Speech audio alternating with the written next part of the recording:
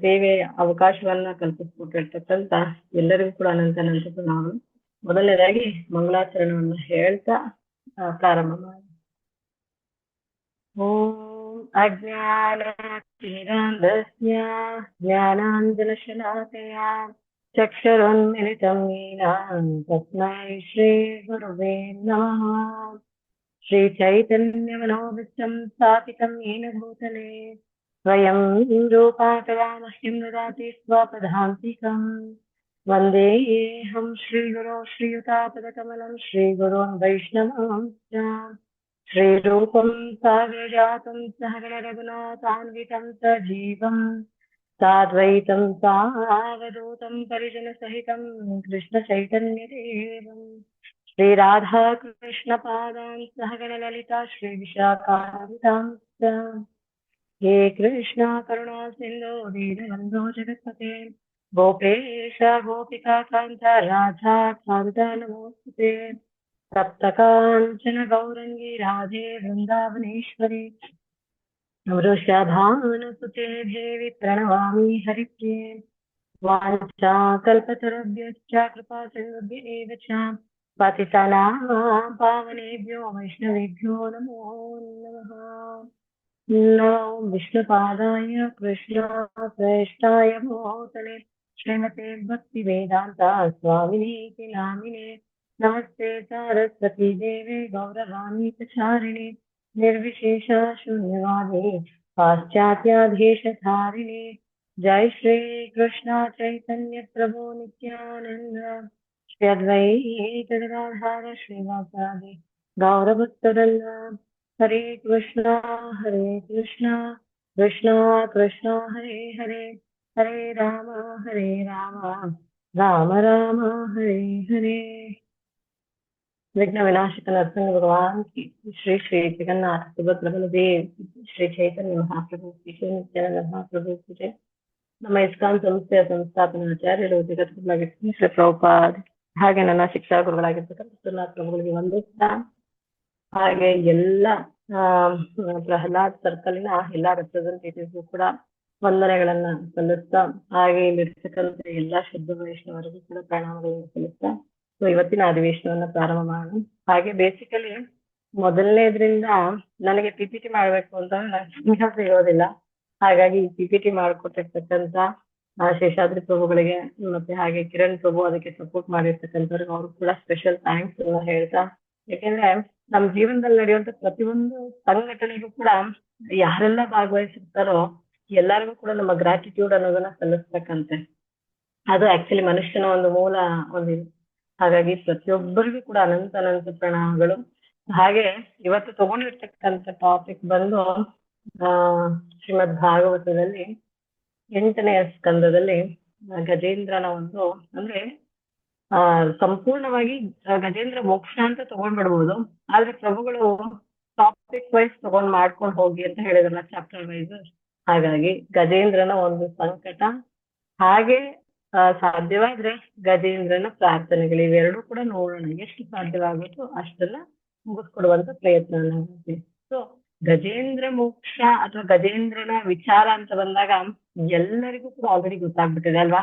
ಗಜೇಂದ್ರನ ವಿಚಾರ ಅಂತ ಬಂದಾಗ ಒಂದು ಆನೆ ಇದೆ, ಒಂದು ಮೊಸಳೆ ಇದೆ.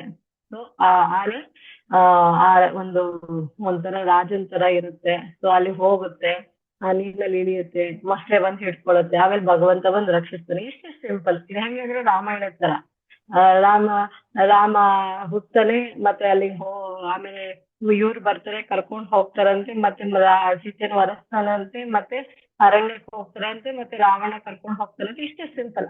ಆದ್ರೆ ಮುಖ್ಯವಾಗಿ ಎಷ್ಟು ವಿಚಾರಗಳಿರ್ತವೆ ಅಂದ್ರೆ ಒಂದೊಂದು ವಿಚಾರವನ್ನ ಕೂಡ ನಾವು ಆಳವಾಗಿ ಅಧ್ಯಯನ ಮಾಡಿದಾಗ ಮಾತ್ರನೇ ಅದನ್ನ 1 ನಿಮಿಷದಲ್ಲೇ ಹೇಳಿ ಮುಗಿಸ್ಕೋಬಹುದು. ಜೀವನ ಪರ್ಯಂತ ಕೂಡ ಆ ಒಂದೊಂದು ಘಟನೆಯನ್ನ ಸ್ಮರಿಸ್ಕೊಂಡು ನಾವು ಕಲಿಯುವಂಥದ್ದು ಕೂಡ ಜನಿಸ್ತೀವಿ.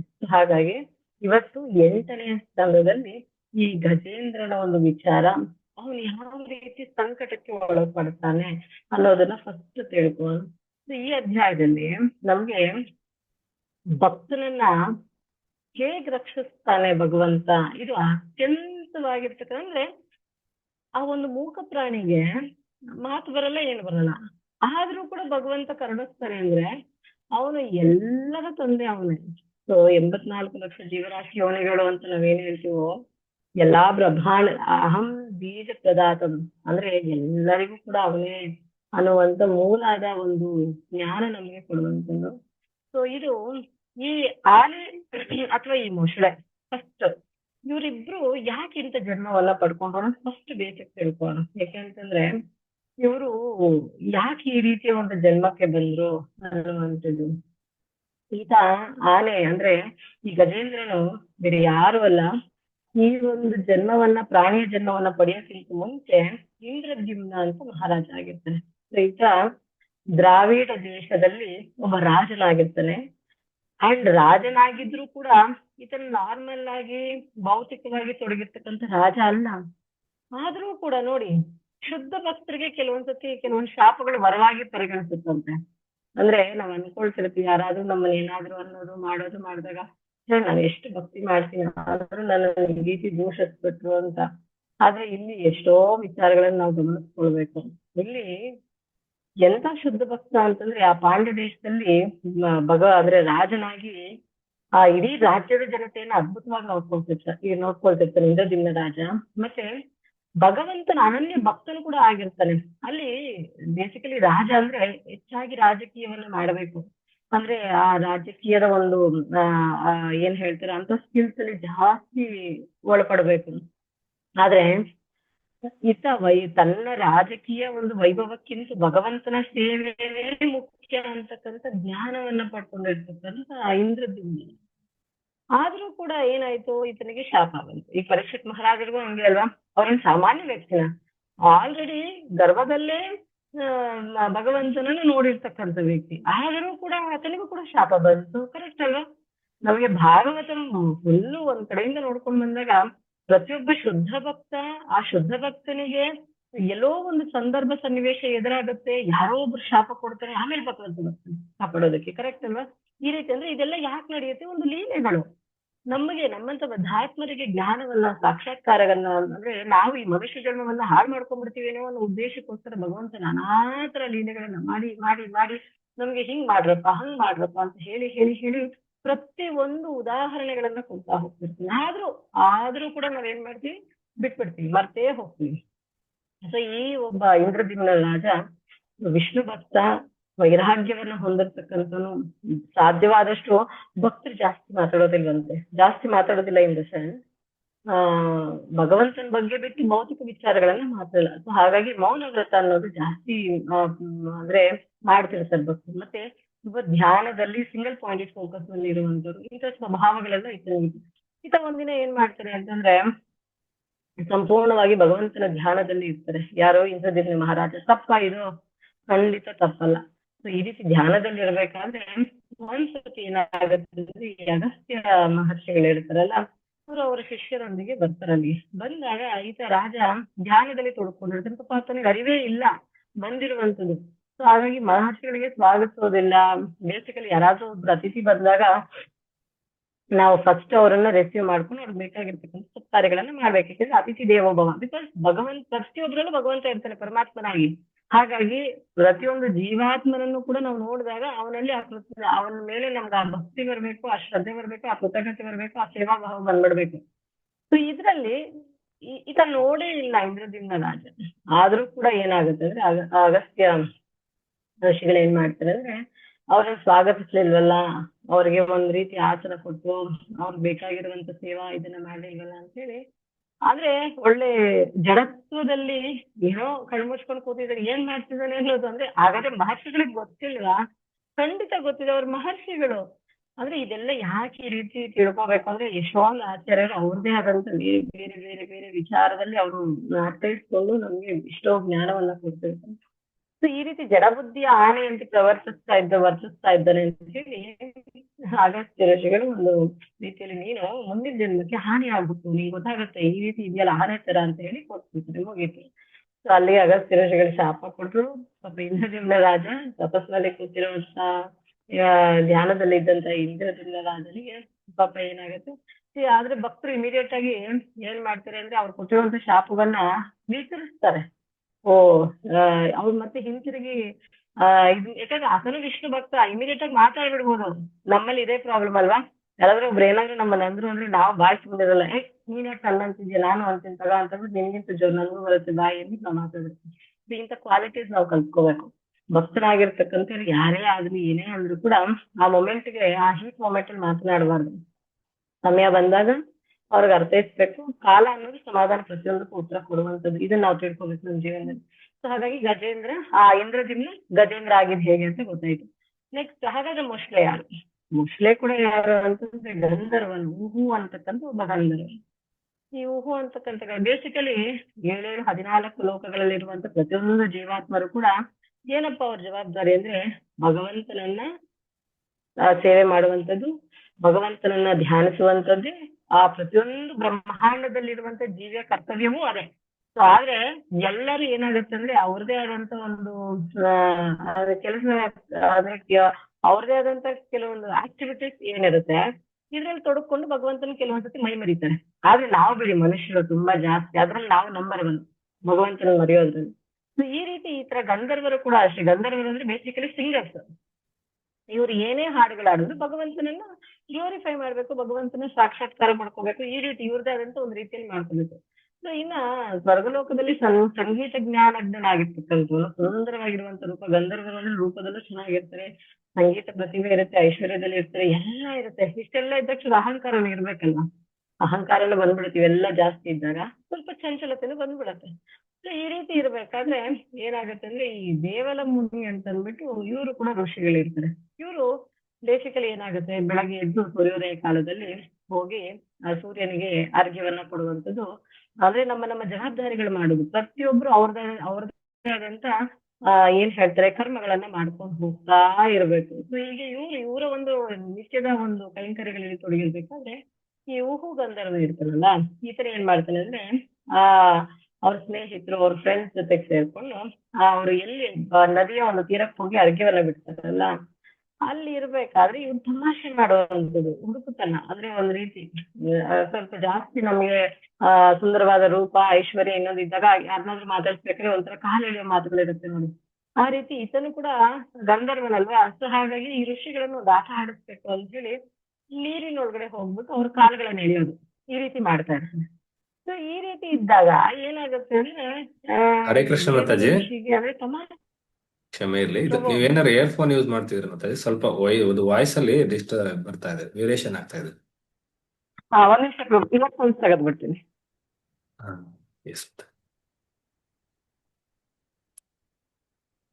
ಪ್ರಭು ಹರೇ ಕೃಷ್ಣ, ಈಗ ಕೇಳಿಸ್ತಿದ್ಯಾ? ಇವಾಗ ಪರ್ಫೆಕ್ಟ್ ಆಗಿದೆ ಮಾತಾಜಿ. ಅವಾಗ್ಲೇ ಸ್ವಲ್ಪ ಏನೋ ಡಿಸ್ಟರ್ಬೆನ್ಸ್ ವೇರಿಯೇಷನ್ ಆಗ್ತದೆ. ಈಗ ಆಗ್ಲಿಂದ ಹೇಳಿದ್ರೆ ಚೆನ್ನಾಗಿರ್ತಿತ್ತು ಬ್ರೋ. ಓಕೆ, ನಾನು ತೆಗ್ದೆ. ಓಕೆ. ಸೊ ಇನ್ನ ಈ ಈ ದೇವಲ ಋಷಿಗಳಿಗೆ ಪಾಪ ಆಕ್ಚುಲಿ ಹೂ ಗಂಧರ್ವನು ಏನು ಅಂದ್ರೆ ತಮಾಷೆ ಮಾಡಕ್ ಹೋದ್ರೆ ಅಮಾವಾಸ್ಯೆ ಆಗುತ್ತೆ ಅಂತ ನೋಡಿ. ಹಂಗೆ ಕೆಲವೊಂದ್ಸತಿ ತಮಾಷೆಗಳು ಕೂಡ ಅಮಾವಾಸ್ಯೆ ಆಗ್ಬಿಡುತ್ತೆ. ಪರಿಸ್ಥಿತಿ ಸಂದರ್ಭಗಳು ಗೊತ್ತಿಲ್ಲದೆ ತಮಾಷೆ ಮಾಡಬಾರ್ದಂತೆ. ಈಗ ಪಾಪ ಅವ್ರು ಮಾಡ್ತಿರೋ ಕೆಲ್ಸ ಏನು, ಯಾರೋ ದೇವಲ ಋಷಿಗಳು ಅಂದ್ರೆ ಇವ್ರಿಗೆ ಸೂರ್ಯ ದೇವನಿಗೆ ಅರ್ಘ್ಯವನ್ನ ಕೊಡುವಂತ ಸಮಯ. ಇಂಥ ಸಮಯದಲ್ಲಿ ಈ ಗಂಧರ್ವನಿಗೆ ತಮಾಷೆ ಬೇಕಾಗಿತ್ತಾ? ಬೇಡದೆ ಇರೋಂತ ಸಮಯ. ಬೇರೆ ಟೈಮಲ್ಲಿ ಕಾಮಿಡಿ ಮಾಡ್ಕೊಳ್ಳೋದು, ಫನ್ ಮಾಡ್ಕೊಳ್ಳೋದು ಚೆನ್ನಾಗಿರ್ತಿತ್ತು. ಆದ್ರೆ ಇವರು ಪಾಪ ಸ್ನೇಹಿತರೊಂದಿಗೆ ಹೋಗಿ ಏನ್ ಮಾಡ್ತಾರೆ, ಈ ದೇವಲ ಋಷಿಗಳು ಇವರು ಪಾಪ ಅರ್ಘ್ಯವನ್ನ ಬಿಡುವಂತ ಸಮಯಕ್ಕೆ ಹೋಗ್ಬಿಟ್ಟು ಒಳಗಡೆ ಅವರನ್ನ ಕಾಲು ಎಳಿಯೋದು. ಕಾಲು ಎಳೆದ್ರೆ ಇವ್ರ ಪಾಪ ಬೀಳೋ ಅಂತದ್ ನೀರಿನೊಳಗಡೆ, ಈ ರೀತಿ. ಸೊ ಇದನ್ನ ನೋಡ್ತಾರೆ. ನೋಡ್ಬಿಟ್ಟು ದೇವಲ ಋಷಿಗಳಿಗೆ ಏನಾಗುತ್ತೆ ಅಂದ್ರೆ, ನೀನ್ ಏನ್ ಇಂಥ ಕೆಲ್ಸ ಮಾಡ್ತಿದ್ಯಲ್ಲ, ನೀರಿನೊಳಗಡೆ ನೀನ್ ಒಳಗಡೆ ಹೋಗಿ ಈ ರೀತಿ ಮಾಡ್ತಿದ್ಯಲ್ಲ, ನಿನಗೆ ಈ ತರನೇ ಇರು ನೀನು. ಅಂದ್ರೆ ಈ ನೀರಿನಲ್ಲೇ ವಾಸಿಸುವಂತ ಒಂದು ಕ್ರೂರ ಮೊಸಳೆ ಆಗಿ ಹುಟ್ಟು. ನಿಂಗೆ ಸಂದರ್ಭ ಸಮಯ ಏನು ಗೊತ್ತಾಗ್ತಿಲ್ಲ. ಅಂದ್ರೆ ನಾವ್ ಯಾವಾಗ ಸಂದರ್ಭ ಸನ್ನಿವೇಶವನ್ನ ಅರ್ಥ ಮಾಡ್ಕೊಳ್ದೆ ಮೃಗಗಳಂತೆ ವರ್ತಿಸ್ತೀವೋ, ಯದ್ ಭಾವಂ ತದ್ಭವತಿ ಅಂತಾರಲ್ವಾ.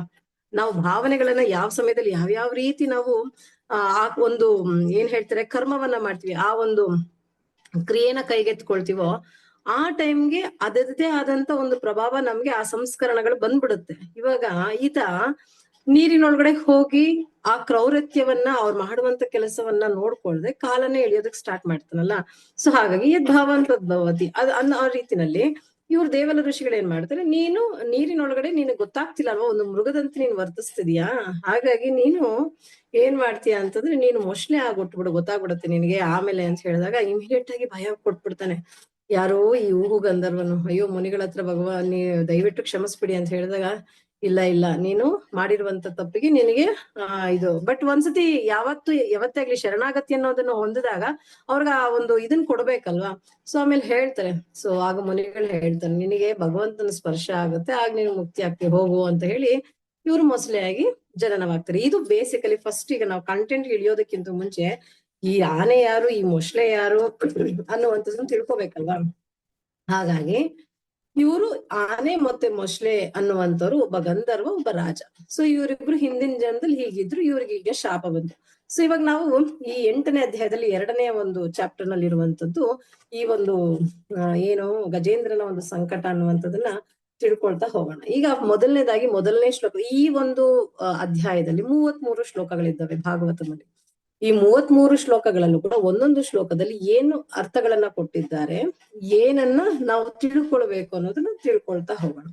ಸೊ ಮೊದಲನೇದಾಗಿ ಶುಕದೇವ ಗೋಸ್ವಾಮಿಗಳು ಹೇಳ್ತಾರೆ, ಅಲ್ಲಿ ಇರ್ತಕ್ಕಂತ ಯಾರಿಗೆ ಪರೀಕ್ಷಿತ್ ಮಹಾರಾಜನಿಗೆ ಇವರಿಗೆಲ್ಲರಿಗೂ ಕೂಡ ಒಂದ್ ಕಡೆ ಈ ಭಾಗವತಂ ಹೇಗೆ ಅಂದ್ರೆ ಕಥೆಯೊಳಗಡೆ ಕತೆ ಅಂದ್ರೆ ಫಸ್ಟ್ ಶುಕದೇವ ಗೋಸ್ವಾಮಿಗಳು ಪರೀಕ್ಷಿತ್ ಮಹಾರಾಜರಿಗೆ ಹೇಳ್ತಾ ಇದ್ದಾರೆ.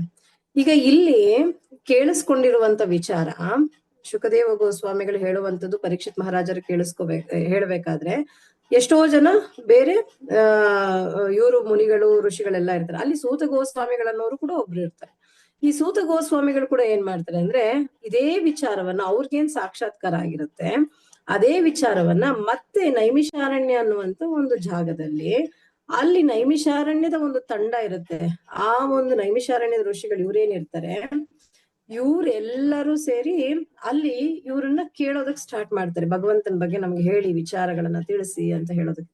ಅವಾಗ ಒಂದೊಂದೇ ಇವ್ರು ಅಲ್ಲಿ ಏನೆಲ್ಲ ತಿಳ್ಕೊಂಡಿರ್ತಾರೆ, ಶುಕದೇವ ಗೋಸ್ವಾಮಿಗಳಿಂದ ಸಾಕ್ಷಾತ್ಕಾರ ಪಡ್ಕೊಂಡಿರ್ತಾರೋ ಅದು ಪ್ರತಿಯೊಂದನ್ನ ಕೂಡ ಇವರು ಸೂತ ಗೋಸ್ವಾಮಿಗಳು ನೈಮಿಷಾರಣ್ಯದ ಋಷಿಗಳಿಗೆ ಹೇಳುವಂಥದ್ದು. ಇವಾಗ ನಾನ್ ನಿಮ್ಗೆ ಹೇಳ್ತಿರ್ತೀನಿ, ಫಾರ್ ಎಕ್ಸಾಂಪಲ್, ನೀವ್ ಅದನ್ನ ಕೇಳಿಸ್ಕೊಂಡು ನಾಳೆ ಇನ್ನೊಬ್ರಿಗೆ ಹೇಳುವಂಥದ್ದು, ಇದು ಕತೆ ಒಳಗಡೆ ಕತೆ.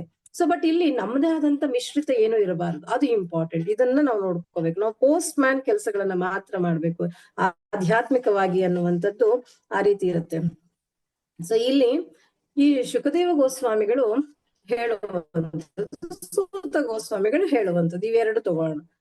ಇಲ್ಲಿ ಕ್ಷೀರಸಾಗರ ಅನ್ನುವಂತ ಮಧ್ಯದಲ್ಲಿ, ಅಂದ್ರೆ ಕ್ಷೀರಸಾಗರ ಅಂತಂದ್ರೆ ಆ ಒಂದು ಏನು ನದಿ ಅಥವಾ ಏನಿರುತ್ತೆ ಆ ಒಂದು ಸಾಗರದ ಮಧ್ಯದಲ್ಲಿ ತ್ರಿಕೂಟ ಅನ್ನುವಂತ ಅದ್ಭುತವಾಗಿರ್ತಕ್ಕಂಥ ಪರ್ವತ ಇರುತ್ತೆ. ತ್ರಿಕೂಟ ಅಂದ್ರೆ 3, ಕೂಟ ಅಂದ್ರೆ ಶಿಖರಗಳು. ಈ ತ್ರಿಕೂಟ ಅನ್ನುವಂಥದ್ದು ಹೆಂಗಿರುತ್ತೆ ಅಂದ್ರೆ 10,000 ಯೋಜನೆಗಳಷ್ಟು ಎತ್ತರವಾಗಿದೆ ಅನ್ನೋದು ಫಸ್ಟ್ ಆ ಜಾಗದ ಬಗ್ಗೆ ವಿವರಣೆ ಕೊಡ್ತಾರೆ. ಎಲ್ಲಿ ಈ ಗಜೇಂದ್ರ ಲೀಲೆ ನಡೀತು ಅನ್ನುವಂಥದ್ದು, ಗಜೇಂದ್ರ ಲೀಲೆ ನಡೆದಿದ್ದಂತ ಫಸ್ಟ್ ಜಾಗದ ಬಗ್ಗೆ ಹೇಳ್ಬೇಕಲ್ವಾ. ಹಾಗಾಗಿ ತ್ರಿಕೂಟ ಪರ್ವತ ಅಂದ್ರೆ 3 ಶಿಖರಗಳು ಹೊಂದಿರುವಂತದ್ದು. ಸೊ ಅದು ಮುಖ್ಯವಾಗಿರುವಂತ ಶಿಖರಗಳು ಅನ್ನುವಂಥದ್ದು. ಇದು ಎಲ್ಲಿದೆ ಅಂದ್ರೆ ಕ್ಷೀರದಂತೆ ಇರುವಂತ ಒಂದು ಸಾಗರದ ಮಧ್ಯದಲ್ಲಿದೆ. ಇದು ದಿವ್ಯವಾಗಿರುವಂತ ಸ್ಥಳ. ಮತ್ತೆ ಈ ಜಾಗಕ್ಕೆ ದೇವತೆಗಳು, ಗಂಧರ್ವರು, ಕಿನ್ನರು, ಯಕ್ಷರು, ಕಿಂಪುರುಷರು ಎಲ್ಲರೂ ಬಂದ್ ಹೋಗ್ತಾರಂತೆ. ಅಲ್ಲಿ ಮಾನವರು ಅಂತ ಮಾತ್ರ ಹೇಳಿಲ್ಲ. ಯಾಕೆ ಮಾನವರು ಹೇಳಿಲ್ಲ ಅಂದ್ರೆ ನಾವೆಲ್ಲೋದ್ರು ಪ್ಲಾಸ್ಟಿಕ್ ಬಿಸಾಕ್ ಬರ್ತೀವಲ್ಲ, ಗಲೀಜ್ ಮಾಡ್ಬಿಟ್ಟು ಬರ್ತೀವಲ್ಲ. ಈಗ ದೇವಸ್ಥಾನಕ್ಕೆ ಹೋದ್ರು ಅಷ್ಟೇ, ಅಲ್ಲಿ ಪ್ರಸಾದ ಕೊಡ್ತಾರೆ, ತಿನ್ಬಿಟ್ಟು ಅಂತ ಏನೋ ಒಂದು ಹಾಕ್ಬಿಟ್ಟು ಯಾವ್ದೋ ಒಂದು ಕೊರ್ಸ್ಬಿಟ್ಟು ಮಾಡ್ಬಿಟ್ಟು ಬರ್ತೀವಲ್ಲ. ಅದಕ್ಕಾಗಿ ಮಾನವರಿಗೂ ಎಲ್ಲೂ ಅಲೋ ಇಲ್ಲ. ಮಾನವ್ರಿಗೆ ನೀವ್ ಇಲ್ಲೇ ಇರಪ್ಪ ಗಲೀಜ್ ಮಾಡ್ಕೊಂಡು ಅಂತ ನಮಗೆ ಎಲ್ಲೂ ಅಲೋ ಇಲ್ಲ. ಸೊ ಹಾಗಾಗಿ ಅಂತ ಸ್ಪೆಷಲ್ ಜಾಗಗಳಿಗೆ ಸ್ಪೆಷಲ್ ಆಗಿರುವಂತ ಪರ್ಸನಾಲಿಟೀಸೇ ಹೋಗುವಂಥದ್ದು. ಹಾಗಾಗಿ ಅದು ಮತ್ತೆ ಈ ಒಂದು ತ್ರಿಕೂಟ ಅನ್ನುವಂಥದ್ದನ್ನ ನಮ್ಗೆ ಏನನ್ನ ವೈಭವೀಕರಿಸುತ್ತೆ ಅಂದ್ರೆ, ಒಂದು ಸತ್ವಗುಣ, ರಜೋಗುಣ, ತಮೋಗುಣವನ್ನ ತೋರಿಸುತ್ತೆ. ಅಂದ್ರೆ ನಾವೆಲ್ಲರೂ ಕೂಡ ಹೆಂಗೆ ಈ ಜೀವನದಲ್ಲಿ ಈ 3 ಗುಣಗಳಿಂದ ಸಿಲುಕೊಂಡಿರ್ತೀವೋ, ಹಾಗಾಗಿ ಭಗವಂತ ಹೇಳ್ತಾನೆ ಈ 3 ಗುಣಗಳು. ಭಗವಂತ 14ನೇ ಅಧ್ಯಾಯದಲ್ಲಿ ಭಗವದ್ಗೀತೆನಲ್ಲಿ ಏನ್ ಹೇಳ್ತಾನೆ ಅಂದ್ರೆ 3 ಗುಣಗಳಿಂದ ಜೀವಿ ಅನ್ನೋನು ಬಂಧಿತನಾಗಿರ್ತಾನೆ. ಸೊ ಹಾಗಾಗಿ ಇಲ್ಲಿ ಈ 3 ಪರ್ವತಗಳೇನಿದಾವೆ, ತ್ರಿಕೂಟ ಅನ್ನುವಂತ ಪರ್ವತದಲ್ಲಿ ಒಂದು ಅದ್ಭುತವಾಗಿರುವಂತ ಲೀಲೆ ನಡೆಯುವಂತ ಒಂದು ಜಾಗವಾಗುತ್ತೆ ಅನ್ನುವಂಥದ್ದು. ಇನ್ನ 2 ಮತ್ತು 3ನೇ ಶ್ಲೋಕದಲ್ಲಿ ಏನಪ್ಪ, ಇದು ಮೊದಲನೇ ಶ್ಲೋಕದ ಒಂದು ವಿವರಣೆ.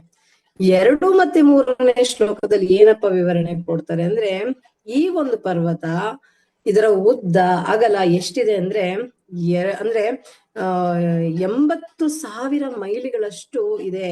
ಇದು ಬಂಗಾರ, ಬೆಳ್ಳಿ ಮತ್ತೆ ಕಬ್ಬಿಣದಿಂದ ನಿರ್ಮಿತವಾಗಿದೆ. ಅಂತಂದ್ರೆ 3 ಶಿಖರಗಳಿದ್ದಾವಲ್ಲ, ಒಂದು ಚಿನ್ನದ ಶಿಖರ, ಇನ್ನೊಂದು ಬೆಳ್ಳಿಯ ಶಿಖರ, ಇನ್ನೊಂದು ಕಬ್ಬಿಣದ ಶಿಖರ ಅನ್ನುವಂಥದ್ದು ಹೇಳ್ತಿದ್ದಾರೆ. ಸೊ ಇಲ್ಲಿ ಒಂದು ನೀರು ಹೇಗೆ ಹರಿಯುತ್ತಲ್ಲ, ನೀರು ಹರಿಬೇಕಾದ್ರೆ ಆ ಒಂದು ಹರಿಯುವಂತ ನೀರಿನ ಶಬ್ದ ಕೂಡ ತುಂಬಾ ಸುಮಧುರವಾಗಿದೆಯಂತೆ. ಒಂದ್ ರೀತಿ ನೀರಿನ ಶಬ್ದ ಕೂಡ ಸಂಗೀತದಂತೆ ಕೇಳಿಸುತ್ತೆ ಅನ್ನುವಂಥದ್ದು. ಅಂದ್ರೆ ನಮಗೂ ಅಷ್ಟೇ ಅಲ್ವಾ, ಯಾವ್ದಾದ್ರು ಒಂದು ಮಾಲ್ಗೋ ಇಲ್ಲ ಎಲ್ಲಾದ್ರೂ ಒಂದ್ ಕಡೆ ಹೋದ್ರೆ ಆ ಜಾಗಕ್ಕೆ ಸೋತೋಗ್ತಿವಿ. ಭೌತಿಕವಾದ ಜಗತ್ ಹೆಂಗಿರುತ್ತೆ ಹೇಳಿ, ಎಲ್ಲಾ ತರ ಸುಂದರವಾದ ಪರ್ವತಗಳು, ರತ್ನಗಳು, ಬಂಗಾರ, ಜಲಪಾತಗಳನ್ನ ನೋಡಿದಾಗ ಆಕರ್ಷಣೆ ಆಗತ್ತೆ ನೋಡಿ. ಹೊರಗಿನ ಸೌಂದರ್ಯ ಇದ್ರೂ ಅಲ್ಲಿ ಒಳಗಡೆ ಒಂದು ಅಪಾಯ ಕಾದಿದೆ ಅನ್ನುವಂಥದ್ದು ಅರ್ಥ ಮಾಡ್ಕೋಬೇಕು. ಹೊರಗಡೆ ಸೌಂದರ್ಯ ಇದೆ, ಬಟ್ ಅದೇ ಸೌಂದರ್ಯ ಒಂದು ಆಪತ್ತಿಗೆ ಕಾರಣವಾಗ್ಬೋದು. ಈಗ ಸುಂದರವಾದ ಸರೋವರ, ಆದ್ರೆ ಆ ಸರೋವರದಲ್ಲಿ ಯಾರಿದ್ದಾರಪ್ಪ ಅಂದ್ರೆ ಮೊಸಳೆ ಇದೆ. ಈ ಹೂಹು ಗಂಧರ್ವನಿದ್ನಲ್ಲ, ಈ ಹೂಹು ಗಂಧರ್ವ ಅನ್ನುವಂಥವನು ಮೊಸಳೆ ಆಗಿರ್ತಾನಲ್ಲ, ಈ ಮೊಸಳೆ ಆಗಿ ಜನ್ಮವನ್ನ ಪಡ್ಕೊಂಡು ಆ ಒಂದು ಜಾಗದಲ್ಲಿ ಇದ್ದಾನೆ. ಸೊ ನಾವು ಅಷ್ಟೇ, ನಮ್ಮ ಜೀವನದಲ್ಲಿ ಇದು ಚೆನ್ನಾಗಿದೆ, ಅದು ಚೆನ್ನಾಗಿದೆ, ಎಲ್ಲಾ ಚೆನ್ನಾಗಿದೆ, ಹೊರಗಡೆ ತುಂಬಾ ಚೆನ್ನಾಗಿ ಕಾಣ್ತಿರುತ್ತೆ, ಬಟ್ ಆಪತ್ ಅಲ್ಲೇ ಕಾದಿರುತ್ತೆ, ನಮ್ಗೆ ಗೊತ್ತಿರಲ್ಲ. ಇವಾಗ ಈ ಸುಂದರವಾದ ಒಂದು ತ್ರಿಕೂಟ ಪರ್ವತ, ಸುಂದರವಾದ ಕ್ಷೀರಸಾಗರ, ಆಲ್ಮೋಸ್ಟ್ 80,000 ಮೈಲುಗಳಷ್ಟು ಉದ್ದವಾಗಿರುವಂತ ಚಿನ್ನ, ಬೆಳ್ಳಿ, ಕಬ್ಬಿಣದಂತೆ ಅದ್ಭುತವಾಗಿರುವಂತ ಈ ಪರ್ವತ ಎಲ್ಲವೂ ಮಧುರವಾಗಿ ಕಾಣ್ತಿದೆ.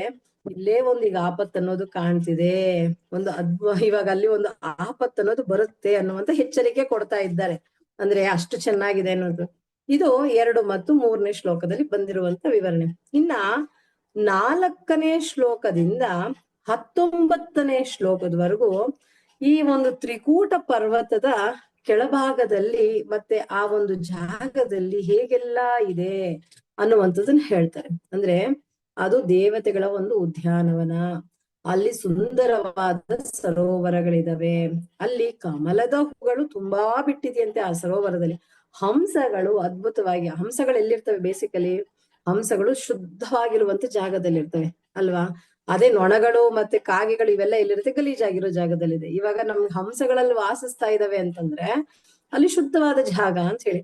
ಮತ್ತೆ ಸುವಾಸನೆ ಭರಿತವಾಗಿರುವಂತ ಗಾಳಿ, ಏಕೆ ಅಂತಂದ್ರೆ ಆ ಒಂದು ಕಮಲದ ಹೂವು ನೀರಿನ ಜೊತೆಗೆ ತನ್ನ ಸುಗಂಧವನ್ನ ಬಿಡ್ತಾ ಬಿಡ್ತಾ, ಅಂದ್ರೆ ಇವತ್ತು ನಾವೇನ್ ಗೊತ್ತಾ, ನಾವು ಗುದ್ದಾಡಿದ್ರು ಗಂಧದ ಜೊತೆ ಗುದ್ದಾಡ್ಬೇಕಂತೆ, ಕರೆಕ್ಟ್ ಅಲ್ವಾ? ಗುದ್ದಾಡಿದ್ರು ಗಂಧದ, ಯಾಕೆಂದ್ರೆ ಗಂಧದ ಪರಿಮಳ ಬರುತ್ತೆ ಅಂತ. ಹಂಗೆ ಅಲ್ಲಿ ಕೆಸರಿನ, ಅಂದ್ರೆ ಆ ಒಂದು ಇದ್ರಲ್ಲಿ ಆ ಕಮಲದ ಸರೋವರದಲ್ಲಿ ಏನಾಗ್ತಿದೆ ಅಂತಂದ್ರೆ, ಈ ಕಮಲಗಳು ಇದ್ರೂ ಆ ಕಮಲದ ಒಂದು ಸುಗಂಧವನ್ನ ಆ ಒಂದು ನೀರಿಗೆ ಅದು ಬಿಡ್ತಿದೆಯಂತೆ. ಜೊತೆಗೆ ಆ ಒಂದು ಗಾಳಿ ಬೀಸಿದಾಗ ಅದರ ಪರಿಮಳ ಫುಲ್ ಇದೆಯಂತೆ. ಇವಾಗ ನಾವ್ ಹೆಂಗೆ ರೂಮ್ ಫ್ರೆಶ್ನರ್ಸ್ ನ ಹೊಡ್ಕೊಳ್ತೀವಲ್ಲ, ಗಮ್ ಅಂತಿರ್ಬೇಕು ಅಂತ, ನಮ್ಗ ಆ ಒಂದು ಫೀಲ್ ಬರ್ಬೇಕು ಅಂತ, ಆ ರೀತಿ ಅಲ್ಲಿ ನ್ಯಾಚುರಲ್ ಆಗಿ ಸುವಾಸನೆಯಾಗಿ ಇರುವಂತ ಗಾಳಿ ಇದೆ. ಮತ್ತೆ ವಿವಿಧವಾದ ಮರಗಳು ಎಲ್ಲವೂ ಇದೆ. ಹಾಗಾಗಿ ದಿವ್ಯವಾದ ಸೌಂದರ್ಯದಿಂದ ತುಂಬಿ ಹೋಗಿದೆ ಈ ಒಂದು ಜಾಗ ಅನ್ನುವಂಥದ್ದು 4ನೇ ಶ್ಲೋಕದಿಂದ 19ನೇ ಶ್ಲೋಕದವರೆಗೂ ಹೇಳ್ತಾ ಇದ್ದಾರೆ. ಇಲ್ಲಿ ಈ ವರ್ಣನೆಗಳು ಏನಪ್ಪ ಹೇಳುತ್ತೆ ಅಂದ್ರೆ, ಈ ಜೀವನ ಅನ್ನೋದು ಭೋಗದಲ್ಲಿ ಮುಳುಗಿದಾಗ ಅಪಾಯ ಅನ್ನುವಂಥದ್ದು ನಾವು ಮರ್ತು ಹೋಗ್ತೀವಿ. ಕರೆಕ್ಟಾ? ನಾನ್ ಏನಪ್ಪ ಕಂಫರ್ಟ್ ಆಗಿದೆ, ನನ್ನ ಹತ್ರ ಆಗಿದೆ, ಇದಿದೆ, ಎಲ್ಲ ಚೆನ್ನಾಗಿದೆ, ಬಟ್ ಅಪಾಯ ಬರುತ್ತೆ, ಬಟ್ ನಾವು ಮರ್ತು ಹೋಗ್ತೀವಿ.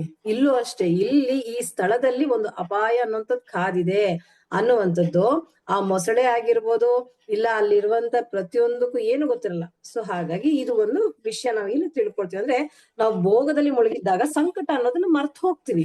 ನಾವ್ ಅಷ್ಟೇ ಖುಷಿ ಆಗಿರ್ಬೇಕಾದ್ರೆ ಏನಾದ್ರು ಕೆಟ್ಟದೋ ಅಥವಾ ಎಮೋಷನಲಿ ಇನ್ನೊಂದು ಏನಾದ್ರು ನೆನಪು ಬರುತ್ತೆ, ಏನು ಬರಲ್ಲ. ಹಂಗೆ ಇಲ್ಲಿ ವೈಭವೀವಾಗಿರುವಂತ ಒಂದು ಜಾಗದಲ್ಲಿ ಆಪತ್ತಿ ಬರುವಂತದ್ದನ್ನ ಅದು ಮರೆಮಾಚಿ ಇದೆ, ಬೂದಿ ಮುಚ್ಚಿದ ಕೆಂಡದ ತರ ಇದೆ ಈಗ. ಸೊ ಇನ್ನ 20ನೇ ಶ್ಲೋಕಕ್ಕೆ ಬಂದಾಗ, ಈ 20ನೇ ಶ್ಲೋಕದಲ್ಲಿ ಏನಾಗುತ್ತೆ ಅಂದ್ರೆ, ಅಲ್ಲಿ ಗಜರಾಜ ಅನ್ನುವಂಥವನು ಇರ್ತಾನೆ. ಯಾರು? ಈ ಇಂದ್ರದ್ಯುಮ್ನ ರಾಜ ಏನು ಗಜೇಂದ್ರನಾಗಿ ಜನ್ಮವನ್ನ ಪಡ್ಕೊಂಡಿರ್ತಾನಲ್ಲ ಆತ. ಈತ ಹೇಗೆ ಅಂದ್ರೆ, ಅವನು ಅಂದ್ರೆ ಬೇಸಿಕಲಿ ರಾಜ, ಗಜೇಂದ್ರನು ಆ ಒಂದು ಕಾಡಿಗೆ ರಾಜನಾಗಿರ್ತಾನೆ, ಅಲ್ಲಿರುವಂತ ಒಂದು ಕಾಡಿಗೆ. ಸೊ ಈತ ಏನ್ ಮಾಡ್ತಾನೆ ಅಂತಂದ್ರೆ ಈತನನ್ನು ಬೇಸಿಕಲಿ ಗಾಂಭೀರ್ಯತೆ ಆನೆ ಅಂತ ಹೇಳಿದ ತಕ್ಷಣ ಅದ್ರಲ್ಲಿ ಇರುವಂತ ಗಾಂಭೀರ್ಯತೆ ಆಗಿರ್ಬೋದು, ಇದ್ರಲ್ಲಿರುವಂತ ಆ ಒಂದು ರಾಜ ಅಂದ್ರೆ ಆ ನಡ್ಕೊಂಡ್ ಬರುವಂತ ರೀತಿ ಪ್ರತಿಯೊಂದು ಕೂಡ ಅದ್ಭುತವಾಗಿ ಇರುವಂತದ್ದು. ಸೊ ಈತ ಗಜರಾಜನು ಅವನ ಜೊತೆಗೆ ಕೆಲವೊಂದಷ್ಟು ಹೆಣ್ಣು ಆನೆಗಳು ಅಂದ್ರೆ ಅವನ ಹೆಂಡತಿಯರು ಏನಿರ್ತಾರೆ ಇವರೆಲ್ಲ ಮತ್ತೆ ಮಕ್ಕಳು ಕುಟುಂಬ ಸಮೇತ ಎಲ್ಲಾರು ಕೂಡ ಏನ್ ಮಾಡ್ತಾರೆ ಈ ಒಂದು ಸುಂದರವಾದ ತ್ರಿಕೂಟ ಪರ್ವತದಲ್ಲೇ ಆ ಕ್ಷೀರ ಸಾಗರದ ರೀತಿ ಇರುವಂತ ಒಂದು ಸರೋವರದ ಕಡೆಗೆ ಬರ್ತಾ ಇದ್ದಾರೆ. ಸೊ ನಡ್ಕೊಂಡ್ ಬರ್ತಾ ಇದ್ದಾರೆ. ಸೊ ಬರ್ಬೇಕಾದ್ರೆ ಆ ನಡಿಗೆ ಹೆಂಗಿದೆ ಅಂದ್ರೆ ಆತನು ಯಾರಾದ್ರೂ ಎದುರುಗಡೆಗೆ ಬಂದ್ರು ಕೂಡ ಹೆಂಗೆ ಅಂತಂದ್ರೆ ಏನಿಲ್ಲ ಆತನ್ ಮಾತ್ರ ಸ್ಟ್ರೈಟ್ ಆಗಿ ಹಂಗೆ ಅವ್ರು ಬಂದವರೇ ಸೈಡ್ಗೆ ಹೋಗ್ಬೇಕು ಆ ರೀತಿ. ಸೊ ಅವನು ಸಾಗುವಾಗ ಮರಗಳಾಗಿರ್ಬೋದು, ಗಿಡಗಳಾಗಿರ್ಬೋದು, ಮುಳ್ಳುಗಳಾಗಿರ್ಬೋದು ಏನೇ ಬಂದು ಎಲ್ಲವನ್ನ ತುಳ್ಕೊಂಡು ಆತ ಸೈಡ್ಗಂತೂ ಹೋಗಲ್ಲ ಆ ರೀತಿ. ಸೊ ಅಂದ್ರೆ ಅವನಿಗೆ ಅವನ ಬಲದ ಮೇಲೆ ತುಂಬಾ ಗರ್ವ, ಮತ್ತೆ ಅವನು ರಾಜ ಅಲ್ವಾ, ಆ ರಾಜ ಅನ್ನುವಂತ ಸ್ಥಾನ ಅನ್ನುವಂಥದ್ರ ಮೇಲೆ ಅವನಿಗೆ ಅಹಂಕಾರ ಅನ್ನೋದು ಕೂಡ ಇತ್ತು. ನಮ್ಮಲ್ಲೂ ಅಷ್ಟೇ, ನಮಗೆ ಹಣ, ಸ್ಥಾನಮಾನ, ದೇಹ ಬಲ, ಕುಟುಂಬ ಬಲ ಇದೆಲ್ಲ ಇದ್ದಾಗ ವಿನಯ ಅನ್ನುವಂಥದನ್ನ ಕಳ್ಕೊಂಡ್ಬಿಡ್ತೀವಿ. ಕರೆಕ್ಟಾ? ಇದನ್ನೆಲ್ಲ ನಾವು ರಾಜಕೀಯ ವ್ಯಕ್ತಿಗಳ ಮಕ್ಕಳಲ್ಲಿ ನೋಡ್ಬೋದು. ಅವ್ರಿಗೆ ಹಣ ಇರುತ್ತೆ, ಸ್ಥಾನಮಾನ, ತಂದೆ ಹೆಸರು ಯೂಸ್ ಮಾಡ್ಕೊಳ್ತಾರೆ, ದೇಹದ ಬಲ ಅಂತಂದ್ರೆ ಜಿಮ್ಗಳಿಗೆ ಹೋಗಿ ಚೆನ್ನಾಗ್ ದಷ್ಟಪುಷ್ಟವಾಗಿರ್ತಾರೆ, ಎಲ್ಲ ಇರ್ತಾರೆ, ಮತ್ತೆ ಕುಟುಂಬದ ಬೆಂಬಲ ಜಾಸ್ತಿ ಇರುತ್ತೆ. ಇಷ್ಟೆಲ್ಲ ಇದ್ದಾಗ ವಿನಯ ಅನ್ನುವಂಥದನ್ನ ಮರೆತು ಹೋಗ್ತಾರೆ. ಹಂಗೆ ಈ ಒಂದು ಗಜರಾಜನಿಗೆ ಎಲ್ಲವೂ ಇತ್ತು, ಅಲ್ಲಿ ಅವನು ವಿನಯವನ್ನ ಮರೆತು ಹೋಗ್ತಿದ್ದಾನೆ. ಆ ವಿನಯತೆ ಅನ್ನುವಂಥದ್ದು ಇಲ್ದಂಗ ಆಗ್ಬಿಡುತ್ತೆ. ಸೊ ಇದು 20ನೇ ಶ್ಲೋಕದಲ್ಲಿ ನಮ್ಗೆ ವಿವರಣೆ ಇರುವಂತದ್ದು. ಇನ್ನ 21ನೇ ಶ್ಲೋಕದಿಂದ 24ನೇ ಶ್ಲೋಕದವರೆಗೂ ಆ ಗಜೇಂದ್ರನು ನಡ್ಕೊಂಡು ಬರ್ಬೇಕಾದ್ರೆ ಆ ಮಧ್ಯದಲ್ಲಿ, ಬಿಕಾಸ್ ಅಲ್ಲೂ ಕೂಡ ಪ್ರಾಣಿಗಳು ಇರ್ತವಲ್ಲ, ಹುಲಿ, ಸಿಂಹ, ಹಾವುಗಳಂತೆ ಅವು ಇವು ಎಲ್ಲ ಬೇರೆ ಬೇರೆ ಪ್ರಾಣಿಗಳೆಲ್ಲ ಇರ್ತವೆ. ಈ ಪ್ರಾಣಿಗಳೆಲ್ಲ ಗಜೇಂದ್ರನು ನಡ್ಕೊಂಡ್ ಬರ್ತಿದ್ದಾನೆ ಅಂದ್ರೆ ಆ ಗಜೇಂದ್ರನು ಬರುವಂತ ವಾಸನೆ ಗೊತ್ತಾಗತ್ತೆ, ಆ ಗಾಂಭೀರ್ಯತೆ, ಆ ವಾಸನೆ ಅದು ಬರ್ತಿದ್ದಂಗೆನೆ ಏನ್ ಮಾಡ್ತಿದ್ವ ಅಂದ್ರೆ ಭಯ ಪಟ್ಕೊಂಡು ಓಡ್ತವಂತೆ ಅವು. ಅಂದ್ರೆ ಆ ರೀತಿಯಾಗಿ ಆ ಒಂದು ಗಜೇಂದ್ರನ ನಡಿಗೆ ಇದೆ. ಅಂದ್ರೆ ಒಂದು ದೊಡ್ಡ ಶಕ್ತಿ ಇದೆ, ದೊಡ್ಡ ಶಕ್ತಿ ಏನೋ ಬರ್ತಾ ಇದೆ ಅನ್ನುವಂಥದ್ದು. ಸೊ ಆದ್ರೆ ಎಂತ ದೊಡ್ಡ ಶಕ್ತಿ ಆದ್ರೂ, ಎಷ್ಟು ಬಲಶಾಲಿ ಆಗಿರುವಂತ ಗಜೇಂದ್ರನು ಕೂಡ ಏನ್ ಮಾಡತ್ತೆ, ಆ ಮೊಸಳೆ, ನೀರೊಳಗಡೆ ಮೊಸಳೆ ಏನ್ ಮಾಡುತ್ತೆ, ಹಿಡ್ಕೊಂಡ್ಬಿಡುತ್ತೆ. ಕರೆಕ್ಟ್ ಅಲ್ವಾ? ಅಂದ್ರೆ ನಾವೆಲ್ಲ ಏನ್ ಅನ್ಕೊಳ್ತೀವಿ ಅಂದ್ರೆ ಈ ಭೌತಿಕವಾದ ಶಕ್ತಿ, ನನ್ನ ಹತ್ರ ಇರುವಂತಹ ಹಣ, ದುಡ್ಡು, ಸಂಪತ್ತು ಇವೇ ನಮ್ಗೆ ರಕ್ಷಣೆ ಕೊಡುತ್ತೆ ಅನ್ನುವಂತ ಭಾವನೆ. ಈಗ ಗಜೇಂದ್ರನಿಗೂ ಕೂಡ ಅಷ್ಟೇ, ಅವನಿಗೆ ಅಲ್ಲಿ ಬೆಂಬಲ, ಅವನ ಕುಟುಂಬದ ಬೆಂಬಲ, ಅವನಲ್ಲಿರುವಂತ ಗರ್ವ, ಅವನಲ್ಲಿರುವಂತ ಅಹಂಕಾರ ಇವೆಲ್ಲವೂ ಏನ್ ಮಾಡ್ತಿದೆ ಅಂದ್ರೆ ಅವನಿಗೆ ನನ್ನನ್ನು ಯಾರು ಏನ್ ಮಾಡ್ತಾರೆ ಅನ್ನುವಂತ ಒಂದು ಗರ್ವದಲ್ಲಿ, ಅಹಂಕಾರದಲ್ಲಿದ್ದಾನೆ. ಸೊ ಇಲ್ಲಿ ರಾವಣನ ಉದಾಹರಣೆಯನ್ನು ಕೂಡ ತಗೋಬಹುದು ನಾವು. ದೇವತೆಗಳನ್ನ ಜಯಿಸಿದ್ದ, ಅಪಾರವಾದ ಶಕ್ತಿಯನ್ನ ಹೊಂದಿದ್ದ, ಏನೆಲ್ಲ ಮಾಡ್ದ, ಫೈನಲ್ ಆಗಿ ಶ್ರೀರಾಮಚಂದ್ರ ಪ್ರಭುಗಳ ಹತ್ರ ಮುಂದೆ ಸೋತ್ ಹೋಗ್ತಾನೆ. ಕರೆಕ್ಟ್ ಅಲ್ವಾ? ಭಗವಂತನ ಮುಂದೆ ಎಲ್ಲರೂ ಸೋಲ್ಬೇಕಾಗಿರುವಂತದ್ದು. ಅಂದ್ರೆ ನಾವು ನಮ್ಮ ಹತ್ರ ಇರುವಂತ ಈ ಭೌತಿಕ ಶಕ್ತಿ ಇದೆ ಅಲ್ವಾ, ಈ ಭೌತಿಕ ಶಕ್ತಿನೇ ಪರ್ಮನೆಂಟ್ ಅನ್ನುವಂತ ಭಾವನೆಗೆ ಬಂದಾಗ ಆವಾಗ ನಮಗ್ ಬುದ್ಧಿ ಕಲ್ಸೋದಕ್ಕಿಂತ ಲೀಲೆ ಏನಾದ್ರೂ ಒಂದ್ ನಡೆಯುತ್ತೆ. ಸೊ ಹಾಗಾಗಿ ಇಷ್ಟು ಬಲಶಾಲಿಯಾಗಿರುವಂತ ಗಜೇಂದ್ರನನ್ನ ಆ ಒಂದು ಮೊಸಳೆ, ಒಂದೇ ಒಂದು ಮೊಸಳೆ ಏನಿರುತ್ತೆ ಅದು ಹಿಡ್ಕೊಂಡ್ಬಿಡುತ್ತಲ್ವಾ, ಆ ರೀತಿ ಇಲ್ಲಿ ನಾವು ತಿಳ್ಕೊಬೇಕು. ಈಗ 25ನೇ ಶ್ಲೋಕದಲ್ಲಿ ಏನ್ ಹೇಳ್ತಾರೆ ಅಂತಂದ್ರೆ, ಗಜೇಂದ್ರನು ಆ ಸರೋವರದ ಕಡೆಗೆ ಬರ್ತಾ ಇದ್ದಾನೆ. ಅವನು ಕುಟುಂಬ ಸಮೇತ ಏನ್ ಮಾಡ್ತಾನೆ, ಆ ಸರೋವರಕ್ಕೆ ಇಳಿತಾನೆ. ಬೇಸಿಕಲಿ ಅದು ಬಿಸಿಲಿನ ಕಾಲ ಅಂತ ಇನ್ನೊಂದ್ ಕಡೆ ಇನ್ನೊಬ್ರು ಆಚಾರ್ಯರು ಹೇಳ್ತಾರೆ. ತುಂಬಾ ಹಾಗೆ ಆಗಿರುವಂತ ಬಿಸಿಲಿರತ್ತಂತೆ. ಆ ಬಿಸಿಲಲ್ಲಿ ಏನಾಗುತ್ತೆ ಅಂದ್ರೆ, ಒಂದ್ ಕಡೆ ಆಚಾರ್ಯರು ಹೇಳುವಂತದ್ದು, ಒಬ್ರು ಈ ಒಬ್ಬ ಗಜೇಂದ್ರ ಆ ನೀರಿಗೆ ಇಳಿತಾನೆ. ಇವಾಗ ನಮಗೂ ಅಷ್ಟೇ ತುಂಬಾ ಬಿಸಿಲಲ್ಲಿ, ಸಮ್ಮರ್ ಸೀಸನ್ ಅಲ್ಲಿ ಚೆನ್ನಾಗಿ ಟ್ರಿಪ್ಗಳು ಹೋಗ್ಬೇಕಾದ್ರೆ ನೋಡ್ಬೋದು, ಟ್ರಿಪ್ಗಳು ಚೆನ್ನಾಗಿ ಬಿಸಿಲಲ್ಲಿ ಆ ಗಾಡಿನಲ್ಲಿ ಪ್ರಯಾಣ ಮಾಡಿ ಮಾಡಿ ಎಲ್ಲಾದ್ರೂ ನೀರಿನ ಜಾಗ ಸಿಕ್ತಂದ್ರೆ ಎಲ್ಲರೂ ನೀರಿಗೆ ಧುಮುಕ್ತಾರೆ, ಖುಷಿಯಾಗಿ ನೀರಿದೆ ಇಲ್ಲಿ, ಸ್ವಲ್ಪ ಹೊತ್ತು ನೀರಲ್ಲಿ ಬಿದ್ದು ಎದ್ದು ಎಂಜಾಯ್ ಮಾಡ್ಕೊಂಡು ಹೋಗೋಣ ಅಂತಾರಲ್ಲ, ಹಂಗೆ ಗಜೇಂದ್ರನು ಕೂಡ ಫುಲ್ ಬಿಸಿಲಲ್ಲಿ ನಡ್ಕೊಂಡ್ ಬರ್ತಿದ್ದಾನಂತೆ. ಸೊ ಹಾಗಾಗಿ ಬಾಯಾರಿಕೆ ಕೂಡ ಆಗಿತ್ತು. ಸೊ ಹಾಗಾಗಿ ನೀರಿನ ಸರೋವರಕ್ಕೆ ಇಳಿದ್ಮೇಲೆ ನೀರು ಕುಡ್ದು ಸೈಲೆಂಟ್ ಆಗಿ ಹೋಗ್ಬೇಕಿತ್ತು. ಕರೆಕ್ಟಾ? ಓಕೆ ಆಯ್ತು, ನೀರ್ ಕುಡ್ದು ಸೈಲೆಂಟ್ ಆಗಿ ಹೋಗ್ಲಿಲ್ಲ. ನೆಕ್ಸ್ಟ್ ಏನ್ ಮಾಡ್ದ, ಮಕ್ಕಳನ್ನ ಕರೆದ, ಬನ್ನಿ ಬನ್ನಿ ಬನ್ನಿ ಒಳಗಡೆ ಬನ್ನಿ, ನೀರ್ ಚೆನ್ನಾಗಿದೆ, ತುಂಬಾ ಸ್ವೀಟ್ ಆಗಿದೆ ನೀರು ಅಂದ್ಬಿಟ್ಟು ಮಕ್ಕಳನ್ನ ಕರೆದ. ಮಕ್ಕಳನ್ನ ಕರೆದ್ನ, ಮಕ್ಳನ್ ಕರೆದು ಮಕ್ಳಿಗೂ ನೀರ್ ಕುಡ್ಸದ್ನ, ನೀರ್ ಕುಡ್ಸೋದ್ರ ಜೊತೆಗೆ ಏನ್ ಮಾಡ್ದ, ಮಕ್ಳಿಗೆಲ್ಲ ಸ್ನಾನ ಮಾಡಿಸ್ತಿದ್ದಾನೆ. ಆ ಆನೆಗಳು ಗೊತ್ತಲ್ಲ ಹೆಂಗೆ ಸೊಂಡ್ಲಲ್ಲಿ ನೀರ್ ತಗೊಂಡು ಔಫ್ ಅಂತ ಹಾಕದಾಗ ಅದು ಒಂದ್ ರೀತಿ ಶವರ್ ತರ ಆಗತ್ತೆ ಅಂತ ಹೇಳಿ. ಸೊ ಇನ್ನು ಮಕ್ಕಳನ್ನೆಲ್ಲ ಇಳಿಸಿ ಮಕ್ಕಳಿಗೆಲ್ಲ ಈ ತರ ಮಾಡ್ತಿದ್ದಾನೆ. ಇದನ್ನೆಲ್ಲ ಯಾರ್ ನೋಡ್ತಿದ್ದಾರೆ, ಒಳಗಡೆ ಇರುವಂತ ಆ ಮೊಸಳೆ ನೋಡ್ತಾ ಇದೆ. ಸೊ ಯಾರೋ ಬಂದ್ರು ನೀರ್ ಕುಡಿದ್ರು ಹೋಗ್ತಾ ಇರ್ಬೇಕು. ಆದ್ರೆ ಇವ್ರು ಏನ್ ಮಾಡ್ತಾರೆ, ಅಲ್ಲೇ ಸಮಯವನ್ನ ಕಳಿಯೋದಕ್ಕೆ ಸ್ಟಾರ್ಟ್ ಮಾಡ್ತಾರೆ. ನಾವು ಅಷ್ಟೇ ಭೌತಿಕವಾದ ಸುಖಕ್ಕೆ ಒಂದೇ ಒಂಚೂರು ಜಾಗ ಮಾಡಿ ಚೂರ್ ಕೊಟ್ರು ಅಂದ್ರೆ ಇನ್ನೊಂದ್ ಸ್ವಲ್ಪ ತಿರೋಣ, ಇನ್ನೊಬ್ರನ್ನ ಕರಿಯೋಣ, ನನ್ ಮಕ್ಳನ್ನ ಕರ್ಕೊಂಡ್ ಹೋಗೋಣ, ಆಮೇಲೆ ನಮ್ ಫ್ಯಾಮಿಲಿನ ಕರ್ಕೊಂಡ್ ಹೋಗೋಣ ಅಂತ ಹೇಳಿ ನಾವೆಲ್ಲ ಭೌತಿಕ ಸುಖಕ್ಕೆ ಒಬ್ರನ್ನ ಆದ್ಮೇಲೆ ಒಬ್ರನ್ನ ಇಳಿಸ್ಕೊಳ್ತೀವಲ್ವಾ.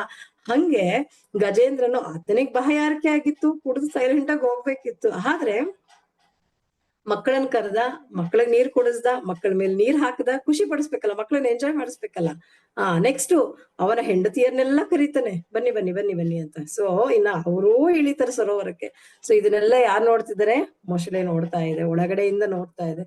ಸೊ ಎಷ್ಟೊತ್ತಾದ್ರೂ ಇವಾಗ ಹೆಂಡತಿಯರು ಅವರು ನೀರ್ ಕುಡಿದ್ಮೇಲೆ ಅವ್ರಿಗೂ ನೀರ್ ಎರಚ್ತಾ ಇದ್ದಾನೆ ಗಜೇಂದ್ರನು. ಸೊ ಒಂದಾದ್ಮೇಲೆ ಒಂದು ಇವರದೇ ಆದಂತ ಭೌತಿಕವಾದ ಸುಖದಲ್ಲಿ ತೊಡಗುವಂತದ್ದು. ಅಂದ್ರೆ ಗಜೇಂದ್ರನು ಸರೋವರಕ್ಕೆ ಇಳಿದು ಸ್ನಾನ ಮಾಡಿ ತಂಪಾದ ನೀರನ್ನು ಕುಡಿದು ಸಂತೋಷ ಪಡೋದ್ರ ಜೊತೆಗೆ ಭೌತಿಕವಾದ ಸುಖಕ್ಕೆ ಒಳಗ್ ಪಡ್ತಾ ಇದ್ದಾನೆ. ಅಂದ್ರೆ ಇದೆಲ್ಲ ತಾತ್ಕಾಲಿಕ, ಹೆಚ್ಚು ಕಾಲ ಇರೋದಿಲ್ಲ. ಆದ್ರೆ ಒಂದು ಕ್ಷಣದಲ್ಲಿ ಏನಾಗುತ್ತೆ, ಸಂಕಟ ಅನ್ನೋದು ಎದುರಾಗ್ಬಿಡುತ್ತೆ. ಯಾವ ಟೈಮಿಗೆ ಏನಾಗುತ್ತೋ ಗೊತ್ತಿರಲ್ಲ ನಮ್ಗೆ. ಹಂಗೆ ಈ ಗಜೇಂದ್ರನು ತುಂಬಾ ಸಂತೋಷದಲ್ಲಿ ಕುಟುಂಬದ ಜೊತೆಗೆ ತುಂಬಾ ಸಂತೋಷವಾಗಿದ್ದಾನೆ, ಕುಟುಂಬಾಸಕ್ತಿಯಲ್ಲಿ ಇದ್ದಾನೆ. ಸೊ ಅನ್ನುವಂಥದ್ದು ನಮ್ಗೆ ಆ ಶ್ಲೋಕದಲ್ಲಿ ಗೊತ್ತಾಗುತ್ತೆ. ಇನ್ನ 26ನೇ ಶ್ಲೋಕಕ್ಕೆ ಬಂದಾಗ ಹೇಳ್ತಾರೆ, ಅಲ್ಲಿ ಏನ್ ಹೇಳ್ತಾರೆ ಅಂದ್ರೆ, ಕುಟುಂಬಾಸಕ್ತಿ ಉಳ್ಳ ಸಾಮಾನ್ಯ ಮನುಷ್ಯನಂತೆ ಗಜೇಂದ್ರನು ತನ್ನ ಹೆಂಡತಿ ಮತ್ತು ಮಕ್ಕಳಿಗೆ ನೀರು ಎರಚಿ ಅವರು ಸಂತೋಷ ಪಡಿಸ್ತಾ ಇದ್ದಾನೆ. ಅಂದ್ರೆ ಸಂಪೂರ್ಣವಾಗಿ ಗಜೇಂದ್ರ ಏನ್ ಮಾಡ್ಬಿಟ್ಟ, ಅವನ ಕುಟುಂಬದ ಕೇರಿಂಗ್, ಸಂಪೂರ್ಣವಾಗಿ ಕುಟುಂಬದ ಜೊತೆ ಅಂದ್ರೆ ಮಾಡ್ಬೇಕು, ಮಾಡಬಾರ್ದು ಅಂತಲ್ಲ, ಬಟ್ ಅದಕ್ಕೊಂದ್ ಲಿಮಿಟ್ ಇರುತ್ತಲ್ವಾ. ಸೊ ಬಂದ್ರ ನೀರ್ ಕುಡಿದ್ರ ಹೋಗ್ತಾ ಇರ್ಬೇಕು. ಆದ್ರೆ ಆಪತ್ತು ಯಾವಾಗ ಬರುತ್ತೋ ಗೊತ್ತಿಲ್ವಲ್ಲ. ನಾವು ಅಷ್ಟೇ ಭೌತಿಕ ಸುಖದಲ್ಲಿ ಹಿಂಗ್ ತೊಡ್ಕೊಂಡ್ಬಿಡ್ತೀವಿ. ಅದಕ್ಕೋಸ್ಕರ ಇಲ್ಲಿ ಕುಟುಂಬಾಸಕ್ತಿ, ದೇಹದ ಅಭಿಮಾನ, ಭೋಗಾಸಕ್ತಿ ಅನ್ನುವಂಥದ್ದು ಸ್ಪಷ್ಟವಾಗಿ ಕಾಣ್ತಿದೆ. ಆನೆ ಏನ್ ಮಾಡ್ತಿದೆ ಅಂತಂದ್ರೆ, ಅವನು ಸಂಪೂರ್ಣವಾಗಿ ಭೋಗಾಸಕ್ತಿಯಲ್ಲಿ ವಿಷಯಾಸಕ್ತಿಯಿಂದ ಬಂಧನ ಉಂಟಾಗುತ್ತೆ ಅನ್ನೋದಿದೆ. ಧ್ಯಾಯತೆ ವಿಷಯಾಂ ಪುಂಸ, ಇದಿದೆಯಲ್ಲ ನಮ್ಗೆ ಭಗವದ್ಗೀತೆ 2ನೇ ಅಧ್ಯಾಯದಲ್ಲಿ 62ನೇ ಶ್ಲೋಕದಲ್ಲಿ ಧ್ಯಾಯತೆ ವಿಷಯಾಂ ಪುಂಸ. ನಾವ್ ಯಾವ್ದ್ರ ಕಡೆ ಹೆಚ್ಚಾಗಿ ಗಮನ ಕೊಡ್ತೀವೋ ನಮ್ಮ ಇಂದ್ರಿಯಗಳು ಅದೇ ಕಡೆಗೆ ಹೆಚ್ಚಾಗಿ ಹೋಗಿ ವಾಲುತ್ತೆ ಅಂತ ಹೇಳಿ. ಸೊ ಹಾಗಾಗಿ ವಿಷಯೇಂದ್ರಿಯಗಳಾಗ್ತಾ ಹೋಗ್ತಿದೆ. ಇವಾಗ ಭೋಗಾಸಕ್ತಿಗೆ ಗಜೇಂದ್ರನ ಇಳಿದ. ಸೊ ಈಗ ಏನಾಗತ್ತೆ, ನೋಡ್ದ ಹೆಂಡತಿ ಮಕ್ಕಳ ಜೊತೆ, ಆ ಸಂಬಂಧಿಕರ ಜೊತೆಗೆ ಎಲ್ಲ ಆ ನೀರಿನ ಜಲಕ್ರೀಡೆಯಲ್ಲಿ ತೊಡಗಿ ಆನಂದವನ್ನ ಅನುಭವಿಸ್ತಾ ಇದ್ದಾನೆ. ಈಗ ಆಪತ್ತು ಬರುತ್ತೆ. ಯಾರು ಬರ್ತಾರೆ ಈಗ, ಆ ಭಗವಂತನ ಒಂದು ಲೀಲೆ ಈಗ ಆಗಬೇಕು. ಸೊ ಈಗ ಏನಾಗುತ್ತೆ ಅಂದ್ರೆ, ದೈವ ಯೋಗದಿಂದ 27ನೇ ಶ್ಲೋಕದಲ್ಲಿ ನಮ್ಮ ಒಂದು ವಿವರಣೆಯನ್ನ ಕೊಡ್ತಾರೆ. 27ನೇ ಶ್ಲೋಕದಲ್ಲಿ ದೈವ ಯೋಗದಿಂದ ಒಂದು ಬಲವಾದ ಮೊಸಳೆ ಗಜೇಂದ್ರನ ಕಾಲನ್ನ ಹಿಡಿದುಕೊಂಡು, ಇವ್ರು ಎಷ್ಟೊತ್ತಾದ್ರೂ ಹೋಗ್ಲಿಲ್ವಲ್ಲ, ಇವ್ರನ್ನ ಓಡಿಸ್ಬೇಕು, ಇವ್ರು ಮಾಡ್ಬೇಕು ಅಂದ್ಬಿಟ್ಟು ಮೊಸಳೆ ಏನ್ ಮಾಡುತ್ತೆ, ಹೋಗಿ ಗಜೇಂದ್ರನ ಕಾಲನ್ನ ಹಿಡ್ಕೊಂಡ್ಬಿಡುತ್ತೆ. ಸೊ ಮೊಸಳೆ ಅಂದ್ರೆ ಏನ್ ಗೊತ್ತಾ, ಬೇಸಿಕಲಿ ಒಬ್ರು ಆಚಾರ್ಯರು ಹೇಳ್ತಾರೆ, ಇದು ಸಮಯ, ಕಾಲ ಅಥವಾ ಮರಣ ಅಥವಾ ಕರ್ಮ ಅಂತಾರೆ. ಅಂದ್ರೆ ನಾವು ಭೋಗದಲ್ಲಿ ಇರುವ ಸಮಯದಲ್ಲೇ ಮರಣ ಅನ್ನುವಂಥದ್ದು ಯಾವ ಟೈಮಿಗೆ ಬರುತ್ತೋ ಗೊತ್ತಿಲ್ಲ. ಕರೆಕ್ಟ್ ಅಲ್ವಾ? ಅಯ್ಯೋ ಇಷ್ಟು ಚೆನ್ನಾಗಿ ಈಗಲೇ ಇದ್ರಪ್ಪ, ಇಮಿಡಿಯೇಟ್ ಆಗಿ ಹೋಗ್ಬಿಟ್ರಂತೆ, ಈಗ ಬಿಟ್ರೆ ದೇಹ ಬಿಟ್ಬಿಟ್ರಂತೆ ಅಂತ. ಸೊ ಹಾಗಾಗಿ ಈ ಮೊಸಳೆ ಅನ್ನುವಂಥದ್ದು ಈ ರೀತಿಗೆ ಹೋಲಿಸ್ತಾ ಇರ್ತಾರೆ. ಸೊ ಈಗ ಇಲ್ಲಿ ಒಂದು ವಿಚಾರ ನಾವೇನ್ ಅರ್ಥ ಮಾಡ್ಕೋಬೇಕು ಅಂದ್ರೆ, ಗಜೇಂದ್ರ ನೀರಿನಲ್ಲಿ ಆನಂದಿಸ್ತಾ ಇದ್ದಾನೆ, ಅದೇ ನೀರಿನಲ್ಲಿ ಅವನಿಗೆ ಆಪತ್ತಿತ್ತು. ಕರೆಕ್ಟಾ?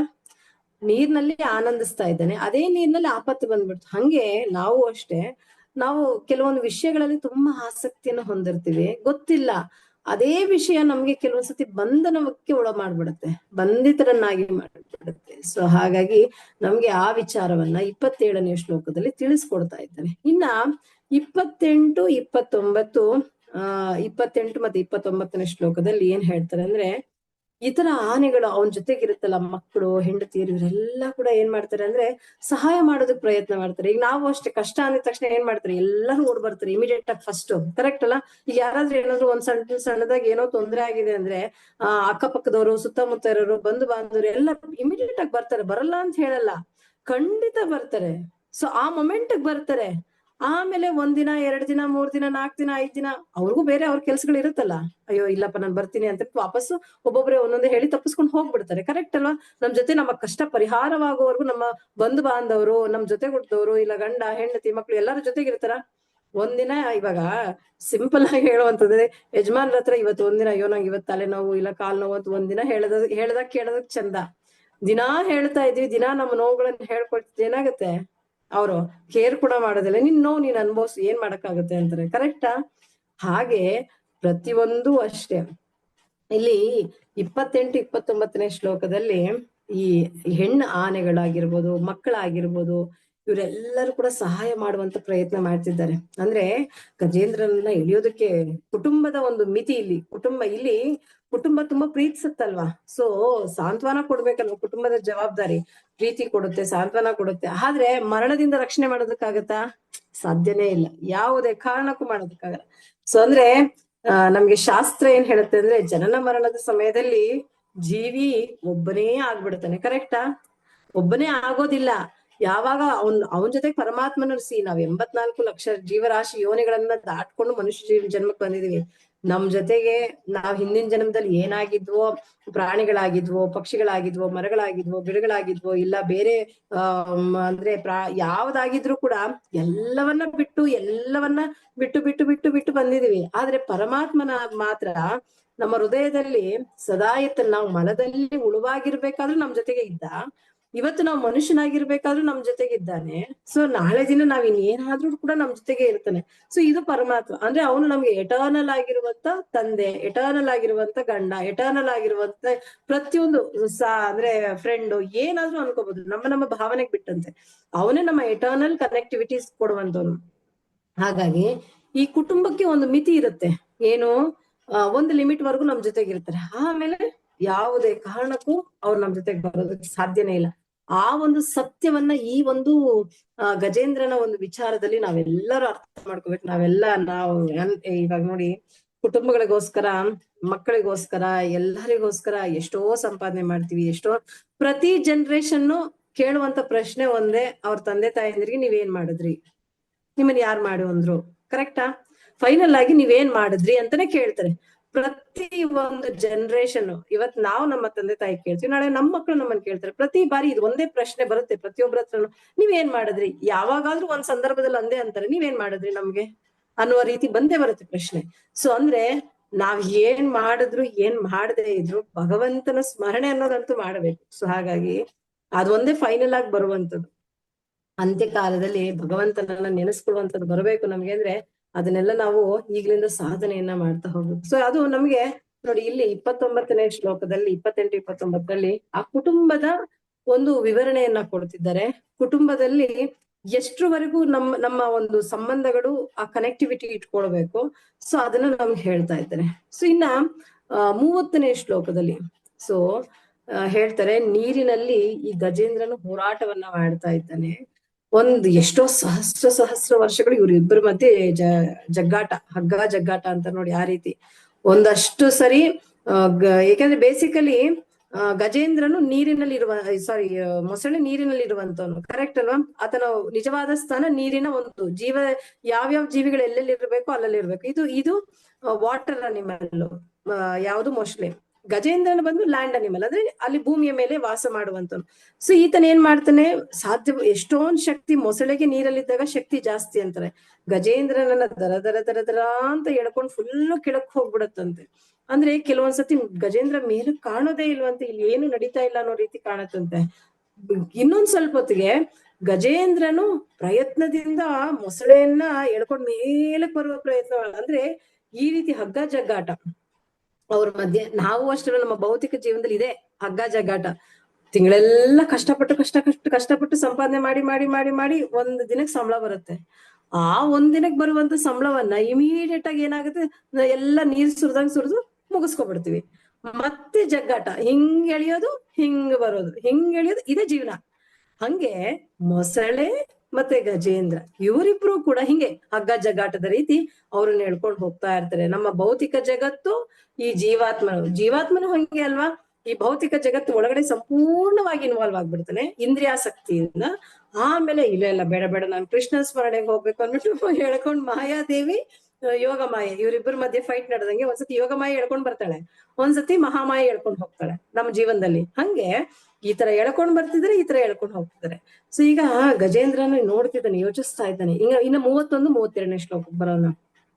ಇಲ್ಲಿ ಈ 31, 32ನೇ ಶ್ಲೋಕದಲ್ಲಿ ಏನಾಗುತ್ತೆ ಅಂದ್ರೆ, ನೋಡ್ತಾನೆ ನನ್ನ ಸ್ನೇಹಿತರು, ಬಂಧುಗಳು, ಹೆಂಡತಿ ಯಾರಿಗೂ ನನ್ನನ್ನು ರಕ್ಷಿಸಲು ಸಾಧ್ಯವಾಗ್ತಾ ಇಲ್ವಲ್ಲ, ನಾನೀಗ ಏನ್ ಮಾಡ್ಬೇಕು? ನಮಗೂ ಒಂದ್ ಫೈಂಡೆ ಬರುತ್ತೆ, ಯಾವ ಗಂಡನೋ, ಯಾವ ಮಕ್ಕಳು, ಯಾವ ಅಪ್ಪನೋ, ಯಾವ ಅಮ್ಮನೋ, ಯಾರು ಇಲ್ಲ. ಒಂದೊಂದ್ಸತಿ ಅನ್ಸುತ್ತೆ, ಯಾವಾಗ ಯಾರು ನಮ್ ಸಹಾಯಕ್ ಬರದೇ ಇದ್ದಾಗ, ಯಾರು ಬರ್ತಿಲ್ವಲ್ಲ ಅನ್ನುವಂತ ಭಾವನೆ ಯಾವಾಗೋ ಒಂದ್ಸತಿ ಬರುತ್ತೆ.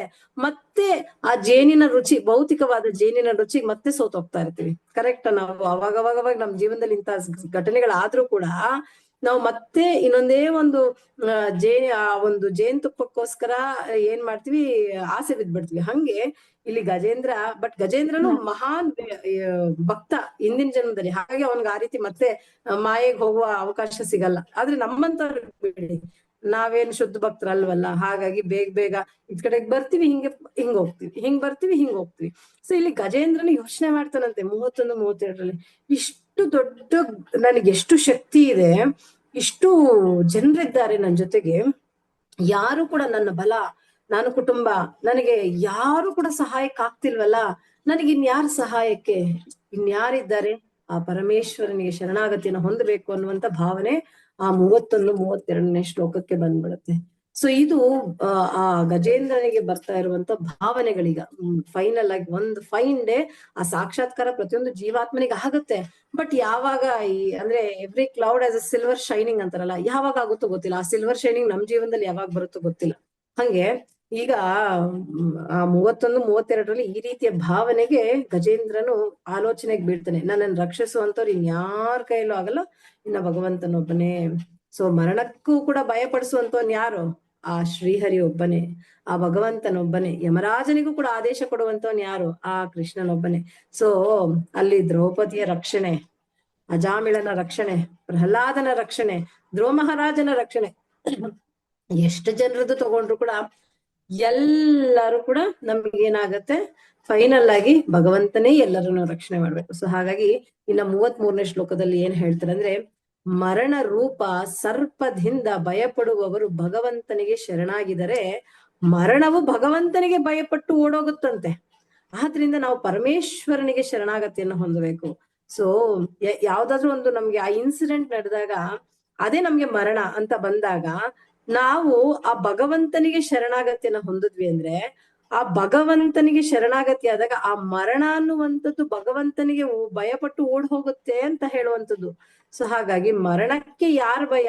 ಮರಣಕ್ಕೂ ಭಯಪಡಿಸುವವನ್ ಯಾರು? ಆ ಭಗವಂತನು ಅನ್ನುವಂಥದ್ದು. ಸೊ ಇದು ನಮ್ಗೆ 33ನೇ ಅಧ್ಯಾಯದಲ್ಲಿ. ಸೊ ನಾನು ಆಗ್ಲೇನೆ ಹೇಳಿದೆ 33 ಶ್ಲೋಕಗಳಿದ್ದಾವೆ. 33 ಶ್ಲೋಕಗಳಲ್ಲೂ ಈ ಗಜೇಂದ್ರನ ಸಂಕಟ ಹೆಂಗಾಯ್ತು ಅನ್ನುವಂಥದ್ದು ಈ ಅಧ್ಯಾಯದಲ್ಲಿ ತಿಳಿತೀವಿ. ಈ ಅಧ್ಯಾಯದ ಸಾರಾಂಶ ಇಷ್ಟೇ. ಒಂದು, ಭೌತಿಕವಾದ ಬಲ ಅನ್ನುವಂಥದ್ದು ಶಾಶ್ವತ ಅಲ್ಲ. ಓಕೆನಾ? ಭೌತಿಕ ಬಲ ಯಾವತ್ತಿಗೂ ಶಾಶ್ವತವಾಗಿ ನಮ್ ಜೊತೆಗಿರೋದಿಲ್ಲ. ಮತ್ತೆ ಕುಟುಂಬದ ಒಂದು ಸಹಾಯ ಅನ್ನುವಂಥದ್ದು ನಮ್ಗೆ ಸೀಮಿತವಾಗಿರುತ್ತೆ, ಲಿಮಿಟೇಷನ್ ಇರುತ್ತೆ. ಓಕೆನಾ? ಪ್ರತಿಯೊಂದಕ್ಕೂ ಭೌತಿಕ ಲೋಕದಲ್ಲಿ ಲಿಮಿಟ್ಸ್ ಅನ್ನೋದಿರುತ್ತೆ. ಆ ಲಿಮಿಟ್ ಅನ್ಲಿಮಿಟೆಡ್ ಯಾವುದು ಇರೋದಿಲ್ಲ. ಎಲ್ಲವೂ ಅಷ್ಟೇ. ಪ್ರೀತಿನೂ ಲಿಮಿಟೆಡ್ ಆಗೇ ಇರುತ್ತೆ. ನಾವ್ ಅನ್ಕೊಳ್ತೀವಿ, ಅಯ್ಯೋ ನಾನ್ ಸಿಕ್ಕಾಪಟ್ಟೆ ನನ್ ಮಕ್ಳನ್ನ ಇಷ್ಟಪಡ್ತೀವಿ, ಅಯ್ಯೋ ನಾನ್ ನನ್ ಗಂಡನ್ ಸಿಕ್ಕಾಪಟ್ಟೆ ಇಷ್ಟಪಡ್ತೀನಿ, ನಮ್ದು 100% ಲವ್. ಖಂಡಿತ ಯಾವ ಪರ್ಸೆಂಟ್ ಇರಲ್ಲ. ಭಗವಂತಂದು ಮಾತ್ರನೇ 100% ಪ್ರೀತಿ ನಮ್ ಮೇಲೆ. ಇವಾಗ ನಾವು ಮಲದಲ್ಲಿ ಉಳುವಾಗಿರ್ಬೇಕಾದ್ರೂ ಅವ್ನು ಅದೇ ಪ್ರೀತಿ ಕೊಟ್ಟ, ಇವತ್ತು ಮನುಷ್ಯರಾಗಿದ್ರು ಕೂಡ ಅವನು ಅದೇ ಪ್ರೀತಿ ಕೊಡ್ತಿದ್ದಾನೆ. ಹಾಗಾಗಿ ನಮ್ಗೆ ಈ 2ನೇ ಒಂದು ಅಧ್ಯಾಯದಲ್ಲಿ ಸಿಗುವಂತ ಸಾರಾಂಶ ಅನ್ನುವಂಥದ್ದು, ಒಂದು, ಭೌತಿಕವಾಗಿರುವಂತ ಬಲ ಶಾಶ್ವತ ಅಲ್ಲ, ಕುಟುಂಬದ ಸಹಾಯ ಅನ್ನುವಂಥದ್ದು ಲಿಮಿಟೆಡ್ ಆಗಿರುತ್ತೆ, ಕಾಲ ಅನ್ನುವಂಥದ್ದು ಅತ್ಯಂತ ಬಲಶಾಲಿ. ಕರೆಕ್ಟಾ? ಆ ಮೊಮೆಂಟ್ ಬಿಫೋರ್ ನದಿ ನೀರಿಗೆ ಇಳಿಯೋದಕ್ಕಿಂತ ಮುಂಚೆ ಗಜೇಂದ್ರನ ಪವರ್ ಏನಿತ್ತು? ತುಂಬಾ ಇತ್ತು. ಕರೆಕ್ಟ್ ಅಲ್ವಾ? ಎಷ್ಟು ಪವರ್ಫುಲ್ ಆಗಿರ್ತ ಅಂದ್ರೆ, ಅವ್ನ್ ನಡ್ಕೊಂಡ್ ಬರ್ಬೇಕಾದ್ರೆ ನಡಿಗೆಯಲ್ಲೂ ಕೂಡ ಎಲ್ಲವನ್ನ ತುಳ್ಕೊಂಡ್ ಬಂದ್ಬಿಟ್ಟ. ಆ ಇಳಿದಿದ ತಕ್ಷಣ ಏನಾಗ್ತಾನೆ, ಆ ಒಂದು ಆಪತ್ತು ಅನ್ನೋದು ಬರುತ್ತಲ್ವಾ ಇಳಿದ ಮೇಲೆ. ಅಂದ್ರೆ ಕಾಲ ಅನ್ನುವಂಥದ್ದು ಅತ್ಯಂತ ಬಲಶಾಲಿ ಅನ್ನುವಂಥದ್ದು. ಮತ್ತೆ ಭೋಗದಲ್ಲಿ ಅಪಾಯ ಅನ್ನುವಂಥದ್ದು ಅಡಕೊಂಡಿದೆ ನಮ್ಗೆ. ಅಂದ್ರೆ ನಾವ್ ಅನ್ಕೊಳ್ತೀವಿ, ಈ ಭೋಗ ಅನ್ನುವಂಥದ್ದು ಹೇಗೆ ನಾವು ನಮಗ್ ತುಂಬಾ ಕಂಫರ್ಟ್ ಝೋನ್ ಕೊಡ್ತಿದೆ, ನಾವು ತುಂಬಾ ಖುಷಿಯಾಗಿದ್ದೀವಿ ಅನ್ನುವಂಥ ಭಾವನೆಯಲ್ಲಿ ಇರ್ತೀವಿ. ಖಂಡಿತ ಅದೇ ಭೋಗದಲ್ಲೇ ಆಪತ್ತು ಅನ್ನುವಂಥದ್ದು ಅಡಗಿದೆ. ಸೊ ಆ ಆಪತ್ತು ಅನ್ನೋದು ನಮ್ಗೆ ಆ ಭೋಗದಲ್ಲೇ ಇದೆ ಅನ್ನುವಂಥದ್ದು ತಿಳ್ಕೊಳ್ತೀವಿ. ಮತ್ತೆ ಹಾಗಾದ್ರೆ ನಮ್ಗೆ ಎಟರ್ನಲ್ ಆಗಿ ನಮ್ಮನ್ನ ಕಾಪಾಡೋರು ಯಾರು? ಈ ತರ ಕಷ್ಟಗಳಿದ್ದಾವೆ, ಈ ಸಂಕಷ್ಟಗಳಿದ್ದಾವೆ, ಕಷ್ಟ ಕಾರ್ಪಣ್ಯಗಳಿದ್ದಾವೆ. ಹಾಗಾದ್ರೆ ಇದರಿಂದ ತಪ್ಪಿಸ್ಕೊಳ್ಳೋದು ಹೇಗೆ ನಾವು? ನಮ್ಗೆ ನಿಜವಾದ ಆಶ್ರಯ ಯಾರು? ಆ ಅಖಿಲಾಂಡ ಕೋಟಿ ಬ್ರಹ್ಮಾಂಡ ನಾಯಕನು ಶ್ರೀಹರಿ ಮಾತ್ರ ನಮಗೆ ನಿಜವಾದ ಆಶ್ರಯ ಅನ್ನುವಂತ ಅರಿವು ಮೂಡಿಸುವಂತದ್ದು ನಮ್ಗೆ ಇದರಲ್ಲಿ. ಏಕೆಂದ್ರೆ ಕುಟುಂಬಸ್ಥರು ಪಾಪ ಆ ಗಜೇಂದ್ರನಿಗೆ ಹೆಂಡತಿ, ಮಕ್ಕಳು, ಕುಟುಂಬಸ್ಥರು ಮತ್ತೆ ಅವನ ಸಂಬಂಧಿಕರು, ಬಾಂಧವರು ಎಲ್ಲರೂ ಕೂಡ ಎಳಿತಾರೆ, ಗಜೇಂದ್ರನನ್ನು ಎಳಿತಾರೆ. ಸೀಮಿತ ಅಷ್ಟೇ, ಲಿಮಿಟೆಡ್ ಪ್ರೊಟೆಕ್ಷನ್. ಕರೆಕ್ಟಾ? ಜಾಸ್ತಿ ಆಗಲ್ಲ, ಕಾಪಾಡ್ಲಿಕ್ಕೆ ಆಗಲ್ಲ. ಸೊ ಹಾಗಾಗಿ ಭೋಗದಲ್ಲಿ ಅಪಾಯ ಅಡಗಿದೆ, ನಿಜವಾಗ್ಲೂ ನಮ್ಮನ್ನು ರಕ್ಷಣೆ ಮಾಡುವನು ಭಗವಂತ ಮಾತ್ರ ಅನ್ನುವಂತ ಅರಿವು ಬರುವಂತದ್ದು. ಹಾಗಾಗಿ ಸಂಪೂರ್ಣ ಶರಣಾಗತಿ ನಾವು ಭಗವಂತನಿಗೆ ನಾವು ಅರ್ಪಣೆ ಮಾಡ್ಬೇಕು ಅನ್ನುವಂಥದ್ದು ನೀನು ಹೇಳ್ತಾ ಇದೆ. ಇನ್ನ ನೆಕ್ಸ್ಟ್ 3ನೇ ಒಂದು ಅಧ್ಯಾಯ. ಸೊ ಇವಾಗ ಗಜೇಂದ್ರ ಗೊತ್ತಾಯ್ತು ಏನು, ನನಗೆ ಈ ಕಷ್ಟಕ್ಕೆ ಪರಿಹಾರ ಯಾರು? ಭಗವಂತ ಒಬ್ನೇನಪ್ಪ, ಇನ್ನ ಆ ಪರಮೇಶ್ವರನೊಬ್ಬನೇ ನನ್ನನ್ನ ರಕ್ಷಣೆ ಮಾಡ್ಲಿಕ್ಕಾಗೋದು ಅಂತ ಹೇಳಿ ಆವಾಗ 3ನೇ ಅಧ್ಯಾಯ ಅನ್ನುವಂಥದ್ದು ಸ್ಟಾರ್ಟ್ ಆಗುವಂತ. ಆ 3ನೇ ಅಧ್ಯಾಯದಲ್ಲಿ ಏನು ಅಂದ್ರೆ ಗಜೇಂದ್ರನ ಪ್ರಾರ್ಥನೆಗಳು. ಯಾರನ್ನ ಪ್ರಾರ್ಥನೆ ಮಾಡ್ಬೇಕು? ಆ ಪರಮೇಶ್ವರ. ಸೊ ಹಾಗಾಗಿ ಇದನ್ನ ಏನ್ ಗೊತ್ತಾ, ಈಗ ನಾವೆಲ್ಲಾದ್ರೂ ಬೈ ಚಾನ್ಸ್ ರೋಡಲ್ಲಿ ಹೋಗ್ಬೇಕಾದ್ರೆ ಸಡನ್ ಆಗಿ ಏನಾದ್ರೂ ಅಲ್ಲಿ ಹೆಚ್ಚು ಕಮ್ಮಿ ರೋಡ್ ಮೇಲೆ ಆಯ್ತು ಅಂದ್ರೆ ಎಲ್ಲರೂ ಗಾಡಿಗಳು ನಿಲ್ಲಿಸ್ಕೊಂಡು ನೋಡ್ತಿರ್ತಾರಲ್ವಾ, ಅವರು ಇವರು ಹಿಂದೆ ಬರೋರು ಮುಂದೆ ಹೋಗೋರು, ಏನಾಯ್ತು. ಹಂಗೆ ಈ ಒಂದು ತ್ರಿಕೂಟ ಪರ್ವತದ ಜಾಗದಲ್ಲಿ ನಡೀತಾ ಇರುವಂತ ಈ ಗಜೇಂದ್ರ ಮತ್ತೆ ಮೊಸಳೆ ಇವರಿಬ್ಬರ ಮಧ್ಯೆ ನಡೀತಿರುವಂತ ಹಗ್ಗ ಜಗಾಟವನ್ನ ಎಲ್ಲಾ ಲೋಕದಲ್ಲಿರುವಂತವ್ರು ನೋಡ್ತಾ ಇದ್ದಾರಂತೆ. ದೇವತೆಗಳೆಲ್ಲರೂ ಕೂಡ. ನಾವೆಲ್ಲ ಮನೆಯಿಂದ ಏನಾದ್ರೂ ಆಚೆಗಡೆ ಏನಾದ್ರೂ ಆಯ್ತು ಅಂದ್ರೆ ಮನೆಯಿಂದ ಆಚೆ ಬಂದು ನೋಡ್ತೀವಲ್ಲ, ಏನಾಯ್ತು ಅಂತ. ಹಂಗೆ ಇವರಿಬ್ಬರ ಮಧ್ಯೆ ನಡೀತಿರುವಂತ ಈ ಒಂದು ಕಾದಾಟ, ಹಗ್ಗ ಜಗ್ಗಾಟ ಇಡೀ 7-14 ಲೋಕಗಳಲ್ಲಿರುವವರು ಇವರೆಲ್ಲರೂ ಕೂಡ ಏನಾಗುತ್ತೆ, ಎಸ್ಪೆಷಲಿ ಮೇಲೆ ಊರ್ಧ್ವ ಲೋಕದಲ್ಲಿ ಮೇಲೆ ಲೋಕಗಳಲ್ಲಿರುವವರು ಎಲ್ಲರೂ ನೋಡ್ತಿದ್ರೆ ಏನಾಗತ್ತೆ. ಮತ್ತೆ ದೇವತೆಗಳೆಲ್ಲ ಕಾಯ್ಕೊಂಡಿದಾರಂತೆ, ಅಲ್ಲಿ ನೋಡ್ತಿದಾರಲ್ವಾ. ಪಾಪ ಅನ್ನೋ ಫೀಲಿಂಗ್ ಬರುತ್ತಲ್ಲ, ಅಯ್ಯೋ ಪಾಪ ಅಂತ ಹೇಳಿ ಫೀಲಿಂಗ್ ಬಂದು ನಾವು ಏನಾದ್ರೂ ಸಹಾಯ ಬೇಕಂತ ನಾವು ಕೇಳೋದಕ್ಕೆ ಅವ್ರು ನಮ್ಮನ್ನ ಕರೀತಾರೇನೋ ಅಂತ ನಾವು ಕಾಯ್ಕೊಂಡಿರ್ತೀವಲ್ಲ, ಹಂಗೆ ಅಲ್ಲಿ ದೇವತೆಗಳೆಲ್ಲರೂ ಕೂಡ ಕಾಯ್ಕೊಂಡಿದಾರಂತೆ. ನನ್ನನ್ ಕರೆದ್ರೆ ನಾನು ಹೋಗಿ ಪಾಪ ಸಹಾಯ ಮಾಡ್ಬೇಕು ಗಜೇಂದ್ರನಿಗೆ ಅಂತ ಅನ್ಬಿಟ್ಟು. ಆದ್ರೆ ಗಜೇಂದ್ರನಿಗೆ ಗೊತ್ತಾಗ್ಬಿಡ್ತು. ಯಾಕೆ ಗಜೇಂದ್ರನಿಗೆ ಗೊತ್ತಾಯ್ತು? ಗಜೇಂದ್ರ ಹಿಂದಿನ ಜನ್ಮದಲ್ಲಿ ಯಾರು? ಇಂದ್ರದ್ಯುಮ್ನ ರಾಜ ಅಲ್ವಾ. ಇಂದ್ರದ್ಯುಮ್ನ ರಾಜ ಶುದ್ಧವಾದ ವಿಷ್ಣು ಭಕ್ತ. ಸೊ ನಾವ್ ಯಾವ್ದನ್ನ ಎಲ್ಲಿ ಇನ್ವೆಸ್ಟ್ ಮಾಡಿದ್ರು ಅದಕ್ಕೆ ಇವಾಗ ನೋಡಿ ಇಲ್ಲಿಂದ ಒಂದು ತಿಳ್ಕೊಬೇಕು. ಇವಾಗ ನೋಡಿ ಗಜೇಂದ್ರನಿಗೆ ಹಿಂದಿನ ಜನ್ಮದೆಲ್ಲ ಈಗ ನೆನಪು ಬರ್ತಿದೆ.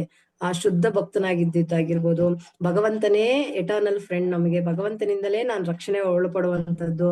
ಆ ಸಂಕಟದಲ್ಲಿ ಭಗವಂತನ ಅರಿವು ಬಂದ್ಬಿಡುತ್ತೆ. ಸೊ ನಮಗೂ ಅಷ್ಟು ನಮ್ಮ ಜೀವನದಲ್ಲಿ ಆಗುವಂತ ಕೆಲವೊಂದು ಸಂದರ್ಭಗಳು ನಮಗೆ ಸಾಕ್ಷಾತ್ಕಾರವನ್ನ ಕೊಡುತ್ತೆ, ಭಕ್ತಿಗೆ ತಗೊಂಡ್ ಬರುತ್ತೆ ಅನ್ನೋದು ಹೀಗೆ.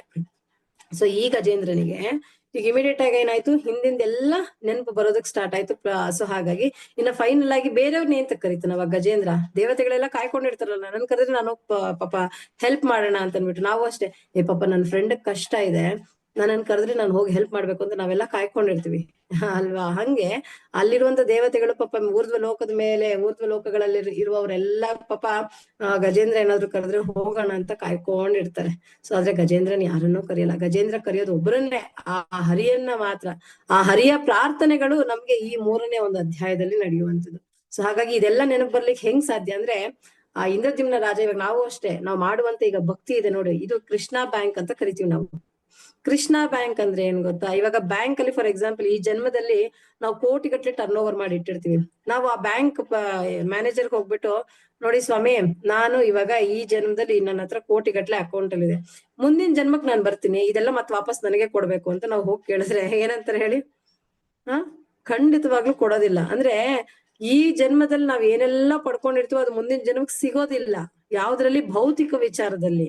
ಇವಾಗ ನಾನು ಈ ಜನ್ಮದಲ್ಲಿ doctor, IAS officer, IPS officer ಆಗಿದ್ದೀನಿ, ಮುಂದಿನ ಜನ್ಮಕ್ಕೂ ನನ್ ಪವರ್ ಕೊಟ್ಬಿಡಿ, ಈ ದೇಹ ಮುಗಿದ್ಮೇಲೆ ಇನ್ನೊಂದ್ ಜನ್ಮಕ್ ನಾನು ಹೋದಾಗ ನೀವ್ ಎಲ್ಲ ಯಾವ ಕಡೆ ಏನ್ ಇನ್ವೆಸ್ಟ್ ಮಾಡಿದ್ರು ಬರೀ ಈ ದೇಹ ಇರುವವರೆಗೂ. ಆದ್ರೆ ಕೃಷ್ಣ ಬ್ಯಾಂಕ್ ಅಂತ ಒಂದಿದೆ. ಈ ಕೃಷ್ಣ ಬ್ಯಾಂಕ್ ಅಲ್ಲಿ ನೀವ್ ಎಷ್ಟು ಇನ್ವೆಸ್ಟ್ ಮಾಡಿದ್ರು ಕೂಡ ಈ ಕೃಷ್ಣ ಬ್ಯಾಂಕ್ ಅಲ್ಲಿ ನೆಕ್ಸ್ಟ್ ಜನ್ಮಕ್ ಬಂದ್ರು ಕೂಡ ಆ ಬ್ಯಾಂಕ್ ಅಲ್ಲಿ ಇರುವಂತದ್ದು ಎಲ್ಲ ನಿಮಗ್ ಸಿಗುತ್ತೆ. ಅದೇ ಇವಾಗ ಗಜೇಂದ್ರನಿಗೂ ಸಿಕ್ಕಿದ್ದು. ಗಜೇಂದ್ರನಿಗೂ ಆ ನೆನಪು ಬಂದಿದ್ ಹೆಂಗೆ ಅಂದ್ರೆ ಹಿಂದಿನ ಜನ್ಮದಲ್ಲಿ ಆತ ಮಾಡ್ಕೊಂಡಿದ್ದಂತ ಭಗವಂತನ ಸೇವೆ ಆ ಒಂದು ಇದು. ಸೊ ಇನ್ನ ಇಲ್ಲೂ ಅಷ್ಟೇ ಈ ಮೂರನೇ ಒಂದು ಗಜೇಂದ್ರನ ಪ್ರಾರ್ಥನೆ ಅನ್ನುವಂಥದ್ದು 3ನೇ ಅಧ್ಯಾಯದಲ್ಲೂ ಕೂಡ 33 ಶ್ಲೋಕಗಳಿದ್ದಾವೆ. ಈ 33 ಶ್ಲೋಕಗಳಲ್ಲೂ ಕೂಡ ಮೊದಲನೇ ಒಂದು ಶ್ಲೋಕದಲ್ಲಿ ಏನಾಗುತ್ತೆ ಅಂದ್ರೆ ಗಜೇಂದ್ರ ಫಸ್ಟ್ ತನ್ನ ಹೃದಯವನ್ನ ಏಕಾಗ್ರತೆಗೊಳಿಸ್ಕೊಳ್ತಾನೆ. ಯಾಕೆಂದ್ರೆ ಕಷ್ಟ ಬಂದಾಗ ನಾವೇನ್ ಮಾಡ್ತೀವಿ ಅಂದ್ರೆ ಭಗವಂತ ಇದ್ದಾನ, ಅವನಿದ್ದಾನೆ, ಯಾರಿದ್ದಾನೆ, ಕಣ್ಣಿಲ್ವಾ ಭಗವಂತನಿಗೆ, ನಾನು ಎಷ್ಟೆಲ್ಲಾ ಪೂಜೆ ಮಾಡಿದೆ, ಎಷ್ಟು ತೆಂಗಿನಕಾಯಿ ಹೊಡೆದೆ, ಏನೆಲ್ಲಾ ಮಾಡಿದೆ ಅನ್ನುವಂಥದ್ದು ಬರುತ್ತೆ. ಆದ್ರೆ ಇಲ್ಲಿ ಹಂಗಲ್ಲ. ಗಜೇಂದ್ರನು ತನ್ನ ಹೃದಯವನ್ನ ಏಕಾಗ್ರತೆಗೊಳಿಸ್ಕೊಂಡು ತನ್ನ ಹಿಂದಿನ ಜನ್ಮದ ಇಂದ್ರದ್ಯುಮ್ನ ರಾಜನಾಗಿದ್ದ ಕಲ್ತಿದ್ದ ಮಂತ್ರವನ್ನೆಲ್ಲ ಕೃಷ್ಣನ ಕೃಪೆಯಲ್ಲಿ ನೆನಪಿಸ್ಕೊಳ್ತಾ ಇದ್ದಾನೆ. ಸೊ ಅದು ಮೊದಲನೆಯ ಒಂದು ಶ್ಲೋಕದಲ್ಲಿ. ಅಂದ್ರೆ ಭಗವಂತನ ಸೇವೆ ಎಂದಿಗೂ ಕೂಡ ನಾಶವಾಗೋದಿಲ್ಲ. ನಹಿ ಕಲ್ಯಾಣ ಕೃತ್ ಕಶ್ಚಿತ್ ದುರ್ಗತಿಂ ತತ್ ಗಚ್ಚತಿ ಅನ್ನುವಂಥದ್ದು. ಭಕ್ತಿ ಪ್ರಯತ್ನ ಎಂದಿಗೂ ಕೂಡ ವ್ಯರ್ಥವಾಗೋದಿಲ್ಲ. ನಾವು ಮಾಡುವಂತ ಭಕ್ತಿ ಯಾವತ್ತಿಗೂ ವ್ಯರ್ಥವಾಗಲ್ಲ ಅನ್ನೋದನ್ನ ಹೇಳ್ತಾರೆ. ಇನ್ನ 2ನೆಯ ಶ್ಲೋಕಕ್ಕೆ ಬಂದಾಗ ಅವಾಗ ಗಜೇಂದ್ರನು ಹಿಂದಿನ ಜನ್ಮದ ಒಂದು ಶ್ಲೋಕಗಳು, ಪ್ರಾರ್ಥನೆಗಳು ಎಲ್ಲಾ ನೆನಪು ಮಾಡ್ಕೊಂಡಿರ್ತಾನಲ್ಲ. ಅವಾಗ ಓ ವಾಸುದೇವ, ನಿನಗೆ ನನ್ನ ನಮಸ್ಕಾರಗಳು. ಈ ದೇಹಕ್ಕೆ ಚೈತನ್ಯವನ್ನ ನೀಡಿರುವಂತ ಆ ಚೈತನ್ಯಾತ್ಮನು ನೀನೇ ಆಗಿದ್ಯಾ, ನೀನೇ ಬ್ರಹ್ಮನು, ನೀನೇ ಶಿವನು, ನೀನೇ ಎಲ್ಲವೂ ನೀನೇ ಅಂತ ಹೇಳಿ ಪ್ರಾರ್ಥನೆಯನ್ನ ಸ್ಟಾರ್ಟ್ ಮಾಡ್ತಾನೆ. ಅಂದ್ರೆ ಇವಾಗ ನಾವು ಮಕ್ಕಳನ್ನ ಅಯ್ಯೋ ನನ್ ಮುದ್ದು ಬಂಗಾರ ಹಾಗೆ ಹೀಗೆ ಅಂತ ಹೇಳ್ಬಿಟ್ಟು ನಾನಾ ತರದಲ್ಲಿ ವರ್ಣಿಸ್ತೀವಲ್ಲ, ನಿನ್ ಕಂಡೀಷನ್ ಆಗಿದೆ, ನೀನ್ ಹೆಂಗಿದ್ಯಾ ನೋಡು ಅಂತ ಹೇಳ್ಬಿಟ್ಟು ನಾನಾ ತರದಲ್ಲಿ ಗ್ಲೋರಿಫೈ ಮಾಡ್ತೀವಲ್ಲ, ಹಂಗೆ ಈಗ ಬ್ರಹ್ಮ ವಿಷ್ಣು ಮಹೇಶ್ವರ ಎಲ್ಲವೂ ನೀನೆ, ಮೂಲಾತಿ ಮೂಲವನ್ನ ಹೇಳ್ತಾ ವರ್ಣನೆಯನ್ನ ಮಾಡೋದಕ್ಕೆ ಸ್ಟಾರ್ಟ್ ಮಾಡ್ತಾನೆ. ಗಜೇಂದ್ರ ಇವಾಗ ಸ್ತುತಿಸ್ತಾ ಇದ್ದಾನೆ. ಅದು 2ನೇ ಒಂದು ಶ್ಲೋಕದಿಂದ ಸ್ಟಾರ್ಟ್ ಆಗುತ್ತೆ. ಅಹಂ ಅಂದ್ರೆ ಭಗವಂತನೇ ಹೇಳ್ತಾನಲ್ಲ, ಅಹಂ ಸರ್ವಸ್ಯ ಪ್ರಭವ, ಅಂದ್ರೆ ಎಲ್ಲದಕ್ಕೂ ಮೂಲ ನಾನೇ ಎನ್ನುವಂತ ವಿಚಾರವನ್ನ ಅವ್ನು ನಮ್ಗೆ ಅರ್ಥೈಸಿರ್ತಾನೆ. ಸೊ ಅದೇ ವಿಚಾರ ಇಂದ್ರದ್ಯುಮ್ನ ರಾಜನಾಗಿದ್ದಾಗ ಅರ್ಥಕೊಂಡಿರ್ತಾನೆ. ಆ ಅರ್ಥಕೊಂಡಿರುವಂತ ಜ್ಞಾನ ಈಗ ಪ್ರಕಟವಾಗ್ತಾ ಇದೆ ಗಜೇಂದ್ರನಾಗಿ. ಇನ್ನ 3 ಮತ್ತು 4ನೇ ಶ್ಲೋಕದಲ್ಲಿ ಸೃಷ್ಟಿಗೆ ಕಾರಣ ನೀನೆ, ಸೃಷ್ಟಿಗೆ ಆಧಾರ ನೀನೆ, ಎಲ್ಲವನ್ನ ಕೊಡ್ತಿರುವಂತ ಸಾಕ್ಷಿಯೂ ನೀನೇ ಆಗಿದ್ಯಾ, ಇವೆಲ್ಲಕ್ಕಿಂತೂ ಅತೀತನು ನೀನೇ ಆಗಿದ್ಯಾ. ಅಂದ್ರೆ ಭಗವಂತನನ್ನ ಗುಣಗಾನ ಮಾಡ್ತಿದ್ದಾನೆ, ಪ್ರಾರ್ಥನೆಯನ್ನ ಮಾಡ್ತಿದ್ದಾನೆ.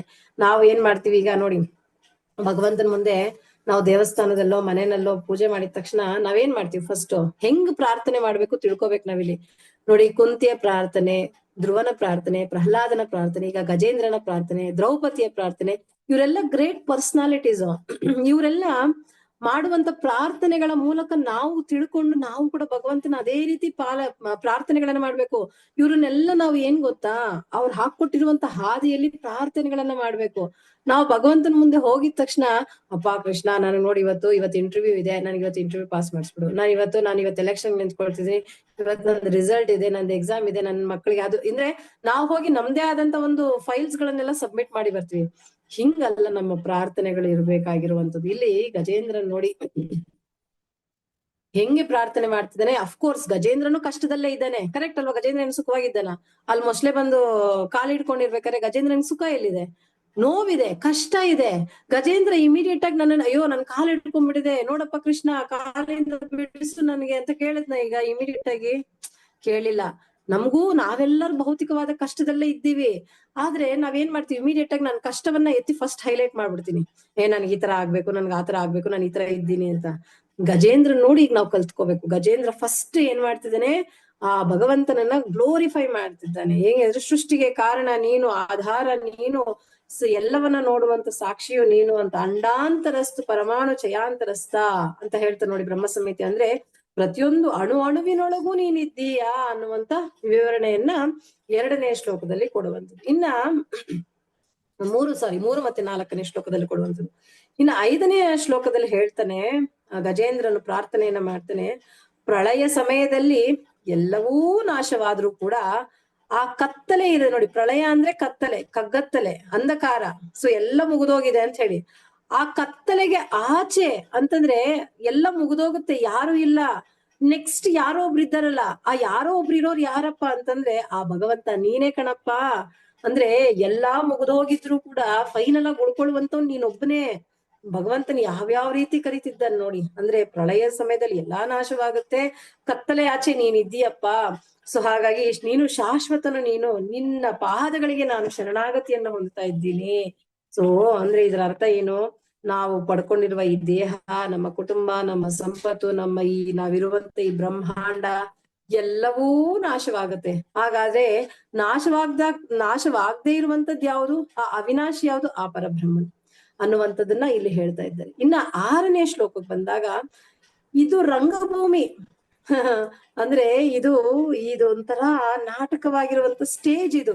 ಈ ರಂಗಭೂಮಿಯ ನಟನ ನಿಜ ಸ್ವರೂಪವನ್ನ ಪ್ರೇಕ್ಷಕರು ತಿಳಿಯದಂತೆ ದೇವತೆಗಳು ನಿನ್ನ ಸಂಪೂರ್ಣ ಸ್ವರೂಪ ತಿಳಿಯೋದಿಲ್ಲ. ಅಂದ್ರೆ ಯಾರಿಗೂ ನೀನ್ ಅರ್ಥವಾಗೋದಿಲ್ಲ. ನಾವೆಲ್ಲ ಇಲ್ಲಿ ಹೇಗೆಂದ್ರೆ ನಾಟಕ ಮಾಡ್ಲಿಕ್ಕೆ ಬಂದಿದ್ದೀವಪ್ಪ. 6ನೇ ಶ್ಲೋಕದಲ್ಲಿ ಹೇಳುವಂಥದ್ದು ನಮ್ಮ ಪರಿಸ್ಥಿತಿಗಳನ್ನ ವಿವರಿಸ್ತಾ ಇದ್ದೇನೆ ಗಜೇಂದ್ರ. ಅಂದ್ರೆ ಈ ರಂಗಭೂಮಿಯ ನಟನ ಸ್ವರೂಪ, ನಿಜ ಸ್ವರೂಪವನ್ನ ನಾವು ತಿಳ್ಕೊಳ್ಳೋದಕ್ ಆಗ್ತಿಲ್ಲ. ಇದು ಹೆಂಗಿದೆ ಅಂದ್ರೆ, ನಿನ್ನನ್ನ ಅರ್ಥ ಮಾಡ್ಕೋಬೇಕು ಅಂದ್ರೆ ನಾವು ಬುದ್ಧಿಯಿಂದನೋ ತರ್ಕದಿಂದನೋ ಖಂಡಿತ ಇಲ್ಲ. ಭಕ್ತ್ಯಾ ಮಾಂ ಅಭಿಜಾನಾತಿ. ಸೊ ಹಾಗಾಗಿ ಭಕ್ತಿಯಿಂದ ಮಾತ್ರ ನಿನ್ನನ್ನು ಅರ್ಥ ಮಾಡ್ಕೊಳಕ್ ಆಗುವಂಥದ್ದು. ನಾವೆಲ್ಲ ನನಗೆ ಅದು ಬರುತ್ತೆ, ನಾನು PhD ಫಿಲಾಸಫರ್, ಹಂಗೆ ಹಿಂಗೆ ಏನೇನೋ ಅನ್ಕೊಳ್ತೀವಲ್ಲ, ಖಂಡಿತ ಯಾವ್ದ್ರಿಂದನೂ ನಿನ್ನನ್ನ ಅರ್ಥೈಸ್ಕೊಳ್ಳೋದಕ್ಕಾಗಲ್ಲ. ಸೊ ನಿನ್ನನ್ನ ಭಕ್ತಿಯಿಂದ ಮಾತ್ರ ತಿಳ್ಕೊಳಕ್ ಆಗೋದು ಅನ್ನೋದನ್ನ 6ನೇ ಶ್ಲೋಕದಲ್ಲಿ ಹೇಳ್ತಾರೆ. ಇನ್ನ 7ನೇ ಶ್ಲೋಕಕ್ಕೆ ಬಂದಾಗ, ಸಮಾನ ದೃಷ್ಟಿಯುಳ್ಳ ಅಂದ್ರೆ ಯಾರಿಗ ಅರ್ಥ ಆಗ್ತಾನೆ? ಸೊ ಸಮಾನ ದೃಷ್ಟಿಯುಳ್ಳ ಋಷಿಗಳು ಮತ್ತೆ ಸನ್ಯಾಸಿ ಭಗವಂತನ ಹೇಳುವಂಥದ್ದು ಈ ರೀತಿಯಾಗಿ ನನ್ನ ಒಂದು ಭಾವನೆ ಬರಬೇಕು ಅನ್ನುವಂಥದ್ದು. ಇನ್ನ 8 ಮತ್ತು 9ನೇ ಶ್ಲೋಕಕ್ಕೆ ಬಂದಾಗ ಭಗವಂತನ ಬಗ್ಗೆ, ಇದೆಲ್ಲ ಭಗವಂತನ ಗುಣಗಾನ ಮಾಡುವಂಥದ್ದು. 8 ಮತ್ತೆ 9ನೇ ಶ್ಲೋಕದಲ್ಲಿ, ಆ 3ನೇ ಚಾಪ್ಟರ್ ಅಲ್ಲಿ, ನಿನಗೆ ಭೌತಿಕ ಜನ್ಮ ಇಲ್ಲ, ನೀನು ರಾಮನಾಗಿ ಬಂದೆ, ಕೃಷ್ಣನಾಗಿ ಬಂದೆ, ನೀನು ಎಲ್ಲಾ ರೀತಿಯ ಅವತಾರಗಳನ್ನ ಎತ್ಕೊಂಡ್ ಬಂದೆ, ನಿನ್ನ ಅವತಾರಗಳೆಲ್ಲ ದಿವ್ಯತ್ವವಪ್ಪ. ಸೊ ಜನ್ಮ ಕರ್ಮ ಚ ಮೇ ದಿವ್ಯಂ, ಕರೆಕ್ಟಾ? ಭಗವದ್ಗೀತೆಯಲ್ಲಿ 4ನೇ ಅಧ್ಯಾಯದಲ್ಲಿ 9ನೇ ಶ್ಲೋಕದಲ್ಲಿ ಹೇಳ್ತಾರೆ, ಜನ್ಮ ಕರ್ಮ ಅಂದ್ರೆ ಯಾರು ಭಗವಂತನ ಕೃಷ್ಣನ ಜನ್ಮ ಮತ್ತೆ ಲೀಲೆಗಳನ್ನ ಸ್ಮರಿಸ್ತಾರೋ ಅದೇ ದಿವ್ಯತ್ವ. ಅದರಿಂದನೇ ನಮ್ಮ ಪಾಪ ನಾಶಗಳೆಲ್ಲವೂ ಹೋಗ್ಬಿಡುತ್ತೆ. ಹಾಗಾಗಿ ನಿನಗೆ ಭೌತಿಕ ಜನ್ಮ ಇಲ್ಲ, ನೀನು ಎಲ್ಲಾ ರೀತಿಯ ಒಂದು ರೂಪಗಳನ್ನ ಅವತಾರಗಳನ್ನ ಎತ್ಕೊಂಡ್ ಬಂದಿದ್ದೀಯಾ ಅನ್ನುವಂಥದ್ದನ್ನ 8 ಮತ್ತೆ 9ನೇ ಶ್ಲೋಕದಲ್ಲಿ ವಿವರಿಸ್ತಾ ಹೋಗ್ತಾರೆ. ಇನ್ನ 10ನೇ ಒಂದು ಶ್ಲೋಕಕ್ಕೆ ಬಂದಾಗ, ನೀನು ಎಲ್ಲರ ಹೃದಯದಲ್ಲಿ ಪರಮಾತ್ಮನಾಗಿದ್ದೀಯಾ. ಮತ್ತೆ ಮನಸ್ಸು, ವಾಣಿ ಅಥವಾ ಬುದ್ಧಿಯಿಂದ ನಿನ್ನನ್ನ ಸಂಪೂರ್ಣವಾಗಿ ಅರಿಯೋದಕ್ಕೆ ಸಾಧ್ಯ ಇಲ್ಲ. ಅಂದ್ರೆ ನಾವು ಮನಸ್ಸಿನಿಂದ ಭಗವಂತನ ಅರ್ಥ ಮಾಡ್ಕೊಳ್ಳೋದಕ್ಕೆ ಸಾಧ್ಯ ಇಲ್ಲ. ಮಾತುಗಳಿಂದ ನಾವು ಶ್ರವಣ ಮಾತ್ರ ಮಾಡ್ಕೊಳ್ತೀವಿ, ಅರ್ಥವಾಗಲ್ಲ. ನನಗ್ ಬುದ್ಧಿ ಜಾಸ್ತಿ ಇದೆ, ಅರ್ಥವಾಗುತ್ತಾ? ಅರ್ಥವಾಗಲ್ಲ. ಕೃಪೆ, ಸುಕೃತಿ, ಗುರುಗಳ ಕೃಪೆ, ಕಟಾಕ್ಷ, ಭಗವಂತ ಅನ್ಕೋಬೇಕು ಫಸ್ಟ್. ಭಗವಂತ ಅನ್ಕೊಂಡ್ರೆ ನಮ್ ಜೀವನದಲ್ಲಿ ಗುರುಗಳು ಸಿಗ್ತಾರೆ, ಗುರುಗಳು ಅನ್ಕೊಂಡ್ರೆ ನಮ್ ಜೀವನದಲ್ಲಿ ಭಕ್ತಿ ಸಿಗತ್ತೆ, ಇಷ್ಟೇ. ಸೊ ಹಾಗಾಗಿ ಅದನ್ನ 10ನೇ ಶ್ಲೋಕದಲ್ಲಿ ಹೇಳ್ತಾನೆ, ಸರ್ವಸ್ಯ ಚಾಹಂ ಹೃದಯ ಸನ್ನಿವಿಷ್ಟ. ಎಲ್ಲರ ಹೃದಯದಲ್ಲಿ ಪರಮಾತ್ಮನಾಗಿದ್ದೀಯಾ, ಆದ್ರೂ ಕೂಡ ಎಲ್ಲರೂ ಭಕ್ತರಾಗಿದ್ದಾರ? ಇಲ್ಲ. ಬಟ್ ಯಾರಿಗೆ ಆ ಭಗವಂತನ ಕೃಪಾ ಕಟಾಕ್ಷ ಅಂದ್ರೆ, ಎಲ್ಲರ ಹೃದಯದಲ್ಲಿ ಇದ್ರೂ ಕೂಡ ನಾವು ಸಾಮಾನ್ಯವಾಗಿರುವಂತ ಮನಸ್ಸು, ಬುದ್ಧಿನೋ ನಮ್ಮ ಮಾತುಗಳಿಂದನೋ ಅರ್ಥ ಅಂತೂ ನೀನ್ ಆಗಲ್ಲಪ್ಪ, ನಿನ್ನನ್ನು ಅಷ್ಟು ಸುಲಭವಾಗಿ ಅರ್ಥ ಮಾಡ್ಕೊಳಕ್ ಆಗಲ್ಲ ತಂದೆ ಅನ್ನೋದನ್ನ ಪ್ರಾರ್ಥನೆ ಮಾಡ್ತಿದ್ದಾನೆ 10ನೇ ಶ್ಲೋಕದಲ್ಲಿ. ಆಮೇಲೆ 11ನೇ ಶ್ಲೋಕಕ್ಕೆ ಬಂದ್ಮೇಲೆ, ಭಕ್ತಿ ಮೂಲಕ ಮಾತ್ರ ನಿನ್ನನ್ನು ಅರ್ಥ ಮಾಡ್ಕೊಳಕ್ ಅಂದ್ರೆ ಇಲ್ಲಿ ಜ್ಞಾನ ಯೋಗ ಮತ್ತೆ ಅಷ್ಟಾಂಗ ಯೋಗ, ಷಟ್ಚಕ್ರ ಯೋಗಗಳು ಆಗಿರ್ಬೋದು, ಮತ್ತೆ ಕರ್ಮ ಯೋಗ, ಯಾವ ಯೋಗನೂ ಬರೋದಿಲ್ಲ ಇಲ್ಲಿ. ಜ್ಞಾನ ಪ್ಲಸ್ ಕರ್ಮ = ಭಕ್ತಿ. ಅಂದ್ರೆ ಭಕ್ತಿ ಯೋಗದಿಂದ ಮಾತ್ರ ನಿನ್ನನ್ನ ಅರ್ಥ ಮಾಡ್ಕೊಳಕ್ ಆಗೋದು ಅನ್ನುವಂತ ಸಾರಾಂಶವನ್ನ 11ನೇ ಶ್ಲೋಕದಲ್ಲಿ ಗಜೇಂದ್ರನ್ ಹೇಳ್ತಾ ಇದ್ದಾನೆ. ಭಗವಂತನ ಇದೆಲ್ಲ ಏನ್ ಗೊತ್ತಾ, ಕಷ್ಟದಲ್ಲಿದ್ದಾನೆ ಗಜೇಂದ್ರ. ಇಲ್ಲಿ ಕಷ್ಟದಲ್ಲಿದ್ರು ಕೂಡ ಭಗವಂತನನ್ನ ಗುಣಗಾನ ಮಾಡ್ತಿದ್ದಾನೆ. ನೀನು ಗ್ರೇಟ್ ಅಲ್ಲಿ ಗ್ರೇಟೆಸ್ಟ್ ಅನ್ನೋ ರೀತಿಯಲ್ಲಿ ನೀನ್ ಹಂಗೆ ಹಿಂಗೆ ಅಂತ ಹೇಳ್ತಾ ಇದ್ದಾನೆ. ಇನ್ನು 12ನೇ ಒಂದು ಶ್ಲೋಕಕ್ಕೆ ಬಂದ್ರೆ, ಗಜೇಂದ್ರನು ಹೇಳ್ತಾನೆ, ನರಸಿಂಹ, ವರಾಹ, ಅವಾಗ್ಲೇ ಬ್ರಹ್ಮ ವಿಷ್ಣು ಮಹೇಶ್ವರ ಹೇಳ್ದ, ಆಮೇಲೆ ಪರಬ್ರಹ್ಮನ್ ಹೇಳ್ದ, ಈಗ ನರಸಿಂಹ, ವರಾಹ, ದತ್ತಾತ್ರೇಯ, ಬುದ್ಧ, ಎಲ್ಲಾ ಅವತಾರಗಳಿಗೂ ಕೂಡ ನಾನು ನಮಸ್ಕಾರ ಮಾಡ್ತಿದ್ದೇನೆ. ಎಷ್ಟು ಚೆನ್ನಾಗಿ ಹೇಳ್ತಿದ್ದಾನೆ ನೋಡಿ ಗಜೇಂದ್ರನು. ನಿನ್ನ ಎಲ್ಲಾ ರೂಪಗಳಿಗೂ ಕೂಡ ಭಗವಂತನ ಅವತಾರಗಳು ಹೆಂಗೆ ಅಂದ್ರೆ, ನಾವೆಲ್ಲ ಬರೀ ದಶಾವತಾರ, ನಾವೆಲ್ಲ ಕೃಷ್ಣ ಪ್ರಜ್ಞೆಗೆ ಬರೋಕ್ಕಿಂತ ಮುಂಚೆ ಗೊತ್ತಿದ್ದಿದ್ ಇಷ್ಟೇ, ಬ್ರಹ್ಮ ವಿಷ್ಣು ಮಹೇಶ್ವರ 3. ಆಮೇಲೆ ವಿಷ್ಣು ಬಂದು 10 ಅವತಾರಗಳನ್ನ ಎತ್ಕೊಂಡಿದ್ದ. ಸೊ ದಶಾವತಾರಗಳು ಸೊ ಅನ್ನೋದು ಇಷ್ಟು ಮಾತ್ರ ತಿಳ್ಕೊಂಡಿದ್ವಿ. ಆದ್ರೆ ಆಮೇಲೆ ಕೃಷ್ಣ ಪ್ರಜ್ಞೆಗೆ ಬಂದ್ಮೇಲೆ ಗುರುಗಳ ಮಾರ್ಗದರ್ಶನ ಪಡ್ಕೊಂಡ್ಮೇಲೆ ಗೊತ್ತಾಗಿದ್ದು ನಮ್ಗೆ ಇದೆಲ್ಲದಕ್ಕೂ ಅತೀತವಾಗಿ ಆಮೇಲೆ ಗೊತ್ತಾಗಿದ್ದು ಕಾರಣೋದಾಕ್ಷಾಯಿ, ಗರ್ಭೋದಾಕ್ಷಾಯಿ, ಕ್ಷೀರೋದಾಗಿ ಇದೆಲ್ಲ ಇದೆ, ಭಗವಂತನ ವಿಸ್ತರಣೆಗಳು ಅನ್ನುವಂಥದ್ದೆಲ್ಲ. ಮತ್ತೆ ಭಗವಂತನ ಅವತಾರಗಳು ಇಷ್ಟು ಮಾತ್ರ ಅಲ್ಲ, ಸಮುದ್ರದಲ್ಲಿ ಅಲೆಗಳನ್ನ ಹೆಂಗ್ ಬರ್ತಿರುತ್ತೆ ಒಂದಾದ್ಮೇಲೆ ಒಂದು ಹಂಗೆ ಎಷ್ಟು ಬ್ರಹ್ಮಾಂಡಗಳಿದ್ದಾವೋ ಎಲ್ಲಾ ಕಡೆ ಭಗವಂತನ ಒಂದು ಲೀಲೆಗಳು ಈಗಲೂ ನಡೀತಿದಾವಂತೆ. ನಿರಂತರ ಅವನು ನಿತ್ಯ ಲೀಲ ನಿವಾಸನು, ಎನಿ ಟೈಮ್ ಲೀಲೆಗಳಲ್ಲಿ ತೊಡಗೇ ಇರ್ತಾನೆ. ಎಲ್ಲೋ ಒಂದ್ ಕಡೆ ಈಗ್ಲೂ ಅವತರಿಸ್ತಿರ್ತಾನೆ, ಎಲ್ಲೋ ಒಂದ್ ಲೀಲೆ ಮಾಡ್ತಿರ್ತಾನೆ, ಏನೋ ಒಂದ್ ಮಾಡ್ತಿರ್ತಾನ. ಸೊ ಹಾಗಾಗಿ ನಿನ್ನ ಎಲ್ಲಾ ಅವತಾರಗಳಿಗೂ ಲೀಲೆಗಳಿಗೂ ನಿನಗೆ ನಮಸ್ಕಾರವನ್ನ, ನಿನಗೆ ಶರಣಾಗತಿಯನ್ನ ಹೊಂದುತ್ತಿದ್ದೀನಪ್ಪ ಅಂತ ಹೇಳಿ 12ನೇ ಶ್ಲೋಕದಲ್ಲಿ ಹೇಳ್ತಾನೆ. ಮತ್ತೆ ಹಾಗೆ 13ರಿಂದ 15ನೇ ಶ್ಲೋಕದಲ್ಲಿ ನೀನೇ ಸಾಕ್ಷಿ. ಇವಾಗ ನಾವೆಲ್ಲ ಅನ್ಕೊಳ್ತೀವಲ್ಲ, ಯಾರು ನೋಡಿಲ್ಲ ಅಂತ. ಅಲ್ಲ, ನಾವ್ ಮಾಡುವಂತ ಪ್ರತಿಯೊಂದಕ್ಕೂ ಸಾಕ್ಷಿಭೂತನಾಗಿ ಭಗವಂತನ ಇರ್ತಾನೆ. ಸೊ ಹಾಗಾಗಿ ಅವ್ರ ಹನುಮಂತ ಉಪದೃಷ್ಟನಂತೆ ನಮ್ಮ ಹೃದಯದಲ್ಲಿ ಕೂತ್ಕೊಂಡಿರ್ತಾನಲ್ಲ, ಹಂಗೆ ನೀನೇ ಸಾಕ್ಷಿ. ಇವಾಗ ಮತ್ತೆ ಇನ್ನೊಂದು ಪಾಯಿಂಟ್ ತಗೊಂಡು, ನೀನೇ ಸಾಕ್ಷಿಭೂತ, ನೀನೇ ಪ್ರಕೃತಿಗೆ ಮೂಲ, ಮತ್ತೆ ವೇದಗಳಿಗೂ ಮೂಲ ನೀನೇ, ಮತ್ತೆ ಮೋಕ್ಷ ಕೊಡೋನು ನೀನೇನಪ್ಪ. ಅಂದ್ರೆ ಎಲ್ಲವನ್ನ ತಿಳಿದಿರುವಂತವನು ನೀನೇ. ಸೊ ಅನ್ನುವಂಥದ್ದು ಈ ಒಂದು ಮುಂಡಕ ಉಪನಿಷತ್ ಇದೆ ನೋಡಿ, ನಮ್ 108 ಉಪನಿಷತ್ತುಗಳು ಇರ್ತವೆ. ಈ 108 ಉಪನಿಷತ್ತುಗಳಲ್ಲೂ ಕೂಡ ಯಾವ ಉಪನಿಷತ್ ಓದಿದ್ರು ಕೂಡ ಮೂಲ ಭಗವಂತನನ್ನೇ ಗುಣಗಾನ ಮಾಡುವಂಥದ್ದು. ಈ ಮುಂಡಕ ಉಪನಿಷತ್ತಲ್ಲಿ ತಮೇವ ವಿದ್ಯಾನ್ ಅಮೃತ ಇಹ ಭವತಿ ಅಂತಾರೆ. ಅಂದ್ರೆ ಅವನನ್ನ ತಿಳಿದವನು ಏನು ಅಂದ್ರೆ ಅಮರತ್ವವನ್ನ ಪಡಿತಾನೆ ಅಂತ ಹೇಳ್ತಾರಂತೆ. ಅರ್ಥ ಏನು? ಅಮರತ್ವ ಅಂದ್ರೆ ನಾವೇನ್ ಶಾಶ್ವತವಾಗಿ ಅಲ್ಲೇ ಉಳ್ಕೋತೀವಿ ಅಂತನ ಅಲ್ಲ, ಭಗವಂತನ ಧಾಮಕ್ ಹೋಗ್ಬೋದು ಅಂತ ಹೇಳಿ ಅಷ್ಟೇ. ಅಂದ್ರೆ ಅವನ ಜೊತೆಗಿದ್ರೆ ಅದು ನಿತ್ಯ ನಿವಾಸವೇ ಅಲ್ವಾ. ಭಗವಂತನ ಜೊತೆಗಿದ್ದಾಗ ಯಾವ ಪ್ರಳಯದ ಭಯ ಇರುತ್ತೆ, ಯಾವ ದುಃಖದ ಭಯ ಇರುತ್ತೆ, ಯಾವ ಜನ್ಮ ಮೃತ್ಯು ಜರ ವ್ಯಾಧಿ ಭಯ ಇರುತ್ತೆ, ಯಾವ ಕ್ಲೇಶಗಳ ಬಗ್ಗೆ ಭಯ ಇರುತ್ತೆ ಹೇಳಿ?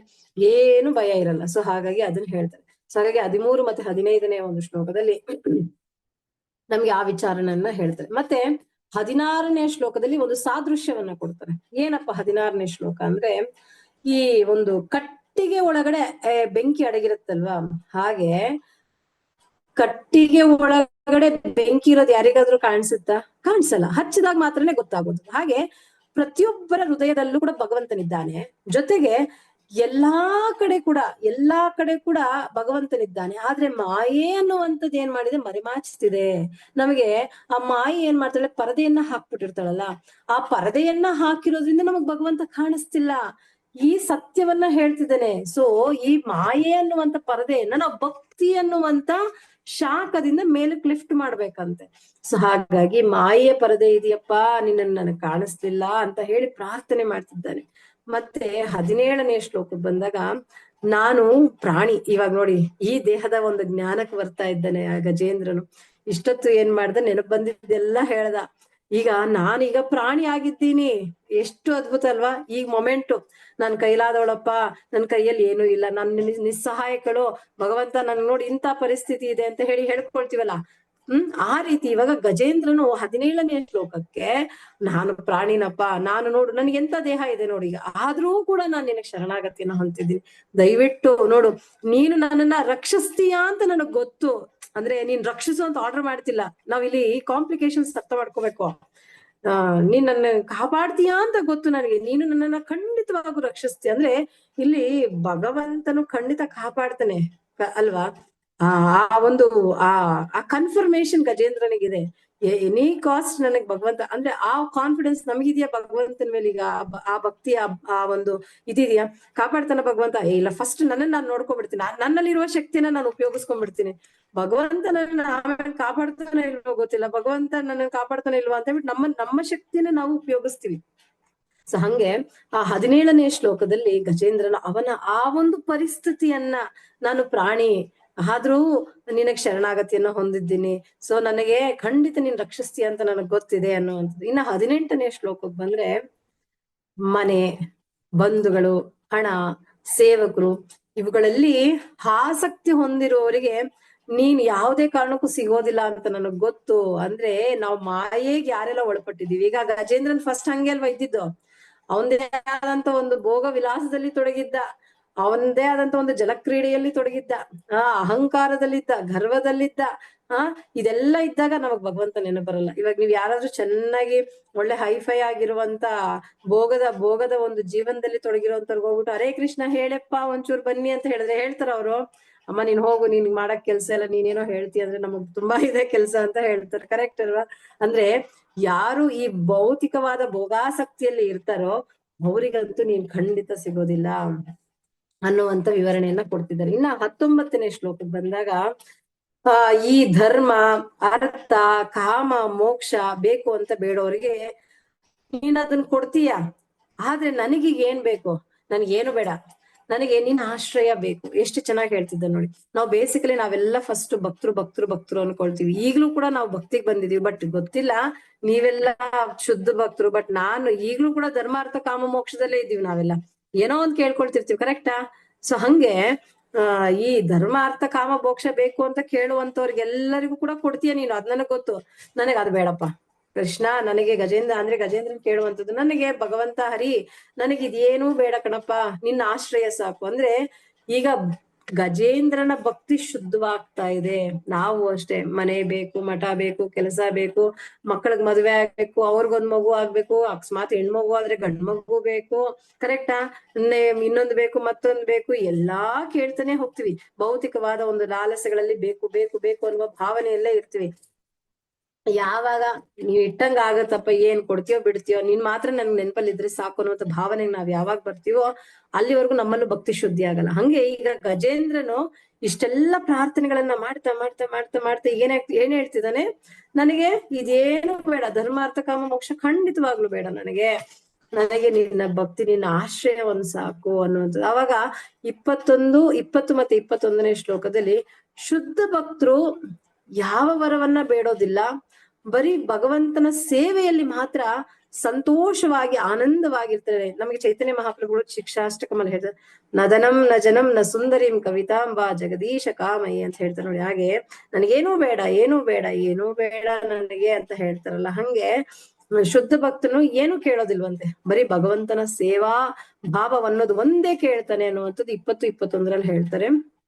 ಹಾಗೆ 22ರಿಂದ 24ನೇ ಶ್ಲೋಕದಲ್ಲಿ ಇನ್ನೂ ಒಂದು ವಿಚಾರ ಹೇಳ್ತಾರೆ ಗಜೇಂದ್ರನು ಪ್ರಾರ್ಥನೆಯಲ್ಲಿ.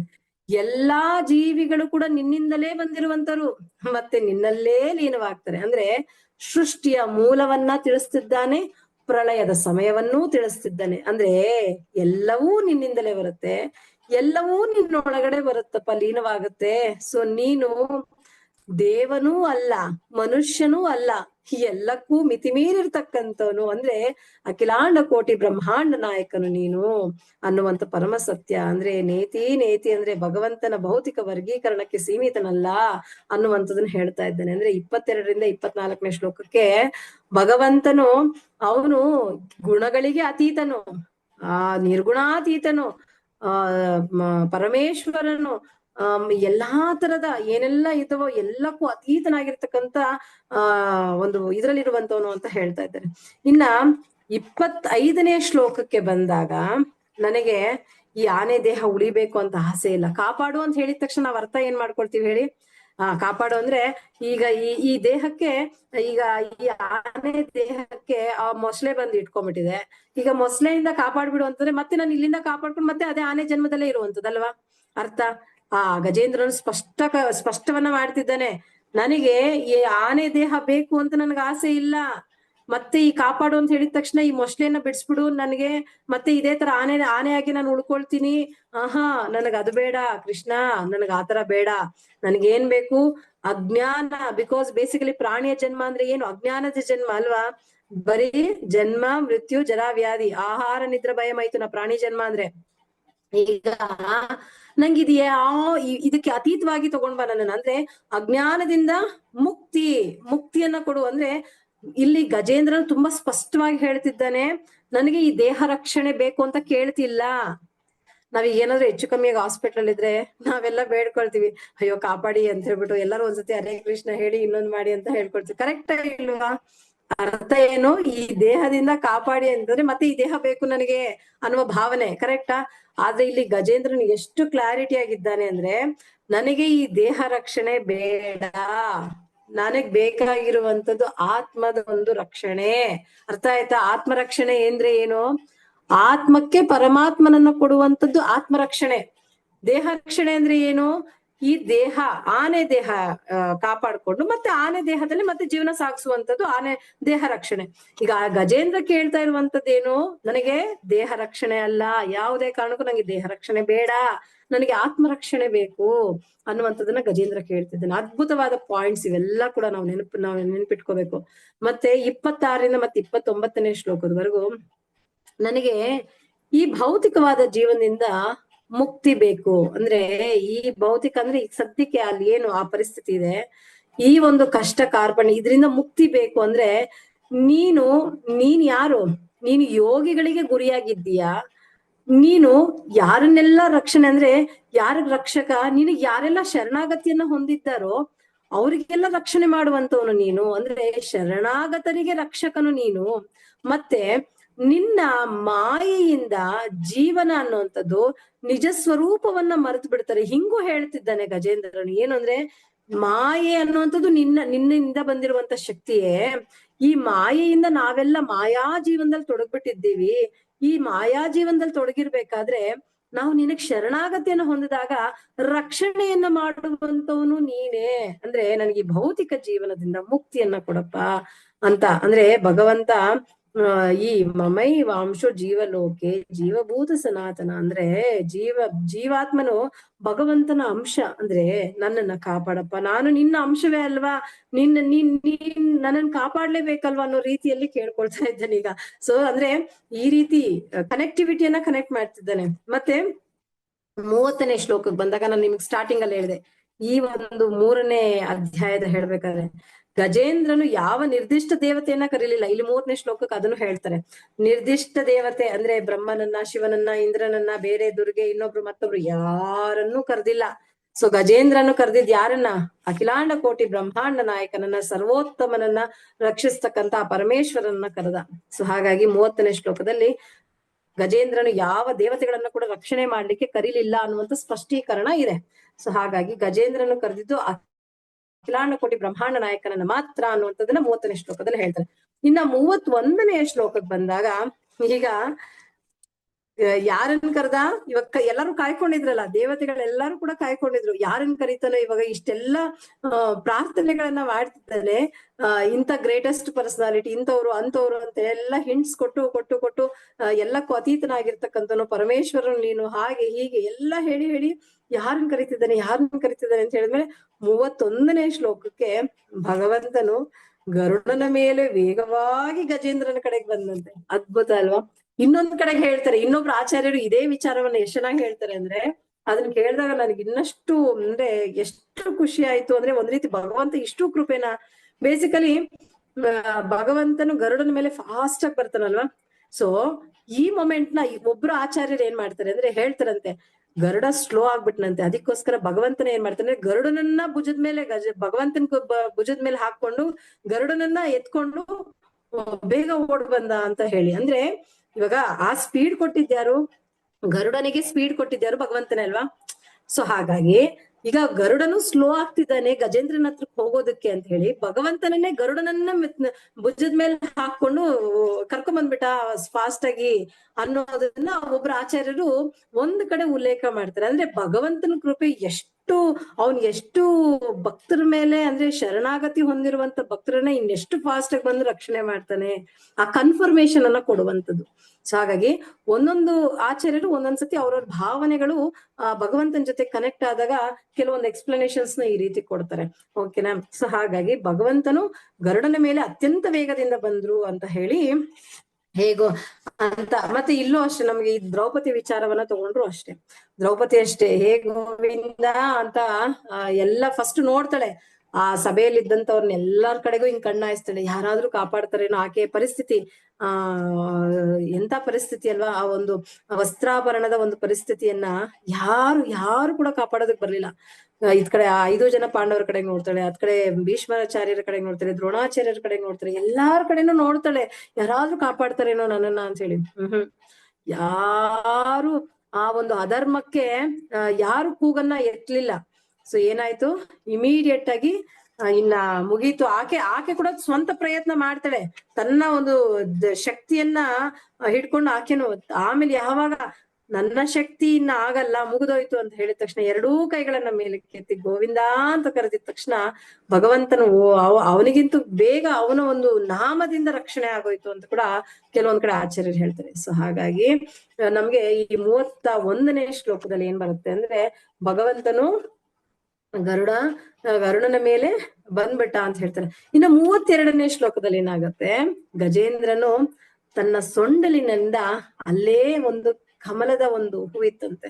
ಸೊ ಆ ಕಮಲದ ಹೂವನ್ನ ಎತ್ತಿ ಆ ನಾರಾಯಣನಿಗೆ, ಆ ವಿಶ್ವದ ಸ್ವಾಮಿಗೆ ಹಿಂಗೆ ಅರ್ಪಣೆ ಮಾಡ್ತಾನಂತೆ. ಸೊ ಹಾಗಾಗಿ ಅದನ್ನ ಹೇಳ್ತಾರೆ, ಗಜೇಂದ್ರನು ತನ್ನ ಸೊಂಡಲಿನಿಂದ ಕಮಲವನ್ನ ಎತ್ಕೊಂಡು 32ನೇ ಶ್ಲೋಕದಲ್ಲಿ ನಮಗ್ ಬರುವಂತ ವಿವರಣೆ. ಅಲ್ಲೇ ಸರೋವರದಲ್ಲಿ ಇದ್ದಂತ ಒಂದು ಹೂ ಏನಾದ್ರೂ ಕೊಡ್ಬೇಕಲ್ಲ, ಅರ್ಪಣಾ ಭಾವ ಇರೋದು ತುಂಬಾ ಇಂಪಾರ್ಟೆಂಟ್. ನೀವು 18 ದಿನಗಳ ಅಧಿವೇಶನದಲ್ಲಿ ಸ್ಟಾರ್ಟಿಂಗ್ ಅಲ್ಲೇ ಪ್ರಭುಗಳು ಹೇಳ್ತಾರೆ, ದೇವಸ್ಥಾನಕ್ಕೆ ಬರ್ಬೇಕಾರೆ ಖಾಲಿ ಕೈಯಲ್ಲಿ ಬರಬೇಡಿ, ಏನೋ ಒಂದ್ ತಗೊಂಡ್ ಬನ್ನಿ ಭಗವಂತನಿಗೆ ಅರ್ಪಣಾ ಭಾವ ಬರ್ಬೇಕು ನಿಮ್ಗೆ ಅಂತ ಹೇಳ್ತಾರೆ ನೋಡಿ. ಸೊ ಇಲ್ಲಿ ನಾವು ಅದನ್ನ ಹೆಜ್ಜೆ ಹೆಜ್ಜೆಗೂ ಭಾಗವತಮಲ್ಲಿ ಪ್ರತಿಯೊಂದು ಭಕ್ತರ ಹತ್ರನು ತಿಳ್ಕೊಳ್ತೀವಿ. ಸೊ ಗಜೇಂದ್ರನು ತನ್ನ ಸೊಂಡಲಿನಿಂದ ಕಮಲವನ್ನ ಎತ್ತಿ, ಓ ನಾರಾಯಣ ವಿಶ್ವದ ಸ್ವಾಮಿಯೇ ನಿನಗೆ ನಮಸ್ಕಾರಗಳು ಅಂತ ಹೇಳಿ ಅದನ್ನ ಅರ್ಪಿಸ್ತಾನಂತೆ. ಆಗ ಇನ್ನ ಕೊನೆಯ ಶ್ಲೋಕ 33ನೇ ಶ್ಲೋಕದಲ್ಲಿ ಭಗವಂತ ಆ ಒಂದು ತನ್ನ ಒಂದು ಸುದರ್ಶನ ಚಕ್ರದಿಂದ ಏನ್ ಮಾಡ್ತಾನೆ ಅಂದ್ರೆ, ಭಗವಂತನ ಪರಿಕರಗಳು ಅವನ ಹತ್ರ ಇರುವಂತದ್ ಎಲ್ಲವೂ ಕೂಡ ಭಗವಂತನ ಭಕ್ತರನ್ನ ರಕ್ಷಣೆ ಮಾಡ್ಲಿಕ್ಕೆ ಇದೆಯಂತೆ. ಸೊ ಇಮಿಡಿಯೇಟ್ ಆಗಿ ಸುದರ್ಶನ ಚಕ್ರ ಏನ್ ಮಾಡುತ್ತೆ, ಆ ಮೊಸಳೆಯನ್ನ ಕತ್ತನ್ನ ಕಟ್ ಮಾಡುತ್ತೆ. ಇನ್ನ ಗಜೇಂದ್ರನನ್ನ ಮೇಲೆ ಕೆತ್ತಾನೆ. ಇನ್ನೊಂದ್ ಕಡೆ ಹೇಳ್ತಾರೆ ಆಚಾರ್ಯರು, ಭಗವಂತನ ಉತ್ತರೀಯವನ್ನ ತೆಗೆದು ಮೊಸಳೆಯ ಕಾಲಿಗೆ ಕಟ್ತಾನೆ ಅಂತ ಒಬ್ರು ಆಚಾರ್ಯರು ಇನ್ನೊಂದ್ ಕಡೆ ಹೇಳ್ತಾರೆ. ಅಂದ್ರೆ ಇದನ್ನೆಲ್ಲ ಕೇಳಿಸ್ಕೊಂಡಾಗ ನಮ್ಗೆ ಯಾವ ರೀತಿ ಕನೆಕ್ಟ್ ಆಗುತ್ತೆ ಯೋಚನೆ ಮಾಡಿ ಅಲ್ವಾ. ಏನಾದ್ರೂ ಮಕ್ಕಳಿಗೆ ಗಾಯ ಆಗಿದ ತಕ್ಷಣ ನಾವು ಸೀರೆ ಈ ತರ ಸಿನಿಮಾಗಳಲ್ಲಿ ನೋಡ್ತೀವಲ್ಲ, ಈ ತರ ಸೀರೆ ಹರಿದು ಬಿಟ್ಟು ಈ ತರ ಏನಾಯ್ತು ಅಂದ್ಬಿಟ್ಟು ಕಟ್ತೀವಲ್ಲ, ಹಂಗೆ ಭಗವಂತನ ಉತ್ತರೀಯವನ್ನ ಒಂದ್ ಕಡೆ, ಆಕ್ಚುಲಿ ಇದು ಭಾಗವತಮಲ್ಲಿ ಅಲ್ಲಿ ಅದ್ರಲ್ಲಿ ಇಲ್ಲ, ಬಟ್ ಬೇರೆ ಬೇರೆ ಆಚಾರ್ಯರು ಅವರ ಒಂದು ಭಾವನೆಗಳನ್ನ ಕನೆಕ್ಟ್ ಮಾಡಿದಾಗ ಹೇಳಿರುವಂತದ್ದು. ಸೊ ಅಲ್ಲಿ ಉತ್ತರೀಯವನ್ನ ತೆಗೆದು ಕೂಡ ಕಾಲಕ್ಕೆ ಕಟ್ಟಬಿಟ್ಟು, ಅಪ್ಪ ನಾನ್ ಯಾಕೆ ಕೇಳಿದೆ, ನೀನ್ ಕರೆದಿದ್ರೆ ಸಾಕಾಗ್ತಿತ್ತು, ನೀನ್ ಯಾಕೆ ಅಷ್ಟ್ ಕಷ್ಟಪಟ್ಟು ಸೊಂಡಲ್ಲಿ ಹೂವನ್ನ ಎತ್ಕೊಂಡು ನಾನು ಕೊಡೋದಕ್ ಹೋದೆ, ಇಷ್ಟು ತೊಂದರೆಯಲ್ಲಿ ಇದ್ದೀಯಾ ನೀನು ಅಂತ ಹೇಳ್ದ ಭಗವಂತ ಅನ್ನೋದನ್ನ ಒಂದ್ ಕಡೆ ಒಬ್ರು ಆಚಾರ್ಯರು ತುಂಬಾ ಚೆನ್ನಾಗಿ ಹೇಳ್ತಾರೆ. ಸೊ ಹಾಗಾಗಿ ನಮ್ಮ 33ನೇ ಶ್ಲೋಕದಲ್ಲಿ ಗಜೇಂದ್ರನನ್ನ ಮೇಲಕ್ಕೆತ್ತಾನೆ, ಮೊಸಳೆಯನ್ನ ಹೊರಗಡೆ ತೆಗಿತಾನೆ, ಸುದರ್ಶನ ಚಕ್ರದಿಂದ ಮೊಸಳೆಯನ್ನ ಸಂಹರಿಸ್ತಾನೆ. ಸೊ ಇಲ್ಲಿ ಭಗವಂತ ಕೇವಲ ಅಪಾಯವನ್ನ ಮಾತ್ರ ತೆಗೆದು ಹಾಕೋದಿಲ್ಲ, ಅಪಾಯದ ಮೂಲವನ್ನೇ ನಾಶ ಮಾಡ್ತಾನೆ ಅನ್ನುವಂಥದ್ದು ನಮ್ಗೆ ಇಲ್ಲಿ ಅರ್ಥವಾಗುತ್ತೆ. ಇನ್ನ ಆಸ್ ಯೂಶಲ್ ಯಾವಾಗ ಇಲ್ಲಿ ಗಜೇಂದ್ರನಿಗೆ ರಕ್ಷಣೆ, ಇದ್ ಕಡೆ ಮೊಸಳೆಯ ಒಂದು ಇದು ಆಗುತ್ತೋ, ಇದು ಇಬ್ರು ಕೂಡ ಏನಾಗ್ತಾರೆ ಹೇಳಿ, ಭಗವಂತನ ಸ್ಪರ್ಶ ಆಗಿದ ತಕ್ಷಣ ಇದ್ ಕಡೆ ಆ ಮೊಸಳೆಯು ಏನಾಗುತ್ತೆ, ತನ್ನ ನಿಜ ಸ್ವರೂಪಕ್ಕೆ ಅಂದ್ರೆ ಮೂಲ ರೂಪ ಏನು ಉಹು ಗಂಧರ್ವನಾಗಿರ್ತಾನಲ್ಲ, ಆ ಒಂದು ಗಂಧರ್ವನ ದೇಹವನ್ನ ಪಡ್ಕೊಳ್ತಾನೆ ಅಂತ ಹೇಳ್ತಾರೆ. ಇದ್ ಕಡೆ ಗಜೇಂದ್ರ ನೋಡಿ, ಇಲ್ಲಿ ಇನ್ನೊಬ್ರು ಆಚಾರ್ಯರು ಹೇಳ್ತಾರೆ, ಇವಾಗ ಗಜೇಂದ್ರ ಶುದ್ಧ ಭಕ್ತ, ಕರೆಕ್ಟಾ? ಯಾಕೆಂದ್ರೆ ಇಂದ್ರದ್ಯುಮ್ನ ರಾಜ ಆತನ ಒಂದು ಹಿಂದಿನ ಜನ್ಮದ ಒಂದು ಸುಕೃತಿಯಿಂದ ಆ ನೆನಪೆಲ್ಲ ಬಂದು ಭಗವಂತನ ಪ್ರಾರ್ಥನೆ ಮಾಡ್ದ. ಈ ಭಗವಂತನ ಪ್ರಾರ್ಥನೆ ಮಾಡ್ಬೇಕಾದ್ರೆ ಈ ಮೊಸಳೆ ಭಕ್ತನ ಪಾದ ಇಟ್ಕೊಂಡಿತ್ತು, ಕರೆಕ್ಟಾ? ಇವಾಗ ನಾವು ಅಷ್ಟೇ ಭಕ್ತರಿಗೆ ದಾಸ ಅಂದ್ರೆ ನಾವು ಡೈರೆಕ್ಟ್ ಆಗಿ ಭಗವಂತನ ಸೇವೆ ಮಾಡಕ್ಕಾಗಲ್ಲ. ಅವ್ರ ದಾಸರಿಗೆ ನಾವು ಸೇವೆ ಮಾಡಿದಾಗ ಅದು ಭಗವಂತನ ತಲುಪುತ್ತೆ ಅಂತ ನೋಡಿ. ಹಂಗೆ ಇಲ್ಲಿ ಗಜೇಂದ್ರನ ಪಾದವನ್ನ ಹಿಡ್ಕೊಂಡಿದ್ದಕ್ಕೆ ಮೊಸಳೆಗೂ ಕೂಡ ಮುಕ್ತಿ ಸಿಕ್ತು ಅಂತ ಹೇಳ್ತಾರೆ. ಅರ್ಥ ಆಗ್ತದೆ ಅಲ್ಲ? ಭಕ್ತರ ಜೊತೆಗೆ ಅವರ ಒಂದು ಕೃಪಾ ಕಟಾಕ್ಷದಿಂದ ಕೂಡ ನಾವು ಅಂದ್ರೆ ಹೂವಿನ ಜೊತೆಗೆ ನಾರು ಕೂಡ ಭಗವಂತನಿಗೆ ಸೇರುತ್ತೆ ಅಂತ ನೋಡಿ. ಹಂಗೆ ನಾವ್ ಯಾವಾಗ ಭಕ್ತರ ಪಾದವನ್ನ ಇಟ್ಕೊಳ್ತೀವೋ ಆ ಭಕ್ತರು ಕೃಪಾ ಕಟಾಕ್ಷದಿಂದ ನಾವು ಕೂಡ ಉದ್ಧಾರ ಆಗ್ಬಿಡ್ತೀವಿ ಅನ್ನುವಂಥದ್ದು. ಸೊ ಹಂಗೆ ಗಜೇಂದ್ರನಿಗೆ ಹಿಂದಿನ ಜನ್ಮದೆಲ್ಲ ನೆನಪು ಬಂದಿದ್ದಕ್ಕೋಸ್ಕರ ಗಜೇಂದ್ರನು ಶುದ್ಧ ಭಕ್ತನಾಗ್ಬಿಟ್ಟು ಅದನ್ನೆಲ್ಲ ಪ್ರಾರ್ಥನೆಗಳನ್ನ ಮಾಡ್ತಾನೆ. ಆ ಒಂದು ಪ್ರಾರ್ಥನೆ ಸಮಯದಲ್ಲಿ ಮೊಸಳೆ ಗಜೇಂದ್ರನ ಕಾಲನ್ನ ಹಿಡ್ಕೊಂಡಿದ್ರಿಂದ ಇದ್ ಕಡೆ ಮೊಸಳೆಗೂ ಬೆನಿಫಿಟ್ ಆಯ್ತು. ಸೊ ಇದರಿಂದ ನಾವು ಅದನ್ನು ತಿಳ್ಕೊಬೇಕು. ಸೊ ನಾವು ಭಕ್ತರನ್ನ ಗಟ್ಟಿಯಾಗಿ ಇಟ್ಕೊಂಡ್ಬಿಟ್ವಿ ಅಂದ್ರೆ, ಶುದ್ಧ ಭಕ್ತರನ್ನ, ಯಾರೋ ಕಪಟ ಭಕ್ತರನ್ನಲ್ಲ, ಶುದ್ಧವಾದ ಭಕ್ತರ ಪಾದಗಳನ್ನ ಇಟ್ಕೊಂಡ್ಬಿಟ್ವಿ ಅಂದ್ರೆ ನಾವು ಕೂಡ ಹೂವಿನ ಜೊತೆಗೆ ನಾರು ಕೂಡ ಸಮರ್ಪಿತವಾದಂತೆ ನಾವು ಕೂಡ ಭಗವಂತನ ಒಂದು ಧಾಮಕ್ಕೆ ಹೋಗ್ಬೋದು ಅನ್ನುವಂಥದ್ದು. ಸೊ ಹಾಗಾಗಿ ಇಲ್ಲಿ ಇಬ್ರು ಕೂಡ ಗಜೇಂದ್ರನಿಗೆ ಮತ್ತೆ ಮೊಸಳೆಗೆ ಇಬ್ರು ಕೂಡ ಪ್ರೊಟೆಕ್ಟ್ ಆದ್ರು. ಅಂದ್ರೆ ಆತ್ಮರಕ್ಷಣೆ, ಆ ಪರ್ಟಿಕ್ಯುಲರ್ ದೇಹ ರಕ್ಷಣೆ ಅಲ್ಲ. ಗಜೇಂದ್ರ ಅಂದ್ರೆ ಆನೆ ದೇಹ ಅಥವಾ ಮೊಸಳೆ ದೇಹದಿಂದ ಪ್ರೊಟೆಕ್ಷನ್ ಆಗಿದ್ದಲ್ಲ. ಇಲ್ಲಿ ಮುಖ್ಯವಾಗಿ ದೇಹದ ಅಭಿಮಾನವನ್ನ ಬಿಟ್ಟು ಆತ್ಮದ ಅಭಿಮಾನವನ್ನ ತಗೊಂಡು ಆತ್ಮರಕ್ಷಣೆ ಆಯ್ತು. ಅವರಿಬ್ರು ಕೂಡ ಭಗವಂತನ ಧಾಮಕ್ಕೆ ಹಿಂತಿರುಗಿದ್ರು. ಇಬ್ಬರಿಗೂ ಕೂಡ ಏನಾಯ್ತು, ಆ ಒಂದು ಏನ್ ಹೇಳ್ತೀವಿ, ಭಗವಂತನ ಬೇಸಿಕಲಿ ಇವ್ರಿಗೆಲ್ಲ ಸಾರೂಪ್ಯ ಮುಕ್ತಿ ಸಿಕ್ಬಿಡುತ್ತೆ. ಸಾರೂಪ್ಯ ಮುಕ್ತಿ ಅಂದ್ರೆ ಭಗವಂತನ ರೀತಿಯೇ ಒಂದು ರೂಪವನ್ನ ಪಡ್ಕೊಂಡು ಆ ಒಂದು ಭಗವಂತನ ಗೋಲೋಕ ಬೃಂದಾವನವನ್ನ ಪ್ರವೇಶ ಮಾಡುವಂತ ಒಂದು ಮುಕ್ತಿ. ಸೊ ಅವರಿಗೆ ಆ ರೀತಿ ಸಿಕ್ಕಿ ಅಲ್ಲಿ ಹೋದ್ರು. ಹಾಗಾದ್ರೆ ಈ ಒಂದು 3ನೇ ಒಂದು ಚಾಪ್ಟರ್ ಅಲ್ಲಿ ಸಾರಾಂಶವನ್ನ ನಾವೇನ್ ತಿಳ್ಕೊಬಹುದು ಅಂದ್ರೆ, ಒಂದು, ಸಂಕಟದಲ್ಲಿ ನಿಜವಾದ ಆಶ್ರಯ ಯಾರು ಅನ್ನುವಂತ ಅರಿವು ನಮ್ಗಾಗ್ಬೇಕು. ಸೊ ಹಾಗಾಗಿ ಅದು ಒಂದು, ನಾವು ಮಾಡುವಂತ ಭಕ್ತಿ ಜನ್ಮ ಜನ್ಮಕ್ಕೂ ನಾಶವಾಗೋದಿಲ್ಲ ಅನ್ನುವಂಥದ್ದನ್ನ ತಿಳ್ಕೊಳ್ತೀವಿ. ಮತ್ತೆ ಭಗವಂತನನ್ನ ಭಕ್ತಿಯಿಂದ ಮಾತ್ರ ನಾವು ಅರ್ಥಕೊಳ್ಳೋದಕ್ಕೆ ಸಾಧ್ಯವಾಗುತ್ತೆ ಅನ್ನೋದನ್ನ ತಿಳ್ಕೊಳ್ತೀವಿ.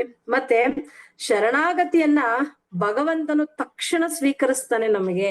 ಯಾಕೆಂದ್ರೆ ಗಜೇಂದ್ರನು ಶರಣಾಗತಿಯನ್ನ ಹೊಂದಿದಾಗ ಮಾತ್ರನೇ ಅಲ್ವಾ ಅಲ್ಲಿ ಸ್ವೀಕರಿಸಿದ್ದು. ಹಾಗೆ ನಾವ್ ಯಾವಾಗ ಸರೆಂಡರ್ ಆಗ್ತೀವೋ ಖಂಡಿತ ಭಗವಂತ ನಮ್ಮನ್ನ ಸ್ವೀಕರಿಸ್ತಾನೆ. ಮತ್ತೆ ಶುದ್ಧವಾದ ಭಕ್ತನು ಭೌತಿಕ ವರವನ್ನ ಕೇಳೋದಿಲ್ಲ, ಸೇವೆಯನ್ನ ಮಾತ್ರ ಬಯಸ್ತಾನೆ. ಹಾಗಾಗಿ ಭೌತಿಕವಾಗಿರುವಂತ ಏನೋ ನಮ್ಗಿರುವಂತ ಭೌತಿಕವಾದ ರಕ್ಷಣೆ ಖಂಡಿತ ನಮ್ಮನ್ನ ರಕ್ಷಣೆ ಮಾಡ್ಲಿಕ್ಕೆ ಸಾಧ್ಯ ಇಲ್ಲ. ಬರೀ ಭಗವಂತನ ಒಂದು ಆಧ್ಯಾತ್ಮಿಕತೆಯಲ್ಲಿದ್ದಾಗ, ಭಗವಂತನ ಕೃಪಾ ಕಟಾಕ್ಷದಿಂದ ಮಾತ್ರನೇ ನಾವೆಲ್ಲರೂ ರಕ್ಷಣೆ ಹೊಂದಲಿಕ್ಕೆ ಸಾಧ್ಯ ಅನ್ನೋದು ಇಲ್ಲಿ ತಿಳ್ಕೊಳ್ತಿದ್ವಿ. ಸೊ ಹಾಗಾಗಿ ಇಷ್ಟೊತ್ತು ಈ ಒಂದು ಗಜೇಂದ್ರನ ವಿಚಾರ, ಈ ಒಂದು ಹೇಳೋದಕ್ಕೆ ಅವಕಾಶ ಕೊಟ್ಟಿರ್ತಕ್ಕಂತ ನಿಮ್ಮೆಲ್ಲರಿಗೂ ಕೂಡ ಅನಂತ ಪ್ರಣಾಮಗಳು. ಸೊ ಇದ್ರಲ್ಲಿ ಏನೇ ಲೋಪದೋಷಗಳಿದ್ರೆ ಅದು ನನ್ನ ತಪ್ಪು. ಇದ್ರಲ್ಲಿ ನಿಮ್ಗೇನಾದ್ರೂ ಆ ಗಜೇಂದ್ರನಿಂದ ಆ ಒಂದು ಇದರಿಂದ ಭಕ್ತಿ ಅನ್ನೋದು ಮೂಡಿತ್ತು ಅಂದ್ರೆ ಅದು ಶ್ರೀಲ ಪ್ರಭುಪಾದರಿಗೆ, ಜಯಪತಾಕ ಗುರು ಮಹಾರಾಜರಿಗೆ ಸಮರ್ಪಣೆ ಆಗ್ಲಿ. ಸೊ ಹಾಗಾಗಿ ಇದು ಎಸ್ಪೆಷಲಿ ಯಾಕೆ ಈ ಟಾಪಿಕ್ ತಗೊಂಡೆ ಅಂದ್ರೆ, ನನ್ ಪರ್ಟಿಕ್ಯುಲರ್ ಆಗಿ ಪರ್ಸನಲಿ ನಾನು ಶುದ್ಧೀಕರಣ ಆಗ್ಬೇಕು. ಸೊ ಈ ತರ ಸ್ಪೆಷಲ್ ಕ್ಯಾರೆಕ್ಟರ್ಸ್ ಬಗ್ಗೆ ಮಾತನಾಡಿದಾಗ, ಅಟ್ಲೀಸ್ಟ್ ಸ್ವಲ್ಪ ಸಮಯ ಅವ್ರ ಬಗ್ಗೆ ಗುಣಗಾನ ಮಾಡಿದಾಗ ನಮ್ಮ ಎಷ್ಟೋ ಜನ್ಮದ ಪ್ರಾರಬ್ಧಗಳು ನೋಡಿ, ಇದ್ರಲ್ಲೂ ಸ್ವಾರ್ಥ ಅಲ್ವಾ ಇದ್ರಲ್ಲೂ ನಮ್ಮ ಸ್ವಾರ್ಥ. ಅಪ್ಪ ಏನೋ ಒಂಚೂರು ಪ್ಯೂರಿಫೈ ಮಾಡ್ತೀಯ ಅಂತ ಹೇಳಿ ಎಲ್ಲಾ ಕಡೆ ಸ್ವಾರ್ಥ, ಮನುಷ್ಯನೇ ಸ್ವಾರ್ಥ ಜೀವಿ. ಸೊ ಹಾಗಾಗಿ ಇಂಥ ಒಂದು ಭಾವನೆ. ಸೊ ಬಟ್ ಆದ್ರೂ ಇಂಥ ವಿಚಾರಗಳಲ್ಲಿ ಪ್ರಭುಗಳು ಹೇಳ್ತಾರಲ್ಲ, ಆತಂಕನೂ ಇಂಪಾರ್ಟೆಂಟೇ. ಭಕ್ತರು ಭಕ್ತಿ ವಿಚಾರದಲ್ಲಿ ಆತಂಕ ಪಟ್ರು, ಭಯ ಪಟ್ರು, ಏನೇ ಪಟ್ರು ಎಲ್ಲ ಒಳ್ಳೇದೆ ಅಂತ ಹೇಳ್ತಾರಲ್ಲ. ಹಾಗಾಗಿ ಸೊ ಇದನ್ನ ಕೂಡ ಅವಕಾಶ ಅಂದ್ರೆ ಈ ಒಂದು ಗಜೇಂದ್ರ ಮೋಕ್ಷ ತಗೊಳ್ಳುವ ಉದ್ದೇಶ ಅದೇ ಆಗಿತ್ತು. ಹಾಗಾಗಿ 2 ಮತ್ತೆ 3 ಎರಡರಲ್ಲೂ ಕೊಟ್ಟಿರುವಂತ ಪ್ರತಿ ಶ್ಲೋಕದ ಒಂದು ಪರ್ಟಿಕ್ಯುಲರ್ ಮೇನ್ ಅಲ್ಲಿ ಏನ್ ಕೊಟ್ಟಿದ್ದಾರೆ ಅದನ್ನೆಲ್ಲ ನನ್ನ ಕೈಯಲ್ಲಿ ಸಾಧ್ಯವಾದಷ್ಟು ನಾನು ಹೇಳಿದ್ದೀನಿ. ಇನ್ ಯಾವಾಗಾದ್ರೂ ಇದೇ ರೀತಿ ಅವಕಾಶ ಸಿಕ್ಕಾಗ ನೆಕ್ಸ್ಟ್ 4ನೇದು ಕಂಟಿನ್ಯೂ ಮಾಡಿ ಕೊಡ್ತೀನಿ. ಧನ್ಯವಾದಗಳು. ಹರೇ ಕೃಷ್ಣ. ಹರೇ ಕೃಷ್ಣ. ಹರೇ ಕೃಷ್ಣ ಮಾತಾಜಿ. Lakshmi Narasimhadeva Bhagavan, Gandharvika Giridhari, ISKCON HPR layout temple. Hare Krishna. ಮಾತಾಜಿಯವರು ಬಹಳ ಸೊಗಸಾಗಿ ಭಗವಂತನ ಲೀಲೆಗಳನ್ನ ಹೇಳಿದ್ದಾರೆ. ಇದು ಭಾಗ್ಯ, ಇದು ಭಾಗ್ಯ, ಇದು ಭಾಗ್ಯವಯ್ಯ, ಪದುಮನಾಭನ ಪಾದ ಭಜನೆ ಸುಖವಯ್ಯ. ಸೊ ವಿವಿಧವಾಗಿ ವಿಶೇಷವಾಗಿ ಹಲವಾರು ಭಕ್ತರು ಭಗವಂತನ ಮತ್ತೊಬ್ಬ ಭಕ್ತರಿಗೆ ಒಂದು ಆನಂದದ ಆಸ್ವಾದನೆ ಅನ್ನೋದು ಹೃದಯದಲ್ಲಿ ಆಗುತ್ತೆ. ಸೊ ಮಾತಾಜಿಯವರು ಬಹಳ ಸೊಗಸಾಗಿ ಸೊ ಈ ಒಂದು ಗಜೇಂದ್ರ ಮೋಕ್ಷದ ಲೀಲೆಯನ್ನು ಹೇಳಿದ್ದಾರೆ. ಸೊ ಯಾರಿಗಾದ್ರೂ ಏನಾದ್ರೂ ಪ್ರಶ್ನೆಗಳಿತ್ತು ಅಂತ ಹೇಳಿದ್ರೆ ಹ್ಯಾಂಡ್ ರೈಸ್ ಮಾಡಬಹುದು. ಸೊ ಅಷ್ಟರಲ್ಲಿ ಕೆಲವೊಂದು ಅನೌನ್ಸ್ಮೆಂಟ್ಸ್ ಇದೆ ಮುಖ್ಯವಾದಂತದ್ದು, ಅದನ್ನ ಮಾಡಿ ಮುಗಿಸೋಣ. ಸೊ ಮೊದಲನೇದಾಗಿ ನಮ್ಮ ಜಯಪತಾಕ ಸ್ವಾಮಿ ಮಹಾರಾಜ್ ಅವರಿಗೆ ಆರೋಗ್ಯದಲ್ಲಿ ವ್ಯತ್ಯಯ ಆಗಿದೆ. ಸೊ ಎಲ್ಲಾ ಭಕ್ತರು ಸಹ ಹಲವಾರು ದಿನಗಳಿಂದಲೇ ಪ್ರಾರ್ಥನೆ, ಹಲವಾರು ದೇವಸ್ಥಾನಗಳಲ್ಲಿ ಯಜ್ಞ ಯಾಗಗಳು ಸಹ ನಡೀತಾ ಇದೆ. ಸೊ ನರಸಿಂಹ ಕವಚ ಸ್ತೋತ್ರ ಆಗಿರ್ಬೋದು, ನರಸಿಂಹ ಪ್ರಣಾಮ ಮಂತ್ರ ಆಗಿರ್ಬೋದು, ಸೊ ಹಲವಾರು ಭಕ್ತರು ಜಪ ಎಲ್ಲ ಮಾಡ್ತಿದ್ದಾರೆ. ಸೊ ದಯವಿಟ್ಟು ಎಲ್ಲ ಭಕ್ತರನ್ನು ಸಹ ಸಾಧ್ಯವಾದಷ್ಟು ಹರಿನಾಮ ಜಪವನ್ನು ಮಾಡಿ ಸೊ ಅದನ್ನ ಗುರು ಮಹಾರಾಜ್ಗೆ ಸಮರ್ಪಣೆ ಮಾಡ್ಬೇಕಂತ ಬೇಡ್ಕೊಳ್ತೀವಿ. ಇನ್ನು ಸ್ವಲ್ಪ ಆಲ್ರೆಡಿ ಸುಮಾರು ವರ್ಷದಿಂದ ಇರ್ತಕ್ಕಂಥ ಭಕ್ತರು ಉಗ್ರಂ ವೀರಂ ಹೇಳ್ಕೊಳ್ಳೋದು, ನರಸಿಂಹ ಕವಚ ಮಂತ್ರ ಇದನ್ನೆಲ್ಲ ಹೇಳ್ಕೊಳ್ಬೇಕಂತ ಬೇಡ್ಕೊಳ್ತೀವಿ. ಯಾಕೆಂದ್ರೆ ಸೊ ನೋಡ್ಬೋದು, ನಮ್ಮೆಲ್ಲರಿಗೂ ಸಹ ನಾವೆಲ್ಲ ಇಲ್ಲಿ ಕುತ್ಕೊಂಡು ಇವಾಗ ಭಗವಂತನ ನಾಮ ರೂಪ ಗುಣ ಲೀಲೆಗಳನ್ನ ಆಸ್ವಾದನೆ ಮಾಡ್ತಿದೀವಿ, ಭಗವದ್ಗೀತೆ ಬಗ್ಗೆ ತಿಳ್ಕೊಂಡಿದೀವಿ, ಭಕ್ತಿ ಏನಾದ್ರೂ ಮಾಡ್ತಿದೀವಿ ಅಂತ ಹೇಳಿದ್ರೆ ಅದಕ್ಕೆ ಮೂಲ ಕಾರಣ ಸೊ ಅದು ಜಯಪತಾಕ ಸ್ವಾಮಿ ಮಹಾರಾಜ್ ಆಗಿರ್ತಾರೆ. ಸೊ ಅವರ ಒಂದು ಆಜ್ಞೆಯ ಮೇರೆಗೆನೆ ಇಡೀ ಬೆಂಗಳೂರಿನಲ್ಲಿ ಆಗಿರ್ಬೋದು ಅಥವಾ ಇಡೀ ಭಾರತದಾದ್ಯಂತ ಸೊ ಈ ಒಂದು ಭಕ್ತಿ ಪ್ರಚಾರ ಅನ್ನೋದು ಆಗ್ತಾ ಇದೆ ಶ್ರೀಲ ಪ್ರಭುಪಾದರ ನೇರ ಶಿಷ್ಯಂದ್ರು. ಸೊ ಹಾಗಾಗಿ ಎಲ್ಲರೂ ತಮ್ಮ ತಮ್ಮ ಶಕ್ತಿಗೆ ಅನುಸಾರವಾಗಿ ಪ್ರಾರ್ಥನೆ ಮಾಡ್ತಾರೆ, ಕೃತಜ್ಞತೆ. ಸೊ ಇದರಿಂದ ಏನು ಗುರು ಮಹಾರಾಜ್ಗೆ ಆಕ್ಚುಲಿ ಮಹಾರಾಜರಿಗೆ ಏನು ಅದರಿಂದ ಆ, ಎಷ್ಟು ಮಟ್ಟಿಗೆ ಇದಾಗುತ್ತೆ ಅಂತ ಗೊತ್ತಿಲ್ಲ. ಬಟ್ ಆದ್ರೆ ಒಬ್ಬ ಶುದ್ಧ ಭಕ್ತರಿಗೋಸ್ಕರ ನಾವು ಪ್ರಾರ್ಥನೆಯನ್ನ ಮಾಡ್ಕೊಂಡಾಗ ನಮ್ಮ ಹೃದಯ ಶುದ್ಧೀಕರಣ. ಓಕೆ. ಎರಡನೇ ವಿಚಾರ ಬಂದು ಸೊ ಭಗವದ್ಗೀತೆಯ ಅಧಿವೇಶನಗಳು ನಡೀತಾ ಇದೆ. ಸೊ ನಿಮ್ಗೆ ಯಾರಾದ್ರೂ ವೈಯಕ್ತಿಕವಾಗಿ ಪ್ರಶ್ನೆಗಳನ್ನ ಕೇಳಿದ್ರೆ ಅಥವಾ ಜಪಮಾಲೆ ಅಥವಾ ಪುಸ್ತಕಗಳು ಇದ್ರ ಬಗ್ಗೆ ಏನಾದ್ರು ಮಾಹಿತಿ ದರ್ಶನವನ್ನು ಕೊಡಿ. ಮತ್ತೆ ನೀವು ನೇರವಾಗಿ ಯಾರನ್ನೆಲ್ಲ ಆಲ್ರೆಡಿ ಆಹ್ವಾನ ಮಾಡಿ ಸೆಷನ್ಗೆ ಸೇರಿಸಿದಿರಾ ಸೊ ಅವ್ರಿಗೆ ವೈಯಕ್ತಿಕವಾಗಿ ಕೇಳುವಂಥದ್ದು. ಸೊ ಹೇಗ್ ನಡೀತಾ ಇದೆ ಸೆಷನ್, ಈ ರೀತಿಯಾಗಿ ಅವ್ರಿಗೆ ಸ್ವಲ್ಪ ಟಚ್ ಅಲ್ಲಿ ಇಟ್ಕೋಬೇಕಂತ ಬೇಡ್ಕೊಳ್ತೀವಿ. ಸೊ ಅದಾದ ನಂತರ ಪಾಣಿಹಟ್ಟಿ ಯಾತ್ರೆ ಒಂದು ಶ್ರೀರಂಗಪಟ್ಟಣದಲ್ಲಿ ಏನು ಆಯೋಜನೆ ಆಗಿತ್ತು ಅದು ಇವಾಗ ಟೆಂಪಲ್ ಅಲ್ಲೇ ಮಾಡ್ಬೇಕು ಅಂತ ನಿರ್ಧಾರ ಆಗಿದೆ. ಇದಕ್ಕೆ ಮುಖ್ಯ ಕಾರಣ ಏನಪ್ಪಾ ಅಂತ ಹೇಳಿದ್ರೆ ಹರೇ ಕೃಷ್ಣ, ಒಂದ್ ನಿಮಿಷ ಇರಮ್ಮ. ಈ ಒಂದು ಹೆಲ್ತ್ ಸಿಚುವೇಶನ್ ಅಷ್ಟು ಚೆನ್ನಾಗಿರೋದ್ರಿಂದ ಈ ಸಂದರ್ಭದಲ್ಲಿ ಅಲ್ಲಿ ಹೋಗಿ ನಾವು ಈ ಒಂದು ಆಚರಣೆ ಮಾಡೋದಷ್ಟು ಸರಿಯಾಗಿರೋದಿಲ್ಲ ಅಂತ ಟೆಂಪಲ್ ಆ ರೀತಿಯಾಗಿ ಡಿಸಿಷನ್ ತಗೊಂಡಿದೆ. ಹಾಗಾಗಿ HBR ಲೇಔಟ್ ಅಲ್ಲೇನೆ ಈ ಒಂದು ಆಚರಣೆ ನಡೆಯುತ್ತೆ. ಸೊ ಯಾರೆಲ್ಲ ಭಕ್ತರು ಹತ್ರದಲ್ಲಿದ್ದೀರಾ, ಆಸಕ್ತರಿದ್ದೀರಾ, ಎಲ್ಲರೂ ಹೋಗಿ ಭಾಗವಹಿಸಬಹುದು. ಓಕೆ. ಸೊ ಇನ್ನು ಸೊ ಇವತ್ತು ನಿನ್ನೆ ಒಂದು ಮೆಸೇಜ್ ಬಂದಿದೆ ನೋಡ್ಬೋದು, ಪ್ರಹ್ಲಾದ್ ಮೀಡಿಯಾ ಹೌಸ್ ಅಂತ ನಮ್ಮ ಪ್ರಹ್ಲಾದ್ ಮಹಾಚಕ್ರದಿಂದ ಸೋಷಿಯಲ್ ಮೀಡಿಯಾ ಪ್ಲಾಟ್ಫಾರ್ಮ್ ಅನ್ನೋದನ್ನ ಓಪನ್ ಮಾಡಿದೀವಿ. ಸೊ ಇದರಲ್ಲಿ ಫೇಸ್ಬುಕ್ ಆಗಿರ್ಬೋದು, ಯೂಟ್ಯೂಬ್ ಆಗಿರ್ಬೋದು, ಮತ್ತೆ ಇನ್ಸ್ಟಾಗ್ರಾಮ್. ಸೊ ಇಷ್ಟರಲ್ಲೂ ಸಹ ಎಲ್ಲ ಆಕ್ಚುಲಿ ನೋಡ್ಬೋದು, ಇದು ಎಲ್ಲಾ ಮೀಡಿಯಾದಲ್ಲೂ ಆದಷ್ಟು ಭೌತಿಕತೆ ಸೊ ಕಾಮ ಅನ್ನೋದೇ ಪ್ರಚಾರ ಆಗ್ತಾ ಇರುತ್ತೆ. ಸೊ ಆವಾಗ ಆಕ್ಚುಲಿ ಅದ್ರಲ್ಲಿ ಭಕ್ತಿನೂ ಸಹ ಬರ್ಬೇಕು. ಆಕ್ಚುಲಿ ನನಗೆ ವೈಯಕ್ತಿಕವಾದ ಎಕ್ಸ್ಪೀರಿಯನ್ಸ್ ಕೇಳೋದಾದ್ರೆ ನನಗೆ ವರ್ತಮ ಪ್ರದಕ್ಷಿಣ ಗುರು ಯಾರು ಅಂತ ಹೇಳಿದ್ರೆ ಫೇಸ್ಬುಕ್. ಯಾಕೆಂದ್ರೆ ನಾನು ನೋಡಿದ್ದು ಭಗವದ್ಗೀತಾ ಅಧಿವೇಶನ ಇದೆ ಅಂತ ಫೇಸ್ಬುಕ್ ಅಲ್ಲೇ. ಸೊ ಫೇಸ್ಬುಕ್ ಅಲ್ಲಿ ಎಲ್ಲಾ ಈ ಸೋಷಿಯಲ್ ಮೀಡಿಯಾ ಕೆಟ್ಟದ್ದು ಅಂತಲ್ಲ, ಅದು ಒಳ್ಳೇದು ಕೂಡ ಹೌದು. ಸೊ ಅದರಲ್ಲಿ ಭಕ್ತಿಯ ವಿಚಾರಗಳು ಪ್ರಸಾರ ಆಗ್ತಕ್ಕಂಥದ್ದು ವಿಶೇಷವಾದಂಥದ್ದು. ಸೊ ಹಾಗಾಗಿ ತಾವೆಲ್ಲರೂ ಸಹ ಅದನ್ನ ಸಬ್ಸ್ಕ್ರೈಬ್ ಮಾಡಿ, ಎಲ್ಲಾ ನೋಟಿಫಿಕೇಶನ್ ಇದೆಲ್ಲ ಬರುತ್ತೆ. ಮತ್ತೆ ನಿಮ್ಮ ಸ್ನೇಹಿತರಿಗೂ ಸಹ ಅದನ್ನ ಕೊಡ್ಬೋದು. ಅದರಿಂದ ಅವ್ರಿಗೆ ಅಭಿರುಚಿ ಮೂಡಿ ಅವರು ಸಹ ಭಕ್ತಿ ಸೇವೆಗೆ ಬರ್ಲಿಕ್ಕೆ ಅದು ಸಾಧ್ಯ. ಓಕೆ. ಸೊ ಅದನ್ನ ಇನ್ನೊಂದ್ಸಲ ನಾನು ಫಾರ್ವರ್ಡ್ ಮಾಡ್ತೀನಿ. ಓಕೆ. ಮತ್ತೆ ಇವತ್ತು ಹಲವಾರು ಕಾರ್ಯಕ್ರಮಗಳಿದೆ, ಕೆಲವೊಂದು ಕಡೆ ಸತ್ಸಂಗ ಎಲ್ಲ ಇದೆ. ವಿಶೇಷವಾಗಿ ನಮ್ಮ ಮಧುಸೂದನ ಸರ್ಕಲ್ನ ಲತಾ ದಾಮೋದರ್ ಮಾತಾಜಿಯವರ ಮನೆಯಲ್ಲಿ ಸತ್ಸಂಗ ಇದೆ. ಎಲೆಕ್ಟ್ರಾನಿಕ್ ಸಿಟಿ ಅಲ್ಲಿ ಅವರ ಮನೆ ಇರ್ತಕ್ಕಂಥದ್ದು. ಸಾಧ್ಯ ಆದಷ್ಟು ತಾವೆಲ್ಲರೂ ಸಹ ಹತ್ರದಲ್ಲಿರ್ತಕ್ಕಂಥವ್ರು ಎಲ್ಲರೂ ಭಾಗವಹಿಸಿ. ಈಗ ಆಲ್ರೆಡಿ ಸುಮಾರು ಜನ ಸೇವೆಗೂ ಸಹ ಹೋಗಿದ್ದಾರೆ. ಅದಾದ ನಂತರ ನೆಲಮಂಗಲ ಇಸ್ಕಾನ್ ಟೆಂಪಲ್ ಅಲ್ಲಿ ವಿಶೇಷವಾಗಿ ನಮ್ಮ ಗಂಗಾಜೀವನ್ ಪ್ರಭು ಅವರ ಒಂದು 60ನೇ ವರ್ಷದ ವಿವಾಹ ವಾರ್ಷಿಕೋತ್ಸವ ಅಥವಾ ಅದರಲ್ಲಿ ವಿಶೇಷವಾದಂತಹ ಒಂದು ಆಚರಣೆ ಭಕ್ತರ ಒಂದು ಜೀವನದಲ್ಲಿ ಮಾಡ್ತಿದ್ದಾರೆ. ಸೊ ಅಲ್ಲೂ ಸಹ ಹಲವಾರು ಭಕ್ತಿ ಸೇವೆಗಳು ಅನ್ನೋದಿರುತ್ತೆ. ಸೊ ಯಾರ್ಯಾರಿಗೆ ಎಲ್ಲೆಲ್ಲಿ ಸಮೀಪ ಆಗುತ್ತೆ ಅಲ್ಲಿ ಹೋಗಿ ಭಕ್ತಿ ಸೇವೆಗಳನ್ನು ತೊಡಗಬೇಕಂತ ಬೇಡ್ಕೊಳ್ಳಿ. ಮತ್ತೆ ಇವತ್ತು ಅನ್ಸೂಯಬಾಯಿ ಮಾತಾಜಿ ಅವ್ರದ್ದು ವೆಡ್ಡಿಂಗ್ ಆನಿವರ್ಸರಿ. ಯಾರ್ದು ಆಶ್ರಮ ಇದೆ ಮಾತಾಜಿನ? ಓಕೆ. 15th ವೆಡ್ಡಿಂಗ್ ಆನಿವರ್ಸರಿ ಇದೆ ಅಂತ ಹೇಳ್ತಿದ್ದಾರೆ. ಸೊ ಮತ್ತೆ ಯಾರೆಲ್ಲ ಶುಭ ಸಮಾರಂಭಗಳನ್ನ ಆಚರಣೆ ಮಾಡ್ಕೊಳ್ತಿದ್ದಾರೆ ಅವರೆಲ್ರಿಗೂ ಸಹ ಒಳ್ಳೇದಾಗ್ಲಿ ಅಂತ ಹೇಳ್ತಾ, ಬರ್ತ್ಡೇ ಆನಿವರ್ಸರಿ ಆಗಿರ್ಬೋದು, ಬೇರೆ ಶುಭ ಸಮಾರಂಭಗಳ ಆಗಿರ್ಬೋದು, ಎಲ್ರಿಗೂ ಸಹ ಭಗವಂತನ ಕೃಪೆ ದೊರೀಲಿ ಅಂತ ಹೇಳ್ತಾ ಒಂದ್ ಬಾರಿ ಹರೇ ಕೃಷ್ಣ ಮಹಾಮಂತ್ರವನ್ನು ಹೇಳೋಣ. ಹರೇ ಕೃಷ್ಣ ಕೃಷ್ಣ ಕೃಷ್ಣ ಹರೇ ಹರೇ, ಹರೇ ರಾಮ ರಾಮ ರಾಮ ಹರೇ ಹರೇ, ಹರೇ ಕೃಷ್ಣ.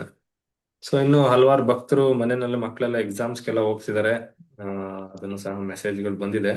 ಸೊ ರಜಿತಾ ಮಾತಾಜಿ ಅವ್ರು ಕಳಿಸಿದ್ದಾರೆ, my daughter Sinchana NEET exam ಬರೆಯಕ್ ಹೋಗ್ತಿದಾರಂತೆ. ಲಕ್ಷ್ಮೀ ಸಿ ಮಾತಾಜಿ ಅವರ ಮಗಳು. ಸೊ ಅವ್ರಿಗೂ ಸಹ ಒಳ್ಳೇದಾಗ್ಲಿ. ಮತ್ತೆ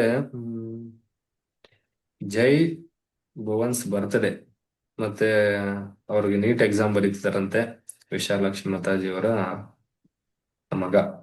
ಸೊ ಅವ್ರಿಗೂ ಸಹ ಒಳ್ಳೇದಾಗ್ಲಿ ಅಂತ ಹೇಳ್ತಾ ಒಂದ್ ಬಾರಿ ಹರೇ ಕೃಷ್ಣ ಮಹಾಮಂತ್ರವನ್ನ ಹೇಳೋಣ.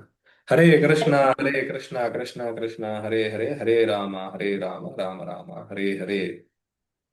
ಸೊ ಮತ್ತೆ ಯಾರೆಲ್ಲ ಅನಾರೋಗ್ಯ ಪೀಡಿತವಾಗಿದ್ದಾರೆ ಸೊ ಅವರೆಲ್ಲರಿಗೂ ಸಹ ಭಗವಂತನ ಕೃಪೆ ದೊರೆಯಲಿ, ಬೇಗ ಗುಣಮುಖರಾಗಿ ಭಗವಂತನ ಸೇವೆನಲ್ಲಿ ಭಾಗವಹಿಸೋ ರೀತಿಯಾಗಿ ಆಗ್ಲಿ ಅಂತ ಹೇಳ್ತಾ ಒಂದ್ ಬಾರಿ ಹರೇ ಕೃಷ್ಣ ಅಂತ ಹೇಳೋಣ. ಹರೇ ಕೃಷ್ಣ ಕೃಷ್ಣ ಕೃಷ್ಣ ಹರೇ ಹರೇ ಹರೇ ರಾಮ ರಾಮ ರಾಮ ಹರೇ ಹರೇ ಹರೇ ಕೃಷ್ಣ. ಸೊ ಎಲ್ರಿಗೂ ಸಹ ಧನ್ಯವಾದಗಳು. ಮಾತಾಜಿಯವರು ವಿಶೇಷವಾಗಿ ಅಧಿವೇಶನದಲ್ಲಿ ಹಲವಾರು ವಿಚಾರಗಳನ್ನ ಹೇಳಿದ್ರು.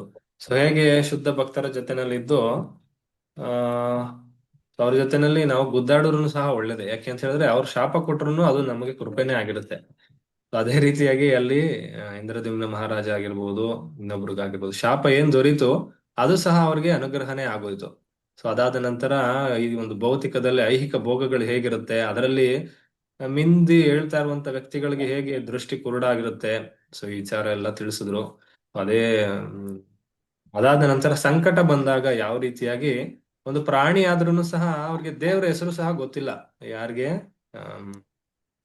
ಈ ಒಂದು ಗಜರಾಜನಿಗೆ ಆಕ್ಚುಲಿ ದೇವರ ಹೆಸರು ಸಹ ಗೊತ್ತಿಲ್ಲ, ಆದ್ರೆ ಅವರು ಅಡ್ರೆಸ್ ಮಾಡ್ತಿದ್ದಾರೆ ಪೂರ್ವ ಜನ್ಮದ ಸ್ವಲ್ಪ ಮಪ್ಯಸ್ಯ ಧರ್ಮಸ್ಯ ತ್ರಾಯತೋ ಮಹತೋ ಭಯಾತ್. ಸ್ವಲ್ಪ ಧರ್ಮ ಮಾಡಿದ್ರು ಕೂಡ ಭಗವಂತ ತನ್ನ ಯಾರನ್ನೂ ಕೈ ಬಿಡೋದಿಲ್ಲ. ನಾವು ಸಂಪಾದನೆ ಮಾಡಿರ್ಬೋದು, ನಮ್ಮ ಡಬಲ್ ಡಿಗ್ರಿಗಳಾಗಿರ್ಬೋದು, ಏನೇ ಒಂದು ಭೌತಿಕದಲ್ಲಿ ಸಂಪಾದನೆ ಮಾಡಿರ್ತಕ್ಕಂಥ ಸಂಬಂಧಿಕರು, ಹಣ, ಈ ಹೆಲ್ತ್ ಇನ್ಸೂರೆನ್ಸ್ಗಳು, ಈ ವಿದ್ಯೆ ಎಲ್ಲ ಹೊಂಟೋಗುತ್ತೆ. ಆದ್ರೆ ಒಂದೇ ಒಂದು ಬಾರಿ ಏನಾದ್ರು ಹೃದಯಪೂರ್ವಕವಾಗಿ ಹರೇ ಕೃಷ್ಣ ಮಹಾಮಂತ್ರ ಜಪ ಮಾಡಿದ್ರೆ, ಈ ರೀತಿಯಾಗಿ ಸತ್ಸಂಗಗಳಲ್ಲಿ ಭಕ್ತರ ಮೂಲಕ ಹರಿನಾಮ ಸ್ಮರಣೆಯನ್ನ ಮಾಡ್ಕೊಂಡಿದ್ದಾರೆ, ಕಥಾ ಶ್ರವಣವನ್ನ ಮಾಡಿದ್ರೆ ಅದೆವತ್ತೂ ಸಹ ನಾಶ ಆಗೋದಿಲ್ಲ. ಅದೇ ರೀತಿಯಾಗಿ ಇಂದ್ರದ್ಯುಮ್ನ ಮಹಾರಾಜ್ಗೆ ಏನಾಗುತ್ತೆ, ಸ್ಮರಣೆ ಅನ್ನೋದು ಬರುತ್ತೆ. ಆ ಸ್ಮರಣೆನಲ್ಲಿ ಏನ್ ಮಾಡ್ತಿದ್ದಾರೆ ಅಂತ ಹೇಳಿದ್ರೆ ದೇವರ ಹೆಸರು ಗೊತ್ತಾಗ್ತಿಲ್ಲ. ಆಕ್ಚುಲಿ ಶ್ರೀಕೃಷ್ಣ ಭಗವಂತನ ಹೆಸರು ಗೊತ್ತಾಗ್ತಾ ಇಲ್ಲ, ಬಟ್ ಅವರು ಅಡ್ರೆಸ್ ಮಾಡ್ತಿದ್ದಾರೆ ಮಾತಾಡಿಯವ್ರು ಹೇಳ್ದಂಗೆ. ಸೊ ಇಂಥ ಭಗವಂತ ಅಂತ ಭಗವಂತ ಅಂತ ಹೇಳ್ತಿದ್ರೆ ಎಲ್ಲ ದೇವತೆಗಳು ನನ್ ಕರಿತಾರೇನೋ ಅಂತ ತುದಿಗಾಲಲ್ಲಿ ನಿಂತಿದ್ದಾರೆ. ಬಟ್ ಯಾಕೋ ಅಡ್ರೆಸ್ ನಂದಲ್ವಲ್ಲ, ಅಖಿಲಾಂಡ ಕೋಟಿ ಬ್ರಹ್ಮಾಂಡ ನಾಯಕನು ಅಂತ ಹೇಳಿಸಿದ್ದಾರೆ ಇಲ್ಲಿ. ಎಲ್ಲವನ್ನೂ ಸಹ ನಿಯಂತ್ರಣ ಮಾಡ್ತಿರೋನು, ಸರ್ವ ಕಾರಣಗಳಿಗೂ ಕಾರಣನು. ಸೊ ನಾನಲ್ಲ ಅಂತ ಸೈಡ್ ನಿಂತ್ಕೋತಾರೆ. ಕೊನೆಗೆ ಯಾರು ಕರೆಕ್ಟ್ ಆಗಿ ಅಡ್ರೆಸ್ ಯಾರಿರುತ್ತೆ ಅವರೇ ಬರ್ತಾರೆ. ಅವಾಗ ಗೊತ್ತಾಗುತ್ತೆ ಅವರೇ ಶ್ರೀಮನ್ನಾರಾಯಣ ಭಗವಂತ ಅಂತ ಗೊತ್ತಾಗುತ್ತೆ. ಸೊ ಈ ರೀತಿಯಾಗಿ ಸೊ ಇದನ್ನ ಕೇಳ್ಬೇಕಾದ್ರೆ ನನ್ಗೆ ದಾಸರದ ಒಂದು ಕೀರ್ತನೆ ಸಹ ನೆನಪಿಗೆ ಬರ್ತಾ ಇತ್ತು. ಹ್ಮ್ ಸೊ ಗೋವಿಂದನ ಸ್ಮರಣೆ ಮಾಡ್ತಕ್ಕಂಥದ್ದು ಪುರಂದರದಾಸರು. ಮಂಚ ಬಾರದು ಮಡದಿ ಬಾರಳು, ಕಂಚು ಕನ್ನಡಿ ಬಾರವು, ಈ ರೀತಿಯಾಗಿ ಹೇಳ್ತಾರೆ. ಪುತ್ರರಾರಿಗೆ ಮಿತ್ರರಾರಿಗೆ ಬಂಧು ಬಾಂಧವರಾರಿಗೆ ಕರ್ತೃಯಮನವರೆಳೆದು ವೈವಾಗ, ಕರ್ತೃಯಮನವ ಎಳೆದು ವೈವಾಗ ನೆಂಟರಿಷ್ಟರು ಬಾರರು. ಗೋವಿಂದ ನಮೋ ಗೋವಿಂದ, ಗೋವಿಂದ ನಾರಾಯಣ, ಗೋವರ್ಧನ ಗಿರಿಯ ನೆತ್ತಿದ ಗೋವಿಂದ ನಮ್ಮ ರಕ್ಷಿಸೋ. ಆಕ್ಚುಲಿ ನಮ್ಮ ಗಿರಿಧಾರಿಗೆ ಆಡಿರುವಂತದ್ದು ಪುರಂದರದಾಸರು. ಈ ಕೀರ್ತನೆ ಬಹಳ ಇಷ್ಟ. ಗಾಂಧರ್ವಿಕ ಗಿರಿಧಾರಿ ಯಾವಾಗ ನೋಡಿದ್ರು ಸಹ ನನಗೆ ಈ ಒಂದು ಪ್ರಾರ್ಥನೆಯಲ್ಲಿ ನೆನಪು ಬರುತ್ತೆ. ಈ ರೀತಿಯಾಗಿ ಆ ಗಜೇಂದ್ರನು ಸಹ ಪ್ರಾರ್ಥನೆಯನ್ನು ಮಾಡ್ಕೊಳ್ತಾರೆ. ಈ ಎಲ್ಲ ವಿಚಾರಗಳನ್ನ ಮಾತಾಜಿ ಬಹಳ ಸೊಗಸಾಗಿ ತಿಳಿಸ್ಕೊಟ್ಟಿದ್ದಾರೆ. ಸೊ ಮಾತಾಜಿಯವರು ಇದೇ ರೀತಿಯಾಗಿ ಹೆಚ್ಚಿನದಾಗಿ ಭಗವಂತನ ಗುಣಗಾನ ಮಾಡೋದಕ್ಕೆ ಭಗವಂತ ಶಕ್ತಿ ಕೊಡ್ಲಿ, ಭೌತಿಕ ಮತ್ತೆ ಆಧ್ಯಾತ್ಮಿಕ ಶುಭಿಕ್ಷೆಯನ್ನ ಮಾತಾಜಿಯವರು ಕೊಡ್ಲಿ ಅಂತ ಹೇಳ್ತಾ ಒಂದ್ ಬಾರಿ ಅವ್ರಿಗೋಸ್ಕರ ಹರೇ ಕೃಷ್ಣ ಮಹಾಮಂತ್ರವನ್ನು ಹೇಳೋದು. ಹರೇ ಕೃಷ್ಣ ಕೃಷ್ಣ ಕೃಷ್ಣ ಹರೇ ಹರೇ ಹರೇ ರಾಮ ರಾಮ ರಾಮ ಹರೇ ಹರೇ ಹರೇ ಕೃಷ್ಣ ಮಾತಾಜಿ. ಸೊ ಇನ್ನು ಯಾರಿಗಾದ್ರು ಏನಾದ್ರು ಪ್ರಶ್ನೆಗಳಿದ್ರೆ ಹ್ಯಾಂಡ್ ರೈಸ್ ಮಾಡ್ಬೇಕು. ಸೊ ನಾಗಮಣಿ ಮಾತಾಜಿ ಅವರು ಆಲ್ರೆಡಿ ಹ್ಯಾಂಡ್ ರೈಸ್ ಮಾಡಿದ್ದಾರೆ. ಹರೇ ಕೃಷ್ಣ, ನಿಮ್ ಪ್ರಶ್ನೆ ಕೇಳಿ ಮಾತಾಜಿ. ಹರೇ ಕೃಷ್ಣ ಪ್ರಭು. ಕೇಳಿಸ್ತಾ ತುಂಬಾ Yes. ಚೆನ್ನಾಗಿ ಸೆಷನ್ ಹೇಳಿದ್ರು. ಮತ್ತೆ ಭಕ್ತರ ಅಂದ್ರೆ ದಾಸರಾಗ್ಬೇಕಂದ್ರೆ ನಾವು ಭಕ್ತರ ಸೇವೆ ಯಾವ ತರ ಮಾಡ್ಬೇಕು ಅನ್ನೋದು ತುಂಬಾ ಚೆನ್ನಾಗಿ ಸವಿರವಾಗಿ ತಿಳಿಸ್ಕೊಟ್ರು ಮಾತಾಜಿ. ನನ್ಗೊಂದು ನೆನಪಾಯ್ತು ಪ್ರಭು, ನೆಕ್ಸ್ಟ್ ಸಂಡೇ ರಾಷ್ಟ್ರೀಯ ಪಲ್ಸ್ ಪೋಲಿಯೋ ಇದೆ. ನಿಮ್ ಮಗಳ ಜೊತೆಲಿ ಇಟ್ಕೊಂಡಿದ್ರಲ್ಲ, ಅದಕ್ಕೆ ನೆನಪಾಯ್ತು ಪ್ರಭು. ಪಲ್ಸ್ ಪೋಲಿಯೋ ಕಾರ್ಯಕ್ರಮ ತುಂಬಾ ಚೆನ್ನಾಗಾಗ್ಲಿ, ಎಲ್ಲಾ ಮಕ್ಕಳು ನಮ್ ಗ್ರೂಪ್ ಅಲ್ಲಿ ಇರೋ ಎಲ್ಲಾ ಮಕ್ಕಳಿಗೂ ಪೋಲಿಯೋ ಹಾಕ್ಸ್ಲಿ ಅಂತ ಒಂದ್ ಬಾರಿ ಹರೇ ಕೃಷ್ಣ ಮಹಾಮಂತ್ರ ತಿಳಿಸಿದ್ರು. ಎಸ್ ಮಾತಾಜಿ. ರಾಷ್ಟ್ರೀಯ ಸೊ ಪಲ್ಸ್ ಪೋಲಿಯೋ ಎಲ್ಲ ಮನೆಯಲ್ಲಿ ಚಿಕ್ಕ ಮಕ್ಳಿದ್ದಾರೆ, ಭಕ್ತರ ಮನೆಯಲ್ಲಿ ಎಲ್ಲರೂ ಪಲ್ಸ್ ಪೋಲಿಯೋ ಹಾಕ್ಸಿ. ಸೊ ಯಾಕೆಂದ್ರೆ ಅವ್ರು ಚೆನ್ನಾಗಿ ಆರೋಗ್ಯ ಇಟ್ಕೊಂಡ್ರೆ ಭಗವಂತನ ಸೇವೆ ಚೆನ್ನಾಗಿ ಮಾಡ್ಬೋದು. ಸೊ ಎಲ್ಲ ಮಕ್ಳಿಗೆ ಒಳ್ಳೇದಾಗ್ಲಿ ಅಂತ ಒಂದ್ ಬಾರಿ ಹರೇ ಕೃಷ್ಣ ಮಹಾಮಂತ್ರ ಹೇಳೋಣ. ಹರೇ ಕೃಷ್ಣ ಕೃಷ್ಣ ಹರೇ ಕೃಷ್ಣ ಕೃಷ್ಣ ಕೃಷ್ಣ ಕೃಷ್ಣ ಹರೇ ಕೃಷ್ಣ ಹರೇ ಹರೇ ಹರೇ ಹರೇ ರಾಮ ಹರೇ ಹರೇ ರಾಮ ರಾಮ ಹರೇ ರಾಮ ರಾಮ ರಾಮ ರಾಮ ಹರೇ ಹರೇ ಹರೇ ಹರೇ ಕೃಷ್ಣ. ಹಾ ಧನ್ಯವಾದಗಳು ಗುರು. ಧನ್ಯವಾದ ಪ್ರಣಾಮಗಳು. ಮಾತಾಜಿಯವರು ಇದನ್ನ ತುಂಬಾ ಹೇಳಿದಾಗ ಚೆನ್ನಾಗಿ ಇನ್ನೊಂದು ಮಾತು ನೆನಪು ಬಂತು. ಇವತ್ತು ಅಂತಾರಾಷ್ಟ್ರೀಯ ಯೋಗ ದಿನ ಇದೆ. ಸೊ ಇಲ್ಲಿ ಕುತ್ಕೊಳ್ತಿರ್ತಕ್ಕಂಥ ಎಲ್ಲಾ ಯೋಗಿಗಳಿಗೂ ಸಹ ಧನ್ಯವಾದಗಳು. ಸೊ ಹೆಂಗಪ್ಪ ನಾವು ಯೋಗಿಗಳಾಗೋದ್ವಿ ಅಂತ ನಮ್ಗೆ ಪ್ರಶ್ನೆ ಬರುತ್ತೆ. ಸೊ ಹಲವಾರು ಜನ ಕಾಲು ತೆಗೆದು ತಲೆ ಮೇಲೆ ಹಾಕಿ ಈ ರೀತಿಯಾಗಿ ಯೋಗ ಮಾಡೋದು ಯೋಗ ಅಲ್ಲ. ಆಕ್ಚುಲಿ ಭಗವಂತ ಹೇಳ್ತಾರೆ, ಯೋಗಿನಾಂ ಅಪಿ ಸರ್ವೇಶಾಂ ಮದ್ಗತಿ ಅಂತರಾತ್ಮನಃ. ಯಾರು ಭಗವಂತನಲ್ಲಿ ಚಿತ್ತವನ್ನ ಇರಿಸಿರ್ತಾರೋ ಅವನೇ ಯೋಗಿಗಳಲ್ಲಿ ಶ್ರೇಷ್ಠವಾದಂತ ಯೋಗಿ.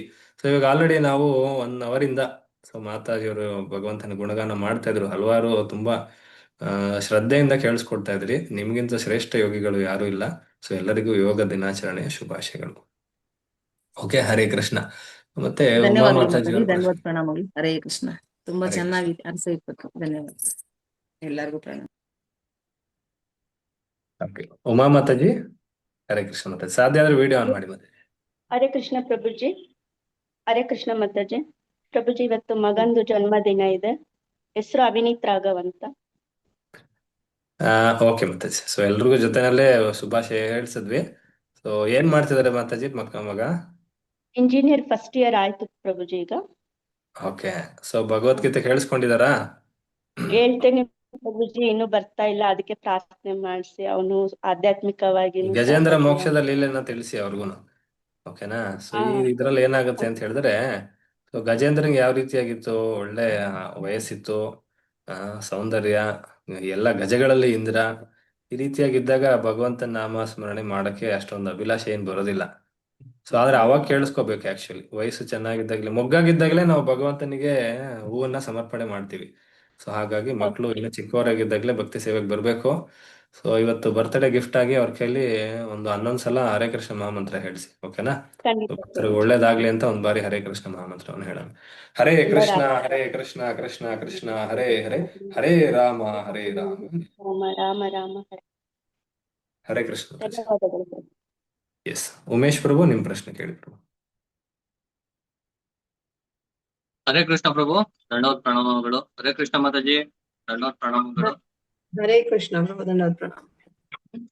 ಮಾತಾಜಿ, ಕ್ಲಾಸ್ ತುಂಬಾ ಸೊಗಸಾಗಿ ಮೂಡಿ ಬಂತು ಮಾತಾಜಿ.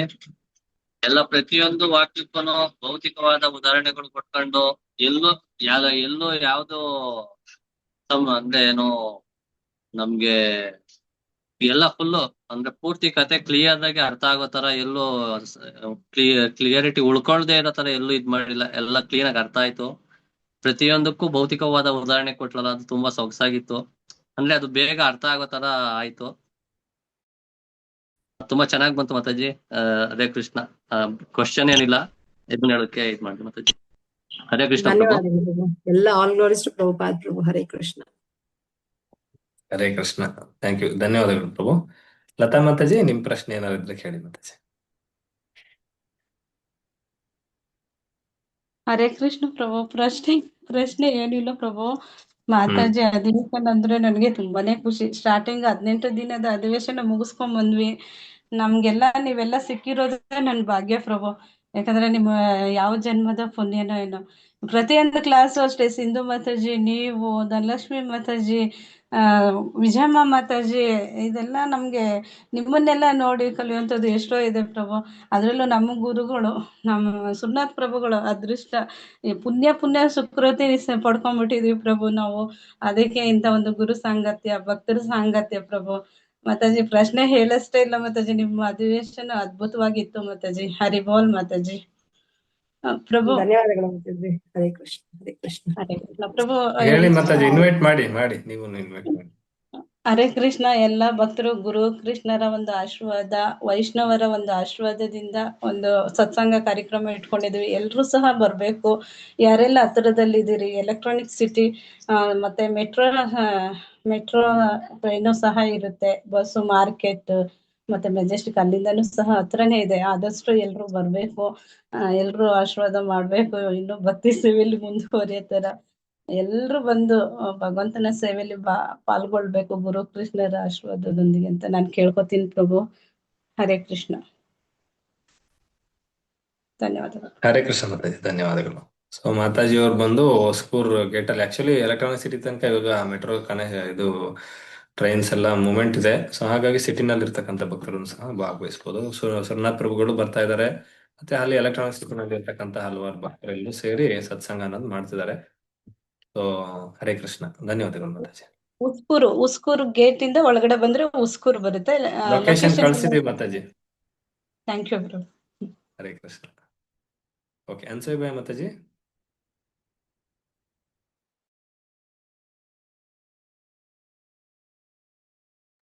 ನಿಮ್ ಪ್ರಶ್ನೆ ಕೇಳಿ ಮಾತಾಜಿ, ಅನ್ಮ್ಯೂಟ್ ಮಾಡ್ಕೊಳ್ಳಿ. ಹರೇ ಕೃಷ್ಣ ಪ್ರಭು.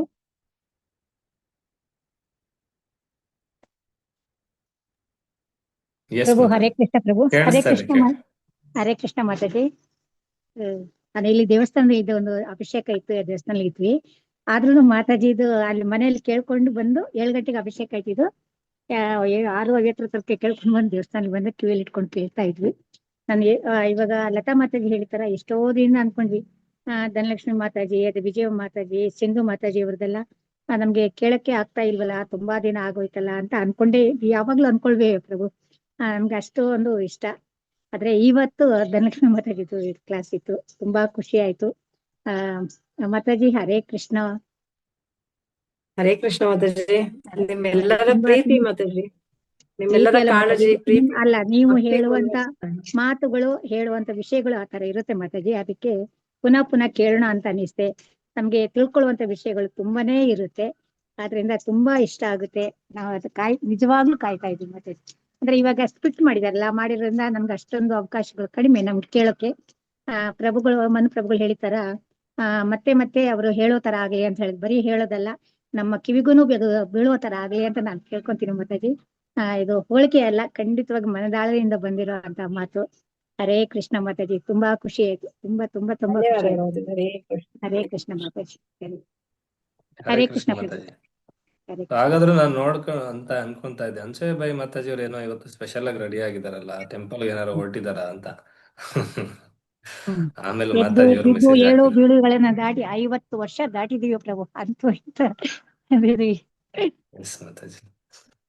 ಸೊ ಹರೇ ಕೃಷ್ಣ ಭಗವಂತ ಮಾತಾಜಿ. ಇಲ್ಲಿ ತನಕ ಮಾತಾಜಿ ನಮ್ಮನ್ನ ಅವ್ರು ಕರ್ಕೊಂಡ್ ಒಳ್ಳೇದಾಗ್ಲಿ. ಬಂದಿದ್ದಾನೆ. ಸೊ ಆಕ್ಚುಲಿ ಹರೇ ಭಾಗವತಂ ಓದಕ್ಕೆ ಮಾತಾಜಿ ಅವ್ರು ಬಂದಾಗ್ಲೇ ಗೊತ್ತಾಗಿದ್ದು, ತುಂಬಾ ಸ್ಪಷ್ಟವಾಗಿ ಓದ್ತಾರೆ, ಅರ್ಥ ಮಾಡ್ಕೊಂಡು ಅದನ್ನು ಓದಿ ಅರ್ಥ ಮಾಡ್ಕೊಳ್ತಾರೆ ಅನ್ಸೂಯ ಬಾಯಿ ಮಾತಾಜಿ ಅವರು. ಬಹಳ ವಿಶೇಷವಾಗಿ ವೆರಿ ಬಿಗಿನಿಂಗ್ ಬಂದಾಗ ಮಾತಾಜಿ ಅವರು ಒಂದು ಮಾತು ಹೇಳ್ತಾ ಇದ್ರು, ನಾನು ಹರೇ ಕೃಷ್ಣ ಜಪ ಮಾಡ್ತಾ ಭಕ್ತರ ಸಾಂಗತಿಗೆ ಬಂದ ತಕ್ಷಣನೇ ನನಗೆ ಈ ಮೂಳೆ ನೋವೆಲ್ಲ ಹೊಟ್ಟೋಗ್ಬಿಟ್ಟಿದೆ ಪ್ರಭು ಅಂತ ಹೇಳ್ತಾ ಇದ್ರು ಬಿಗಿನಿಂಗ್ ಅಲ್ಲಿ. ಹೌದು ಪ್ರಭು, ಖಂಡಿತ ಪ್ರಭು. ಅವಾಗ ನಾನು ಸುಮಾರು ಜನಕ್ಕೆ ಇದನ್ನ ಆಕ್ಚುಲಿ ಎಸ್ಪೆಷಲಿ ನಮ್ಮ ಅಮ್ಮ ಅವ್ರಿಗೆ ಹೇಳಿದ್ದೆ, ಈ ತರ ಒಬ್ರು ಮಾತಾಜಿ ಅವ್ರು ಬಂದಿದ್ರು, ಅವ್ರಿಗೆ ಈ ತರ ಆಗಿದೆ, ಒಳ್ಳೇದಾಗಿದೆ, ನೀವು ಸಹ ಜಪ ಮಾಡಿ, ನಿಮ್ಗೆ ಈ ತರ ಏನೋ ಸಮಸ್ಯೆ ಇದ್ರೆ ಸರಿ ಹೋಗ್ಬಿಡುತ್ತೆ ಅಂತ. ಎಲ್ಲ ಅದನ್ನ ಒಂದ್ ಕೃಷ್ಣನ 3 ತಿಂಗಳು ಪಾದಕ್ಕೆ ಎಲ್ಲ ಹಾಕ್ಬಿಡಿ. ಮಾಡಿದ್ರು. ಹೌದು, ನೋವು ನಲ್ವಿ ಎಲ್ಲ ಕೃಷ್ಣನ ಪಾದಕ್ಕೆ ಹಾಕ್ಬಿಟ್ಟಿದ್ಯೋ, ಅವ್ನು ಏನಾದ್ರೂ ಮಾಡ್ಲಿ ಅಂತ. ನಿಜವಾಗ್ಲೂ ಪ್ರಭು ಚೆನ್ನಾಗಿ ಆಗಿದೀವಿ ಈಗ. ಎಸ್ ಮಾತಾಜಿ. ಸೊ ಮಾತಾಜಿ ಅವ್ರಿಗೆ ಮತ್ತೊಮ್ಮೆ ಶುಭಾಶಯ ಕೋರೋಣ. ಅವ್ರಿಗೆ ವಿವಾಹ ವಾರ್ಷಿಕೋತ್ಸವ ಶುಭಾಶಯಗಳು. ಹರೇ ಕೃಷ್ಣ ಧನ್ಯವಾದಗಳು ಮಾತಾಜಿ, ಧನ್ಯವಾದಗಳು. ಹರೇ ಕೃಷ್ಣ ಪ್ರಭು. ಹರೇ ಕೃಷ್ಣ ಮಾತಾಜಿ. ಮತ್ತೊಮ್ಮೆ ಓಕೆ, ವರಲಕ್ಷ್ಮಿ ಮಾತಾಜಿ, ಹರೇ ಕೃಷ್ಣ. ಹರೇ ಕೃಷ್ಣ ಪ್ರಭು. ಪ್ರಶ್ನೆ ಏನಿಲ್ಲ ಪ್ರಭು. ಧನಲಕ್ಷ್ಮಿ ಮಾತಾಜಿ ಸೆಷನ್ ಕೇಳಕ್ ತುಂಬಾ ಇಷ್ಟ ಪ್ರಭು. ನವರಾತ್ರಿ ಬಂದು ಅಷ್ಟದುರ್ಗ ಬಗ್ಗೆ ಹೇಳಿದ್ರು. ಅದೇ ಲಾಸ್ಟ್ ಯಾವಾಗ್ಲೂ ನಾವು ನೆನ್ಸ್ಕೊಂತ ಇದ್ವಿ, ಯಾಕೆ ಈ ನಡುವೆ ಎಲ್ಲ ಬರ್ತಾ ಇಲ್ವೋ ಧನಲಕ್ಷ್ಮಿ ಮಾತಾಜಿ ಅವರನ್ನ ಅಂತ. ಅವ್ರ ಕ್ಲಾಸ್ ಕೇಳಕ್ಕೆ ತುಂಬಾ ಇಷ್ಟ ಪ್ರಭು. ನೆನ್ನೆ ಧನಲಕ್ಷ್ಮಿ ಅಂತ ಇರೋದು ನೋಡ್ಬಿಟ್ಟು ನಾನು ಜಲ್ದಿನೇ ಸೆಷನ್ಗೆ ಅಟೆಂಡ್ ಆಗಿದ್ದೆ ಪ್ರಭು. ತುಂಬಾ ಖುಷಿ ಆಯ್ತು ಮಾತಾಜಿ. ಧನ್ಯವಾದಗಳು ಮಾತಾಜಿ. ಹರೇ ಕೃಷ್ಣ. ಪ್ರಭುಗಳು ಗಜೇಂದ್ರ ಮೋಕ್ಷದ ಬಗ್ಗೆ ಕ್ಲಾಸ್ ತಗೊಂಡಿದ್ರು, ಅವಾಗ ಹಂಗೆ ಪೂರ್ತಿ ಕೇಳಿಸ್ಕೊಂಡಿದ್ವಿ. ಇವತ್ತು ಗಜೇಂದ್ರನ ಸಂಕಟ ಅನ್ನೋದು ತುಂಬಾ ಚೆನ್ನಾಗಿ ಅರ್ಥ ಆಯ್ತು ಮಾತಾಜಿ. ನಾವು ಅದು 8ನೇ ಅಧ್ಯಾಯ ಓದ್ತಾ ಇದ್ವಿ. ಗಜೇಂದ್ರ 1ನೇ ಅಧ್ಯಾಯ 2, 3 ಅದೆಲ್ಲ ಜ್ಞಾಪಕ ಬಂತು. ಮತ್ತೆ ನೀವು ಅದು ಎಕ್ಸ್ಪ್ಲೈನ್ ಮಾಡಿ ಹೇಳ್ದಂಗೆ ಆಯ್ತು ಮಾತಾಜಿ. ತುಂಬಾ ಖುಷಿ ಆಯ್ತು ಮಾತಾಜಿ. ತುಂಬಾ ಧನ್ಯವಾದ ಮಾತಾಜಿ. ಅವಾಗ ಧನ್ಯವಾದಗಳು ಮಾತಾಜಿ. ಮಾತಾಜಿ ನಮ್ಗೆ ಕ್ಲಾಸ್ ಕೊಡ್ತಾ ಇರಿ, ಇದೇ ತರ ನಿಮ್ಗೂ ಗುರುಕೃಷ್ಣರ ಆಶೀರ್ವಾದ ಚೆನ್ನಾಗಿರ್ಲಿ, ನಿಮ್ ಕುಟುಂಬ ಎಲ್ಲ ಚೆನ್ನಾಗಿರ್ಲಿ ಅಂತ ನಾವು ಬೇಡ್ಕೊಂತೀವಿ ಪ್ರಭು. ಹರೇ ಕೃಷ್ಣ ಮಾತಾಜಿ. ಧನ್ಯವಾದಗಳು ಮಾತಾಜಿ. ಧನ್ಯವಾದಗಳು. ಹರೇ ಕೃಷ್ಣ. ಹರೇ ಕೃಷ್ಣ, ಧನ್ಯವಾದಗಳು ಮಾತಾಜಿ. ಸೊ ಇಲ್ಲಿಗೆ ವಿರಾಮವನ್ನು ಕೊಡೋಣ.